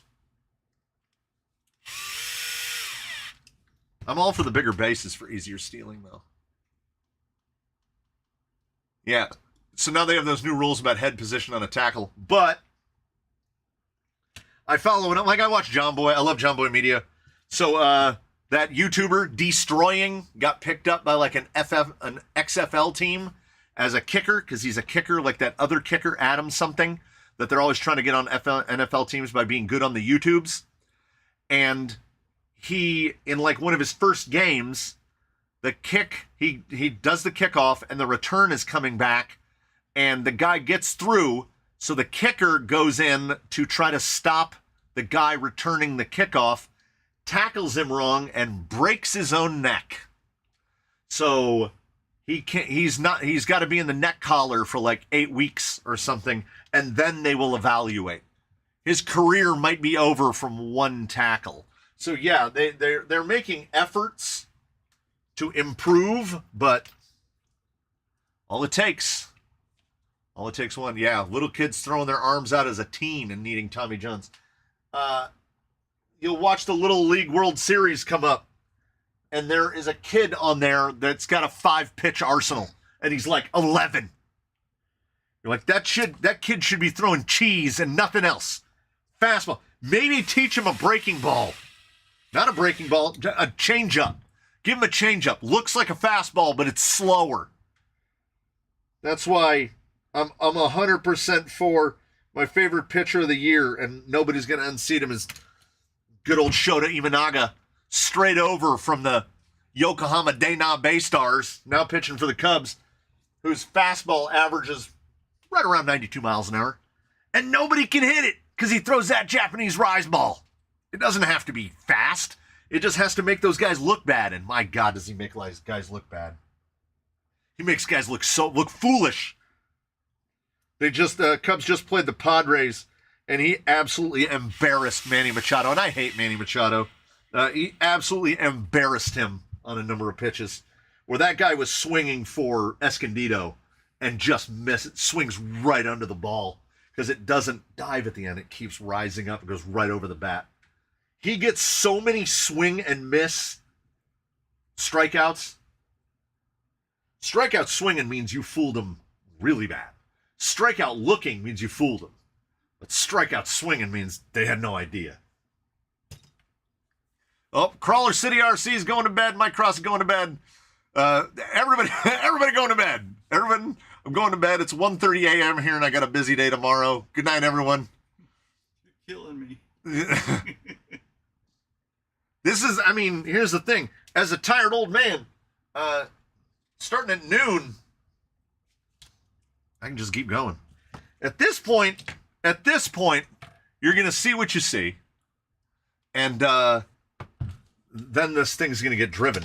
Probably the next time you see this, we're just going to drive it, because building a VRD, the VRD, as much as I love a Phoenix, if I was going to classify what do I think people should build as a first kit, well, that number is whittled down a lot because there aren't a lot of kits left. But I'm going to go VRD. I don't know if it gets much more simple than this. And it's something that if your buddies already have something and you show up with this, I know that Driver does a lot of it. The hand holding the controller is a big part of it, but you can embarrass some of your buddies. So I would say VRD, just because of the value of what's coming in it, like the carbon fiber rails and all the light and gears. They're going to figure it out. They're going to figure out that they're giving us too much of a good deal, and they're going to stop it. So get your VRDs while you can, before Vanquish does a very Vanquish thing and discontinues it so they can replace it with VRD2. Oh, I thought Crawler City RC was going to bed and he just got up. Wait, if you just got up, are you on the other side of the planet? Are you in Japan? Am I remembering things? You know, my memory isn't that long. Yeah. If we make a... Yeah, that was the... it was probably from a movie. Someone said... It was probably like Days of Thunder or some garbage movie like that, where someone said something to the effect of, if you don't want to bend the car, then don't race it. And that's how I feel about racing. Particularly full scale. I don't want to bend the car. What do you think of the Pro? The discontinued Pro? Yes, yes, Pro. 10 Pro? Yeah. I still want to drive a 10 Pro. English guy in China. See? I knew it was somewhere in Asia. You haven't built one of those? I have not. The 10 Pro got kind of, I don't know, relegated to obscurity when shortly afterward the VRD came out. Yeah. I'm still intrigued. I still want to see a 10 Pro up against a VRD. I had a guy offer to send one out and then just never did it. So, I don't know. Maybe that's on me. TRX4, Class 2, Endure LCD, GG, GRC front knuckles, brass outer front covers, okay, servo and axle, Deluxe 40 weight, soft front, super soft rears, tusk squids, front loses grip randomly like hitting ice. Oh.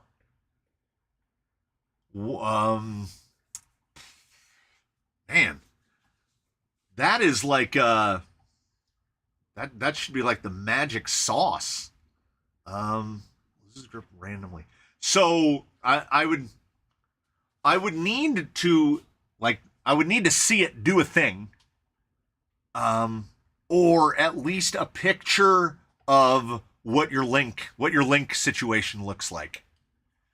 Because man, that should be proper good. That's kind of Kronk, only Kronk has less stuff on him. And, yeah, like hitting ice. I don't know, the lazy part of me would want to see anti-squat, that rear link position. You want to rise, you want to get the rear links further apart, either at the chassis end or at the axle end. Chassis end on the Enduro LCG would probably be easier.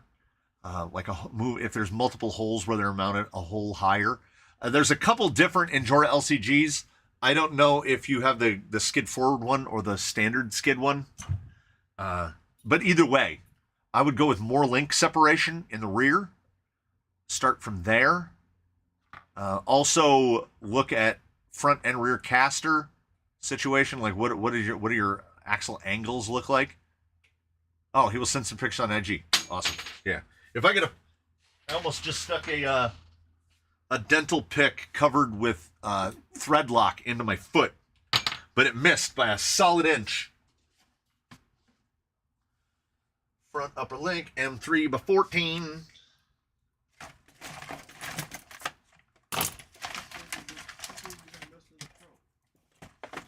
I don't know. Oh, I had a Pro pre-ordered, and it went on back order. It just immediately went on back order, and it never came off back order for like 10 weeks. I waited 10 weeks for it, and I even put a poll up where I was like, should I just give up on waiting for this thing? And people were like, you've waited long enough. So I took it off of A-Main. I was like, I'm not waiting anymore. And then not 2 days later, the Pro came in stock on A-Main, and I was like, you know what? You lost me. I'm never buying one. I'm never going to get one. I waited and waited and waited, and then it never happened, so I'm not going to buy a Pro. And then I built something else instead during that time period.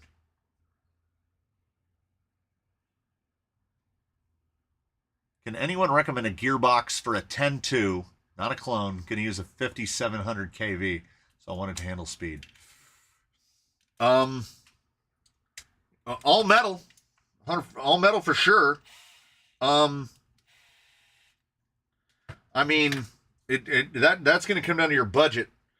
You can get a 3-gear for dirt cheap, and then you can also get a 3-gear for a lot of money.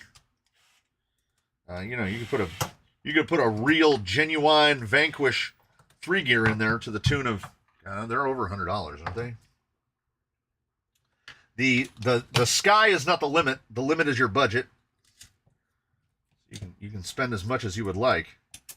I think any properly shimmed and assembled 3-gear with all metal gears on the inside is going to get it done. Honestly, you could probably pipe that kind of power into the old unobtainium plastic 3-gear gearboxes. They're all metal gears on the inside. Running a 5700 through a 3-gear on live axles, yeah, you're going to break stuff. I mean, you know that.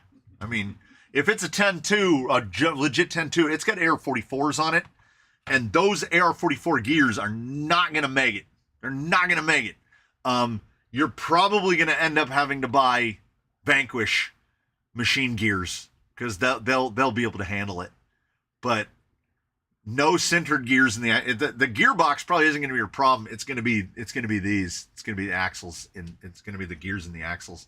And your drive shafts, the center drive shafts are going to you're going to twist them like candy canes. I'll spend up to 150 pounds. Well, you might as well just get a Vanquish 3-gear, man. The thing is built like the parts, when you slide the pieces together, they go shing. It's crazy. And you're going to want all machine gears everywhere, all the time. M3x40. All right, we can do this. We got this. Oh, I already bolted this to it.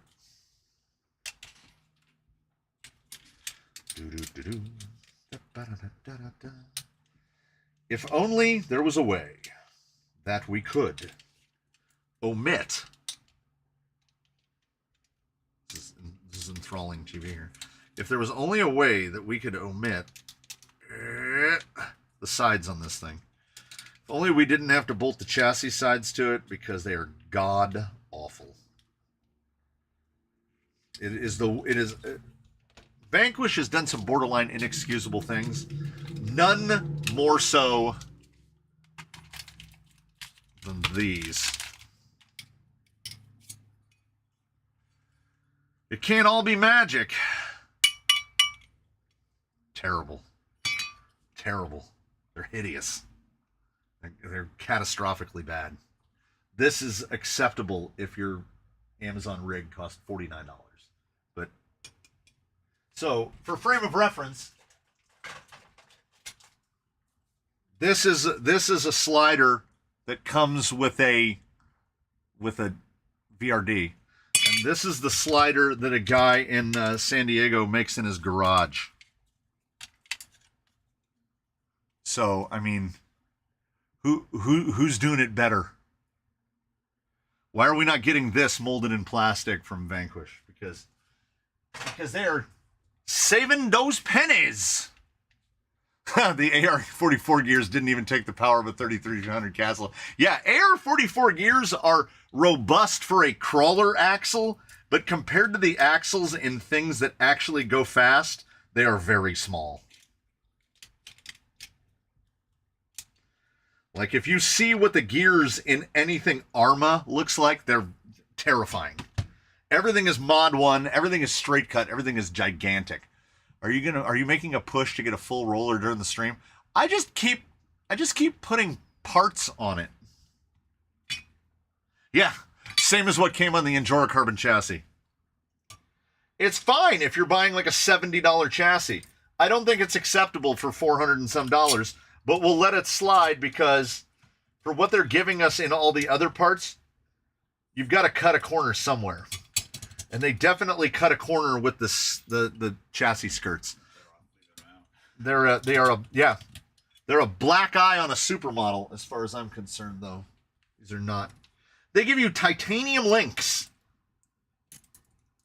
Actually, they might be stainless. These might be stainless. That's too heavy. That's got to be a stainless link. They give you nice links, but they give you... I could have sworn they were titanium. These are too heavy to be titanium. Yeah, we might get wheels under this. I mean, it might happen. We don't have a motor, so... We can't get it moving. Reedy crawler. We can pop a reedy crawler in it. I got plenty. I got plenty of SC480s. Trying to find an ME. Would straight axles take more power than portals? Oh, 100%.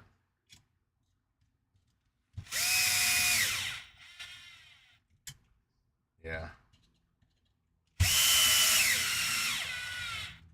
But I mean, I try to instill this in people. In the real world, as much as in this, getting live axles to go fast is very, very difficult. That's why look at a desert truck. Look at it is independent front, trailing arm rear, built for massive travel. You don't see things that go fast with this up front. Even Hammers. The kid that won Hammers was in a modded desert truck because they figured it out. Live axles fast. They don't like it. Damn, you can't get a damn Jeep to go over 70. Front end will be all blah, blah, blah, blah, blah, blah, and then you'll fly into a ditch. Yeah, so that's why things like the Wendigo. Bleh, I'm sorry, I don't feel like I emphasized that enough. Wendigo. It's Corvaired, man. It's unsafe at any speed. It's never going to go fast.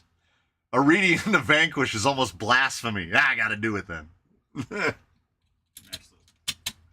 those side plates. Got to do it.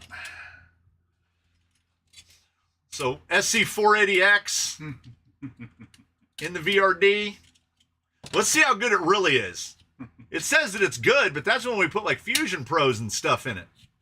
How good is it when it has the hottest garbage in the dump? That's the real proof. It's going to be rear-wheel drive. Nice. Oh, are you building a pre-runner? That's the untapped market. That's the market that nobody's doing. Somebody needs to get a Trial, one of those boys. They need to get on there and they need to make a pre-runner rear axle that uses like AR60 gears or something, and big old beefy gears, or like the differential from a drag slash. That's what somebody needs to do. They need to build a rear axle housing that takes the the main diff gear from a drag car, DR10, Losi 22 drag, whatever they call it, and puts that in the middle so you can have some limited slip. Because then the builds of pre-runners will just explode, because I don't know how people are getting those pre-runners to work without putting a megaton of weight over the rear axle to try to keep those tires put down.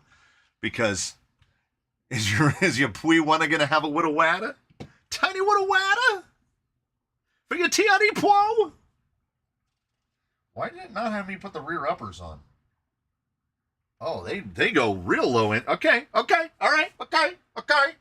We'll just listen to what they're saying. They're going for a real low anti-squat angle here on the back. When we put things together, we like to build them by the book. Sometimes. We like to build them by the book if we feel like building them by the book. Yeah, they built all those super fast Phoenixes. Yeah, all machine gears in the gearbox, all machine gears in the axles. Yeah, all machine. And what does holding up mean? Because look at this guy. As we know from racing, a successful race vehicle is the vehicle that finishes the race. Durability over a speed run isn't anything to write home about. How many times can you do it? Yeah, cameras went off. That was it. Yeah. How many of those high speeds that they built for that build off, how many of them are still alive? Is the question. Yeah, the twin I-beam kit.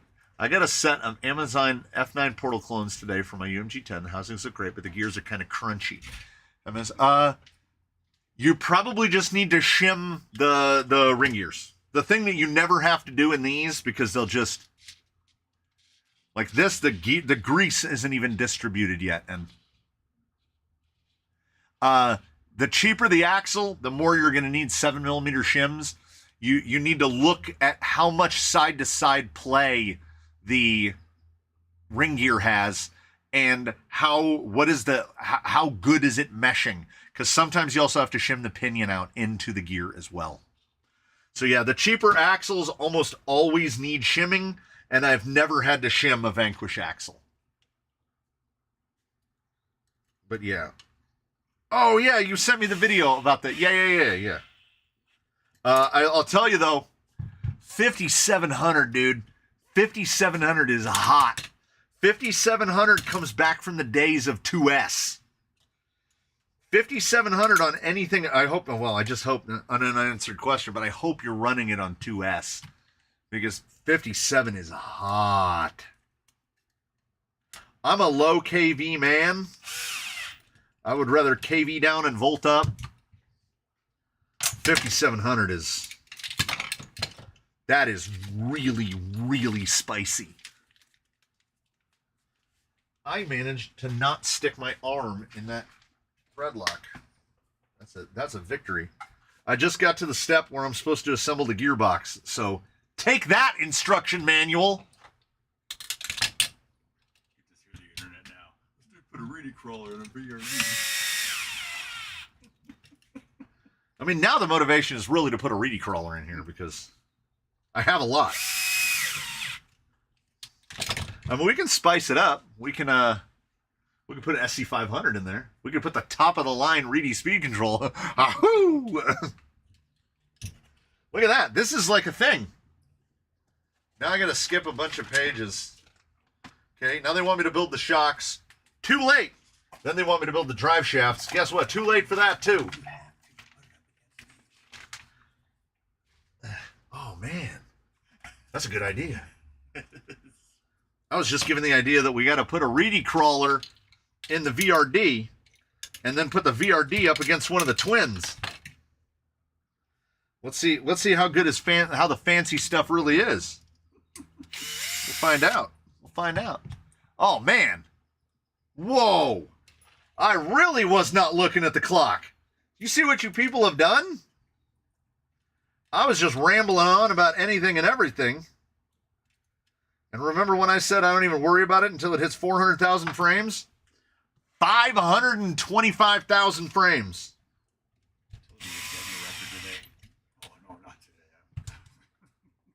Wow. I can't. You know what? We're in, right?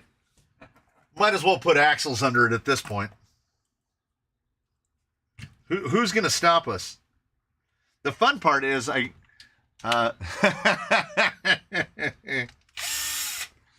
too geek to be chic. Top of the line reedy seems like a misnomer at best. It's an oxymoron, I think. And isn't that the thing that stings? I had my SC8.2E. He lives right up here on a plinth. And he ran his whole career as an off-road high-speed basher on a reedy, I think it was the 1300X with the reedy motor, and never had a problem. It ran ice cold. It was flawless for like 8 years. And what is reedy now? It's a bad joke now. It's just a name. It's a name that doesn't really mean anything. Oh, I also built the shocks and converted them to small springs. Because, on account of because. I mean, we could stop, but at this point, like, why? You know what I mean? When do we see if 2 reedy motors on 1 gearbox can crawl as good as 1 decent motor? I've got that plate you sent, right? It's right here. It's right here. I got to dig through the gearbox bin and find the gearbox to bolt this to. It allows you to mount 2 motors on 1 gearbox. No way. Yeah. And then we're going to do double reedy 540s.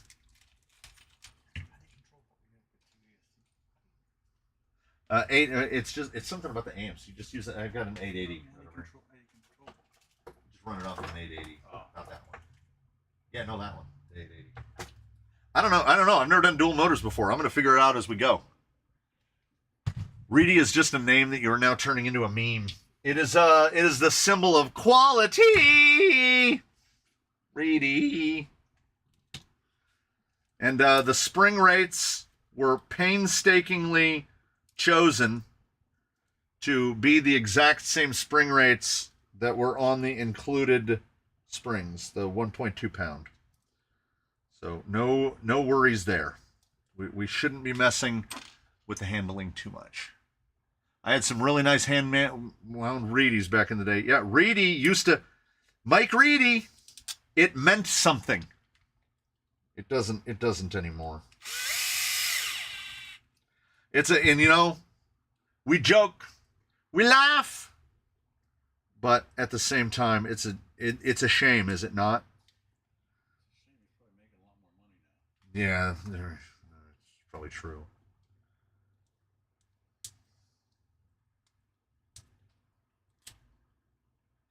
Two 540s is a 1080.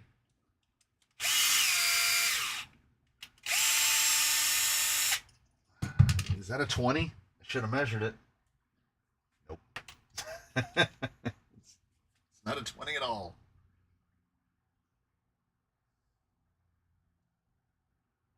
That is. Just blasted that thing in there. And we're going to run these upside down just to hopefully minimize the fluid outflow. 220s, 216s, and the rest of the drive shafts. This is why I usually just start grabbing them out of my screw bins, because then I don't have to. That's a 22. That's a 20. I don't have to size every one of them. A couple hours ago, I probably could have just sized these by eye, but I think that ship has sailed. There we go. 220s, 216s. Are you doing a Happy Days dance marathon? Go! I thought I dated myself. Happy Days. I watched Happy Days. I've watched Happy Days. I'm not going to fake the funk. I saw Joni Loves Chachi.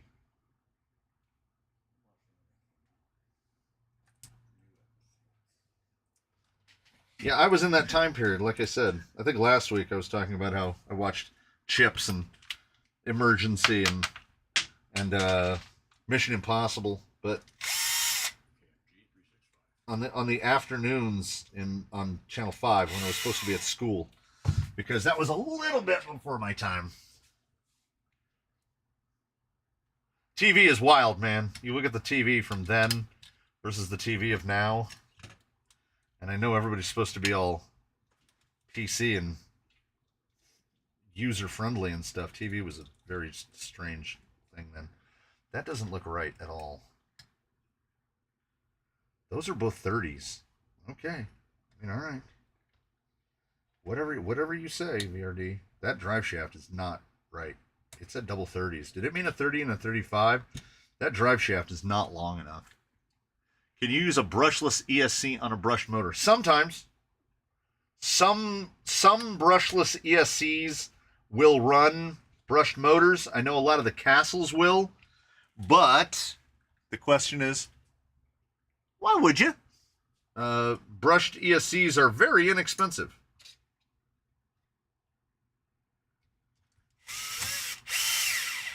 Just get a brushed ESC. There's a lot of good ones out there, and by that I mean one, potentially, perhaps two. We might get a second good one if and when that Injora finally comes out. Till then, we got the 1080. Really, don't get me started on that other one. Yeah, but not the other way around. Yeah, definitely not. Furatech, semi-famous, because they have speed controls that'll do both outrunners, brushed, and brushless, to which I respond, okay, but why? Like, it's not necessary. Just get a speed control that does the thing. Ooh.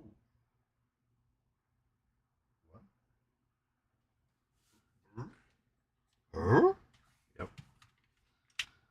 got that one in the wrong hole. No, I didn't. That's a 20. So for this, I want my 16. What do I do with the 16?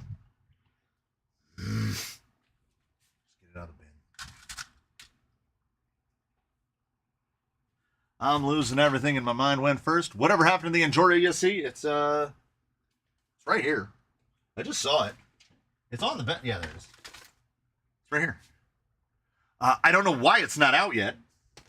I mean, I wouldn't assume that I'm the guy that gets things that far in advance, but apparently I'm the guy that got the thing that far in advance because so far as I'm aware, it's still not out yet.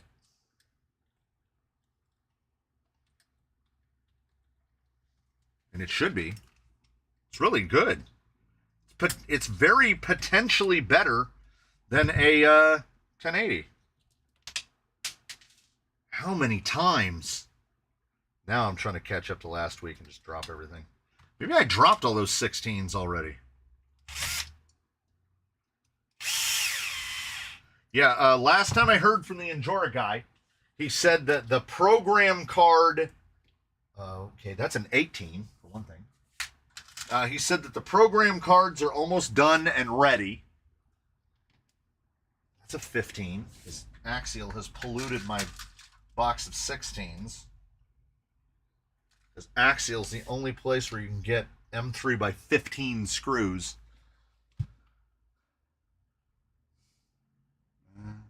We all know how you much love the ISDC T70. It's amazing.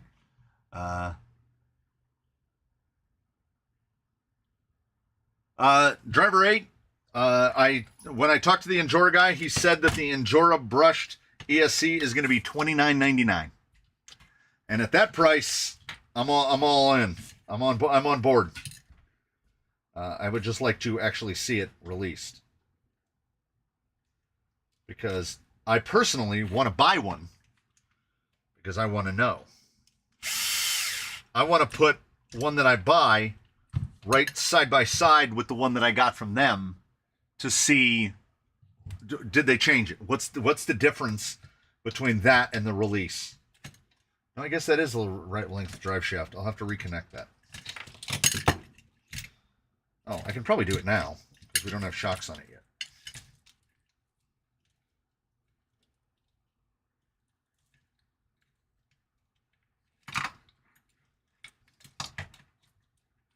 I feel like I'm wrestling now. I'm definitely wrestling. No, there's no way I can get this together. No, there's no way. Shocks go 30s through what hole? Okay.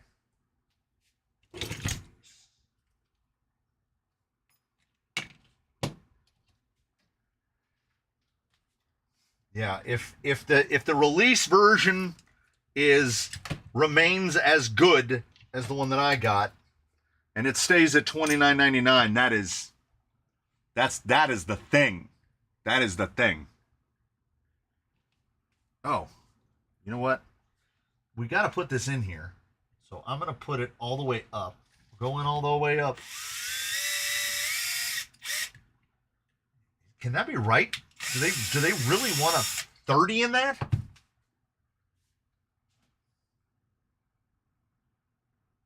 sure do. Oh, there's a spacer. Yeah, little gunmetal spacers, right. It's not quite lining up. It's not quite lining up. Yeah, the extent. Yeah, when I got into this, when I got my first one with the TRX4, I said to myself, hey, what reason would I have to put brushless in any of these? We're going super slow. Is this or is this not something that seems to be really well suited to brushed motors? Fast forward to now, when there's like 3 brushed motors in the whole thing. Yeah, that is the thing. There is an episode imminent, a series of episodes coming up that the twins are responsible for bringing to you, where I just I can't let brushed go. I can't let it go. And we're going to find a brushed setup that works. And not only one that works, but it has to both A, work, and it has to be at a price point of where I would say $60 max, but realistically $50 for the combo is more realistic because, as I'm sure all of you know, the Fusion SE is a thing that exists. And it's really hard from my favorite brushed motor are the big blocks, the Surpass Rocket 540 Plus V2s. And that motor's $50.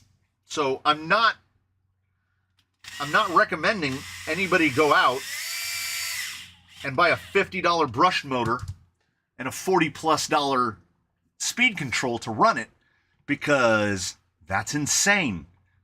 That's already more than a Fusion SE.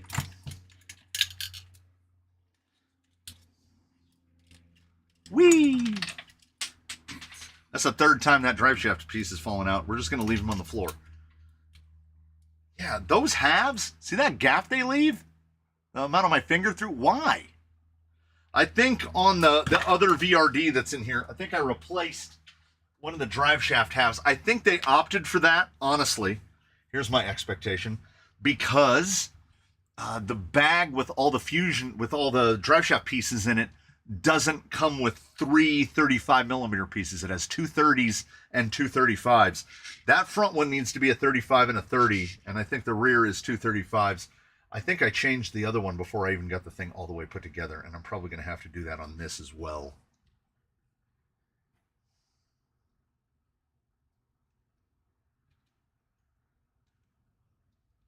Yeah, it has to be less than a Fusion, or why bother? Yeah. The one that I always invite people to drive, or the controller I put in their hands, is Toothless, who is on a 1080 G2 and a Surpass Rocket, the 540 Plus, but he's on the discontinued 4-pole 5-slot. I think he's the 16 turn. No, he might be the 20 turn. He's basically as good as you can get in brushed, and he feels very good to drive, but I can't recommend it. I wouldn't say go out and buy this. He's nice to have, and he's built on an STX 10.2 builder's kit, so he basically doesn't fit a Fusion. He barely fits a 540. On his 540, so let's just grab a 540. So, you know, you got the tabs like this. His motor sits basically like that. This tab, no, he sits basically, one of the tabs has to be bent way up to clear a suspension link. So when people talk about outdated designs, that's what I'm referring to when I say outdated design, meaning a 540 barely fits. Like, give us, yeah. And then, yeah. The drawbacks of a Fusion SE are minute. Like why not? I need to put a screw in that so that thing stops falling out. They ruined it. Okay, gotta remember that screw's way too long. That screw is far, far too long. But you got to think about this. The Fusion is the reason that we'll never have a Hobby Wing Outrunner set up. Because they can't do it. They would have to make an Outrunner setup cost more than the Fusion Pro, because the Fusion Pro is their flagship.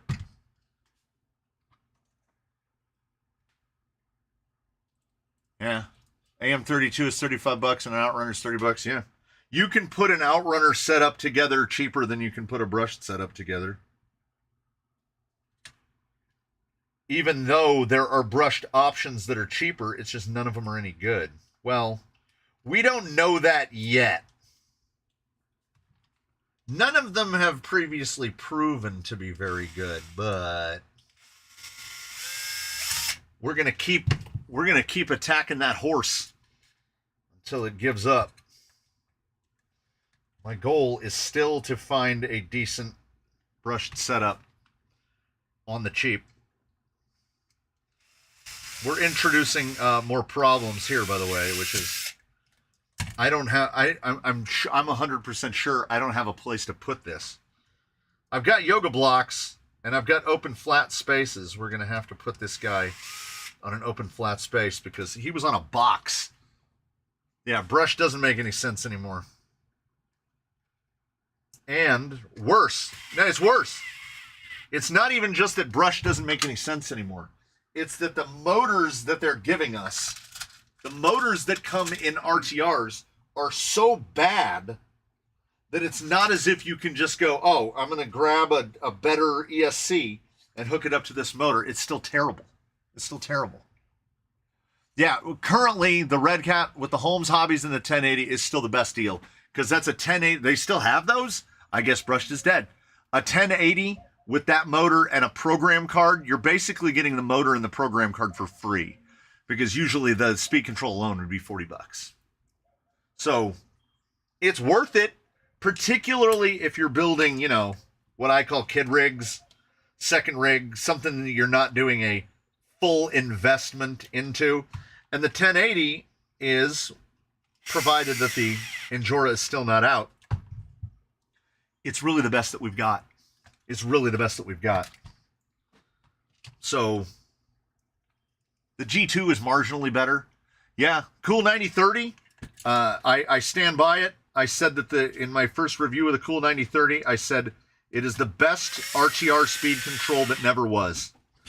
That thing should have come as an RTR on something from someone, and it would be downright respectable.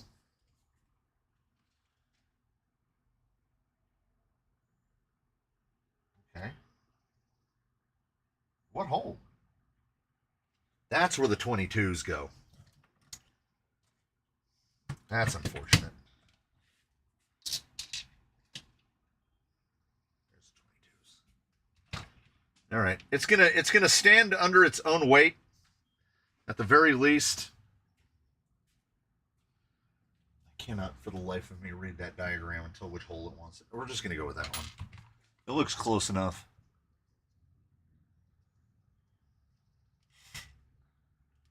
Yeah, so waiting on Injora. We're gonna go with that hole. That seems right. That looks right. It looks decent. I feel like we've forgotten only a small handful of parts. Yeah.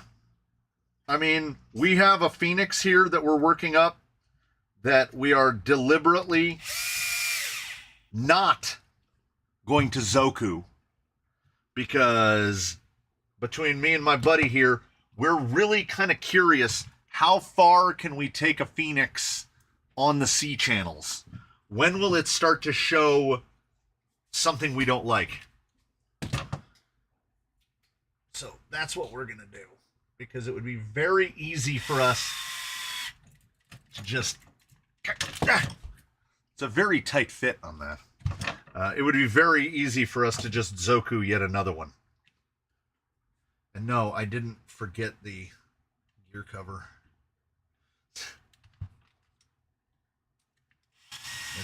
It's 48 pitch.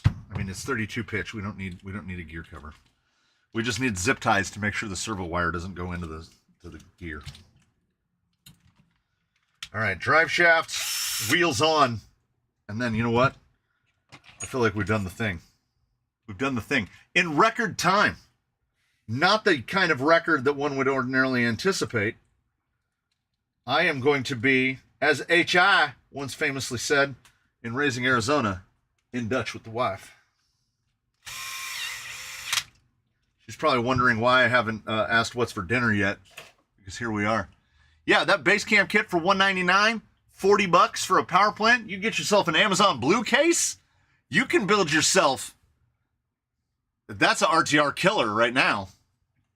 Because you're looking at, I don't know, you'd probably be all in for like $400 for like the price of a typical RTR, but it's going to be better. It's going to have things and also stuff. Stuff and things together. I still often, okay, not every day, but I will routinely think about John Goodman and Nicolas Cage having an all-out battle inside that mobile home, and John Goodman goes up above his head to do the double-handed smash and scrapes his knuckles across the popcorn ceiling and goes, "Oh!" That, and when they forget the baby on the roof and he just absolutely loses his mind in the car and he's punching the roof. Man, Raising Arizona is a great movie. Is it on the drill? It's on the drill. Yeah, that front shaft, I'm standing by it. This shaft, this end of the slider piece needs to be a 35 and not a 30. Like you see, there's so little change in both pinion angle and the change of that could easily be a 35 and not interfere. I think what I did is I put a longer one on one end of these, and then I grabbed another 35 out of the bin and put it in the front. I can still do that. Yeah, I feel like the blues, the Injora blues are probably going to be a little too stiffness for the weight of this thing. I mean, because we've still got a Fusion, which is going to go in there, which is not, that's not overwhelmingly heavy. Oh, where did it go? Where's the gray boy? It's right here.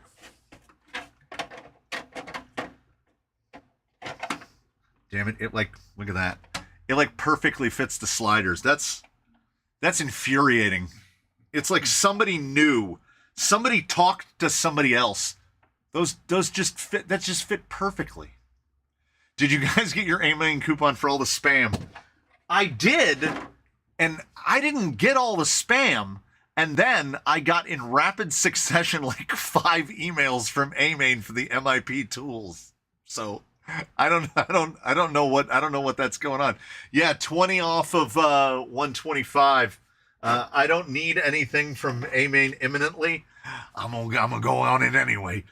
We're actually, because of the length of this, we're probably gonna. I'll decide.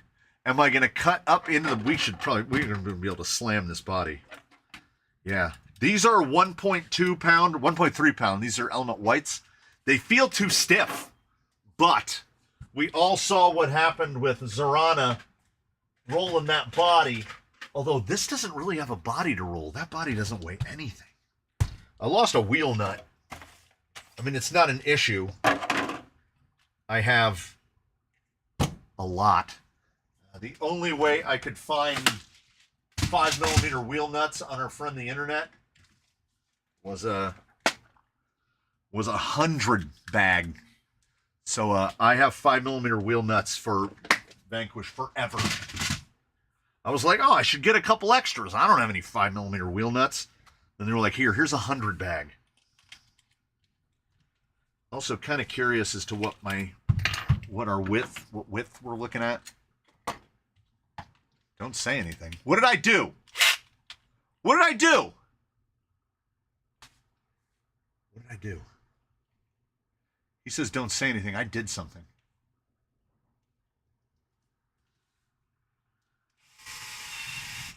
I know I must have forgotten.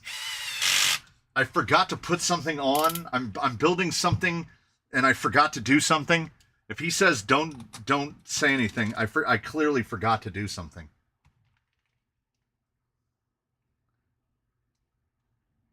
It was designed for this body. That makes sense.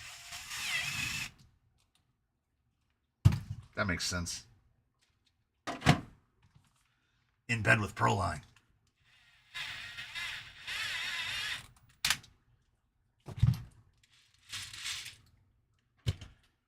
If only the U.S. Postal Service hadn't decided to be a bunch of lazy good-for-nothings, we'd have a motor in this already. Those look pretty good. Those look pretty good. I have... The beauty is, I put 1.3s on here because it comes stock on like 1.2s, and we're probably going to have to spring down. I would hope to spring down. I have more springs below 1.3 than I do above. That looks like there's, in terms of unsprung weight, we've got more than we have sprung weight, for sure. And there's no weights in these wheels. Yeah, VRD, boy. Whoop. Now let's just drop this down here like this. And there it is. Look at, I mean, that's a cartoon. That's a cartoon. That is not my shock position. Give me there. Yeah, I need to go to the top hole. Yeah, right there. That'll be very about right. But I don't move anything until it's got a battery and a motor and everything else in it. Yeah, those wheels with those comp pins look good. It's nice. It's nice. Sitting at, it's pretty much straight 10, about 255 wide. Should be our 313. Is that what this guy is? Yeah, 315. I'd say 315. We might have a little swing.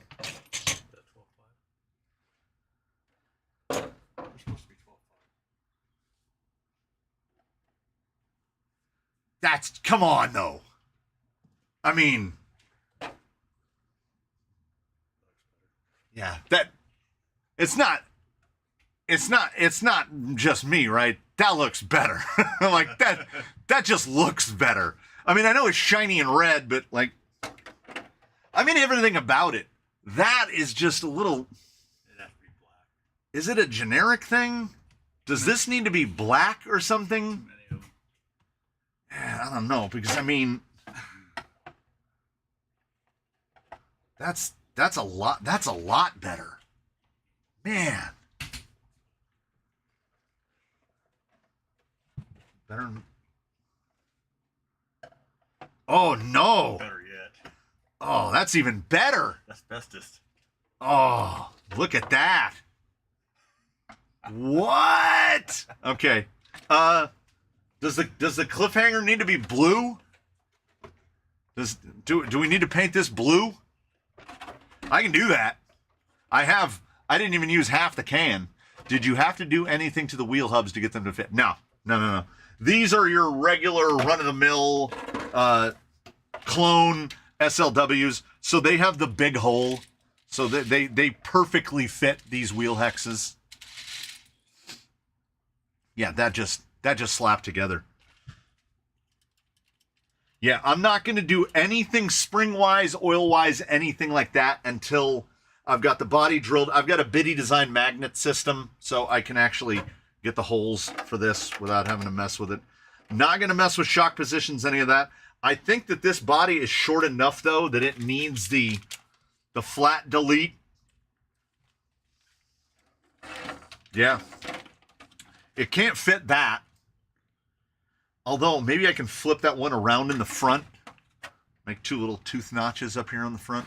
We'll figure that out. That's stuff to be figured out. But, I mean, there it is. Subaru Blue. Okay. Wait, hold on. Run it backwards. What do we got? Oh, you know what? Bright blue. I do indeed have probably enough Subaru Blue. And honestly, if I use the rest of the brilliant blue that I painted Zaymot with, I do this all the time, the twin killer. I go over it, I'll do the brilliant blue as the base, and then that. It's about between a half and a third of a can of each.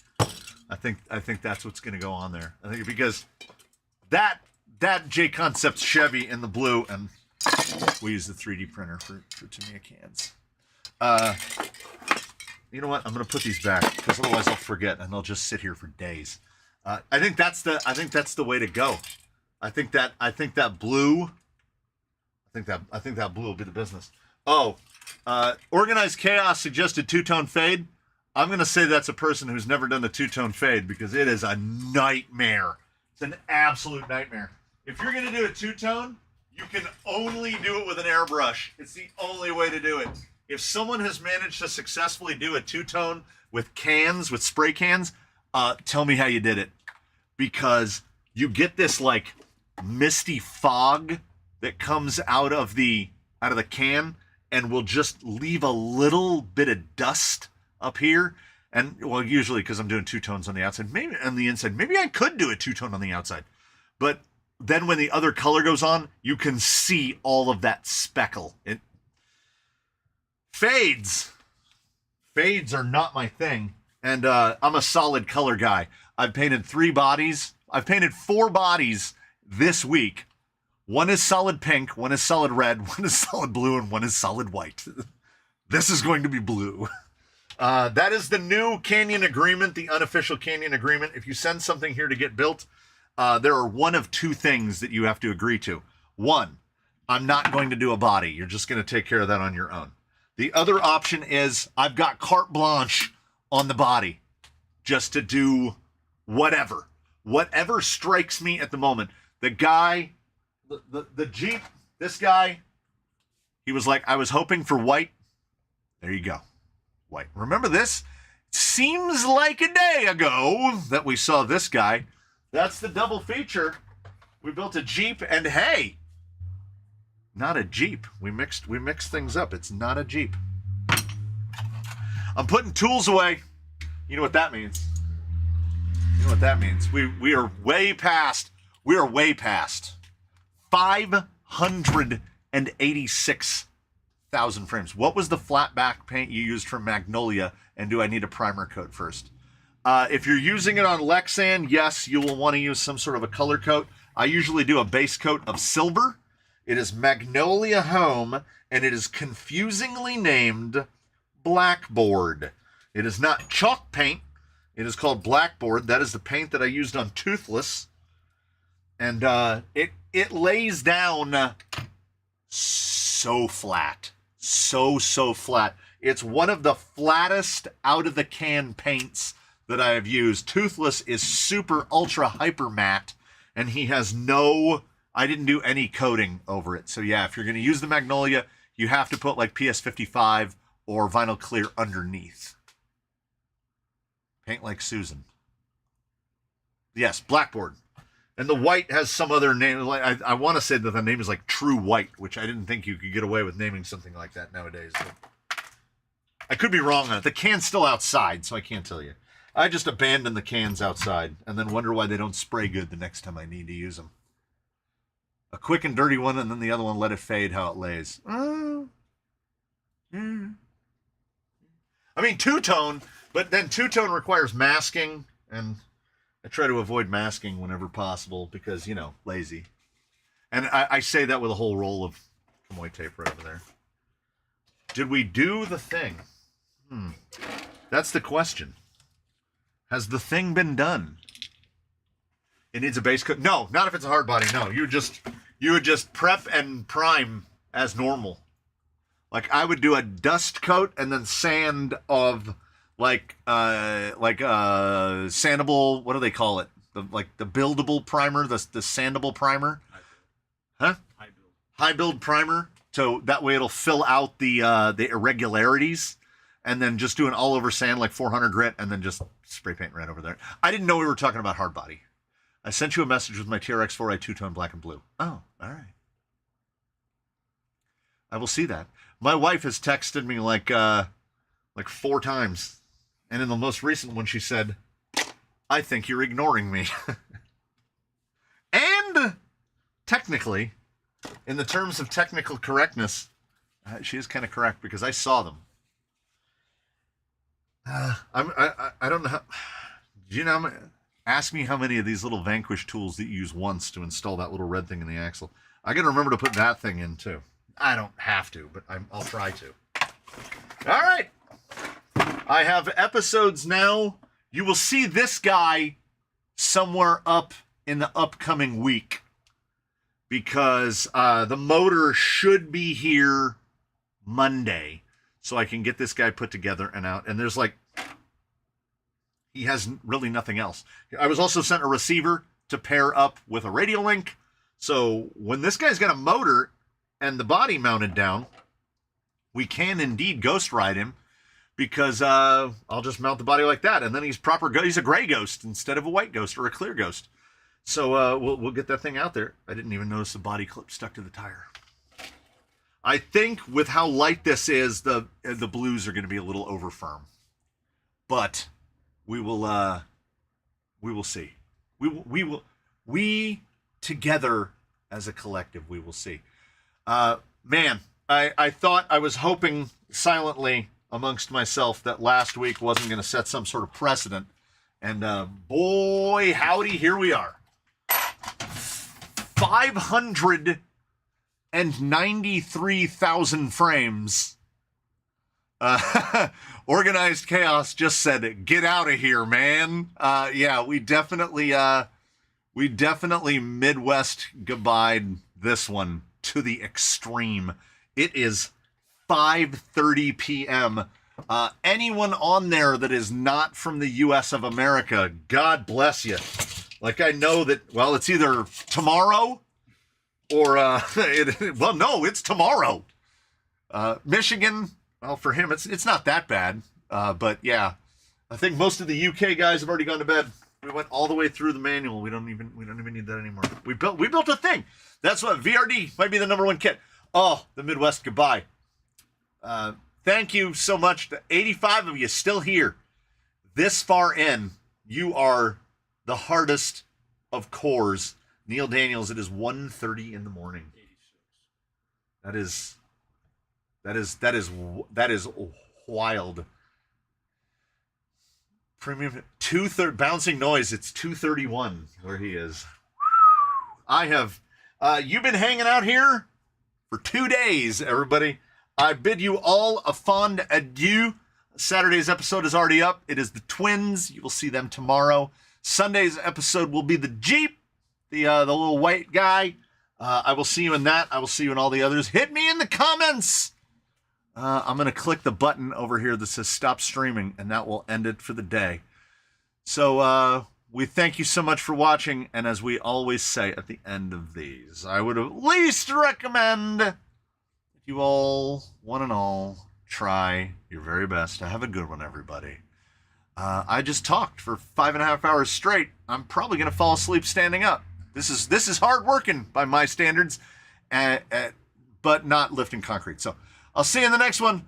See you later, everyone, here and there and everywhere. I could the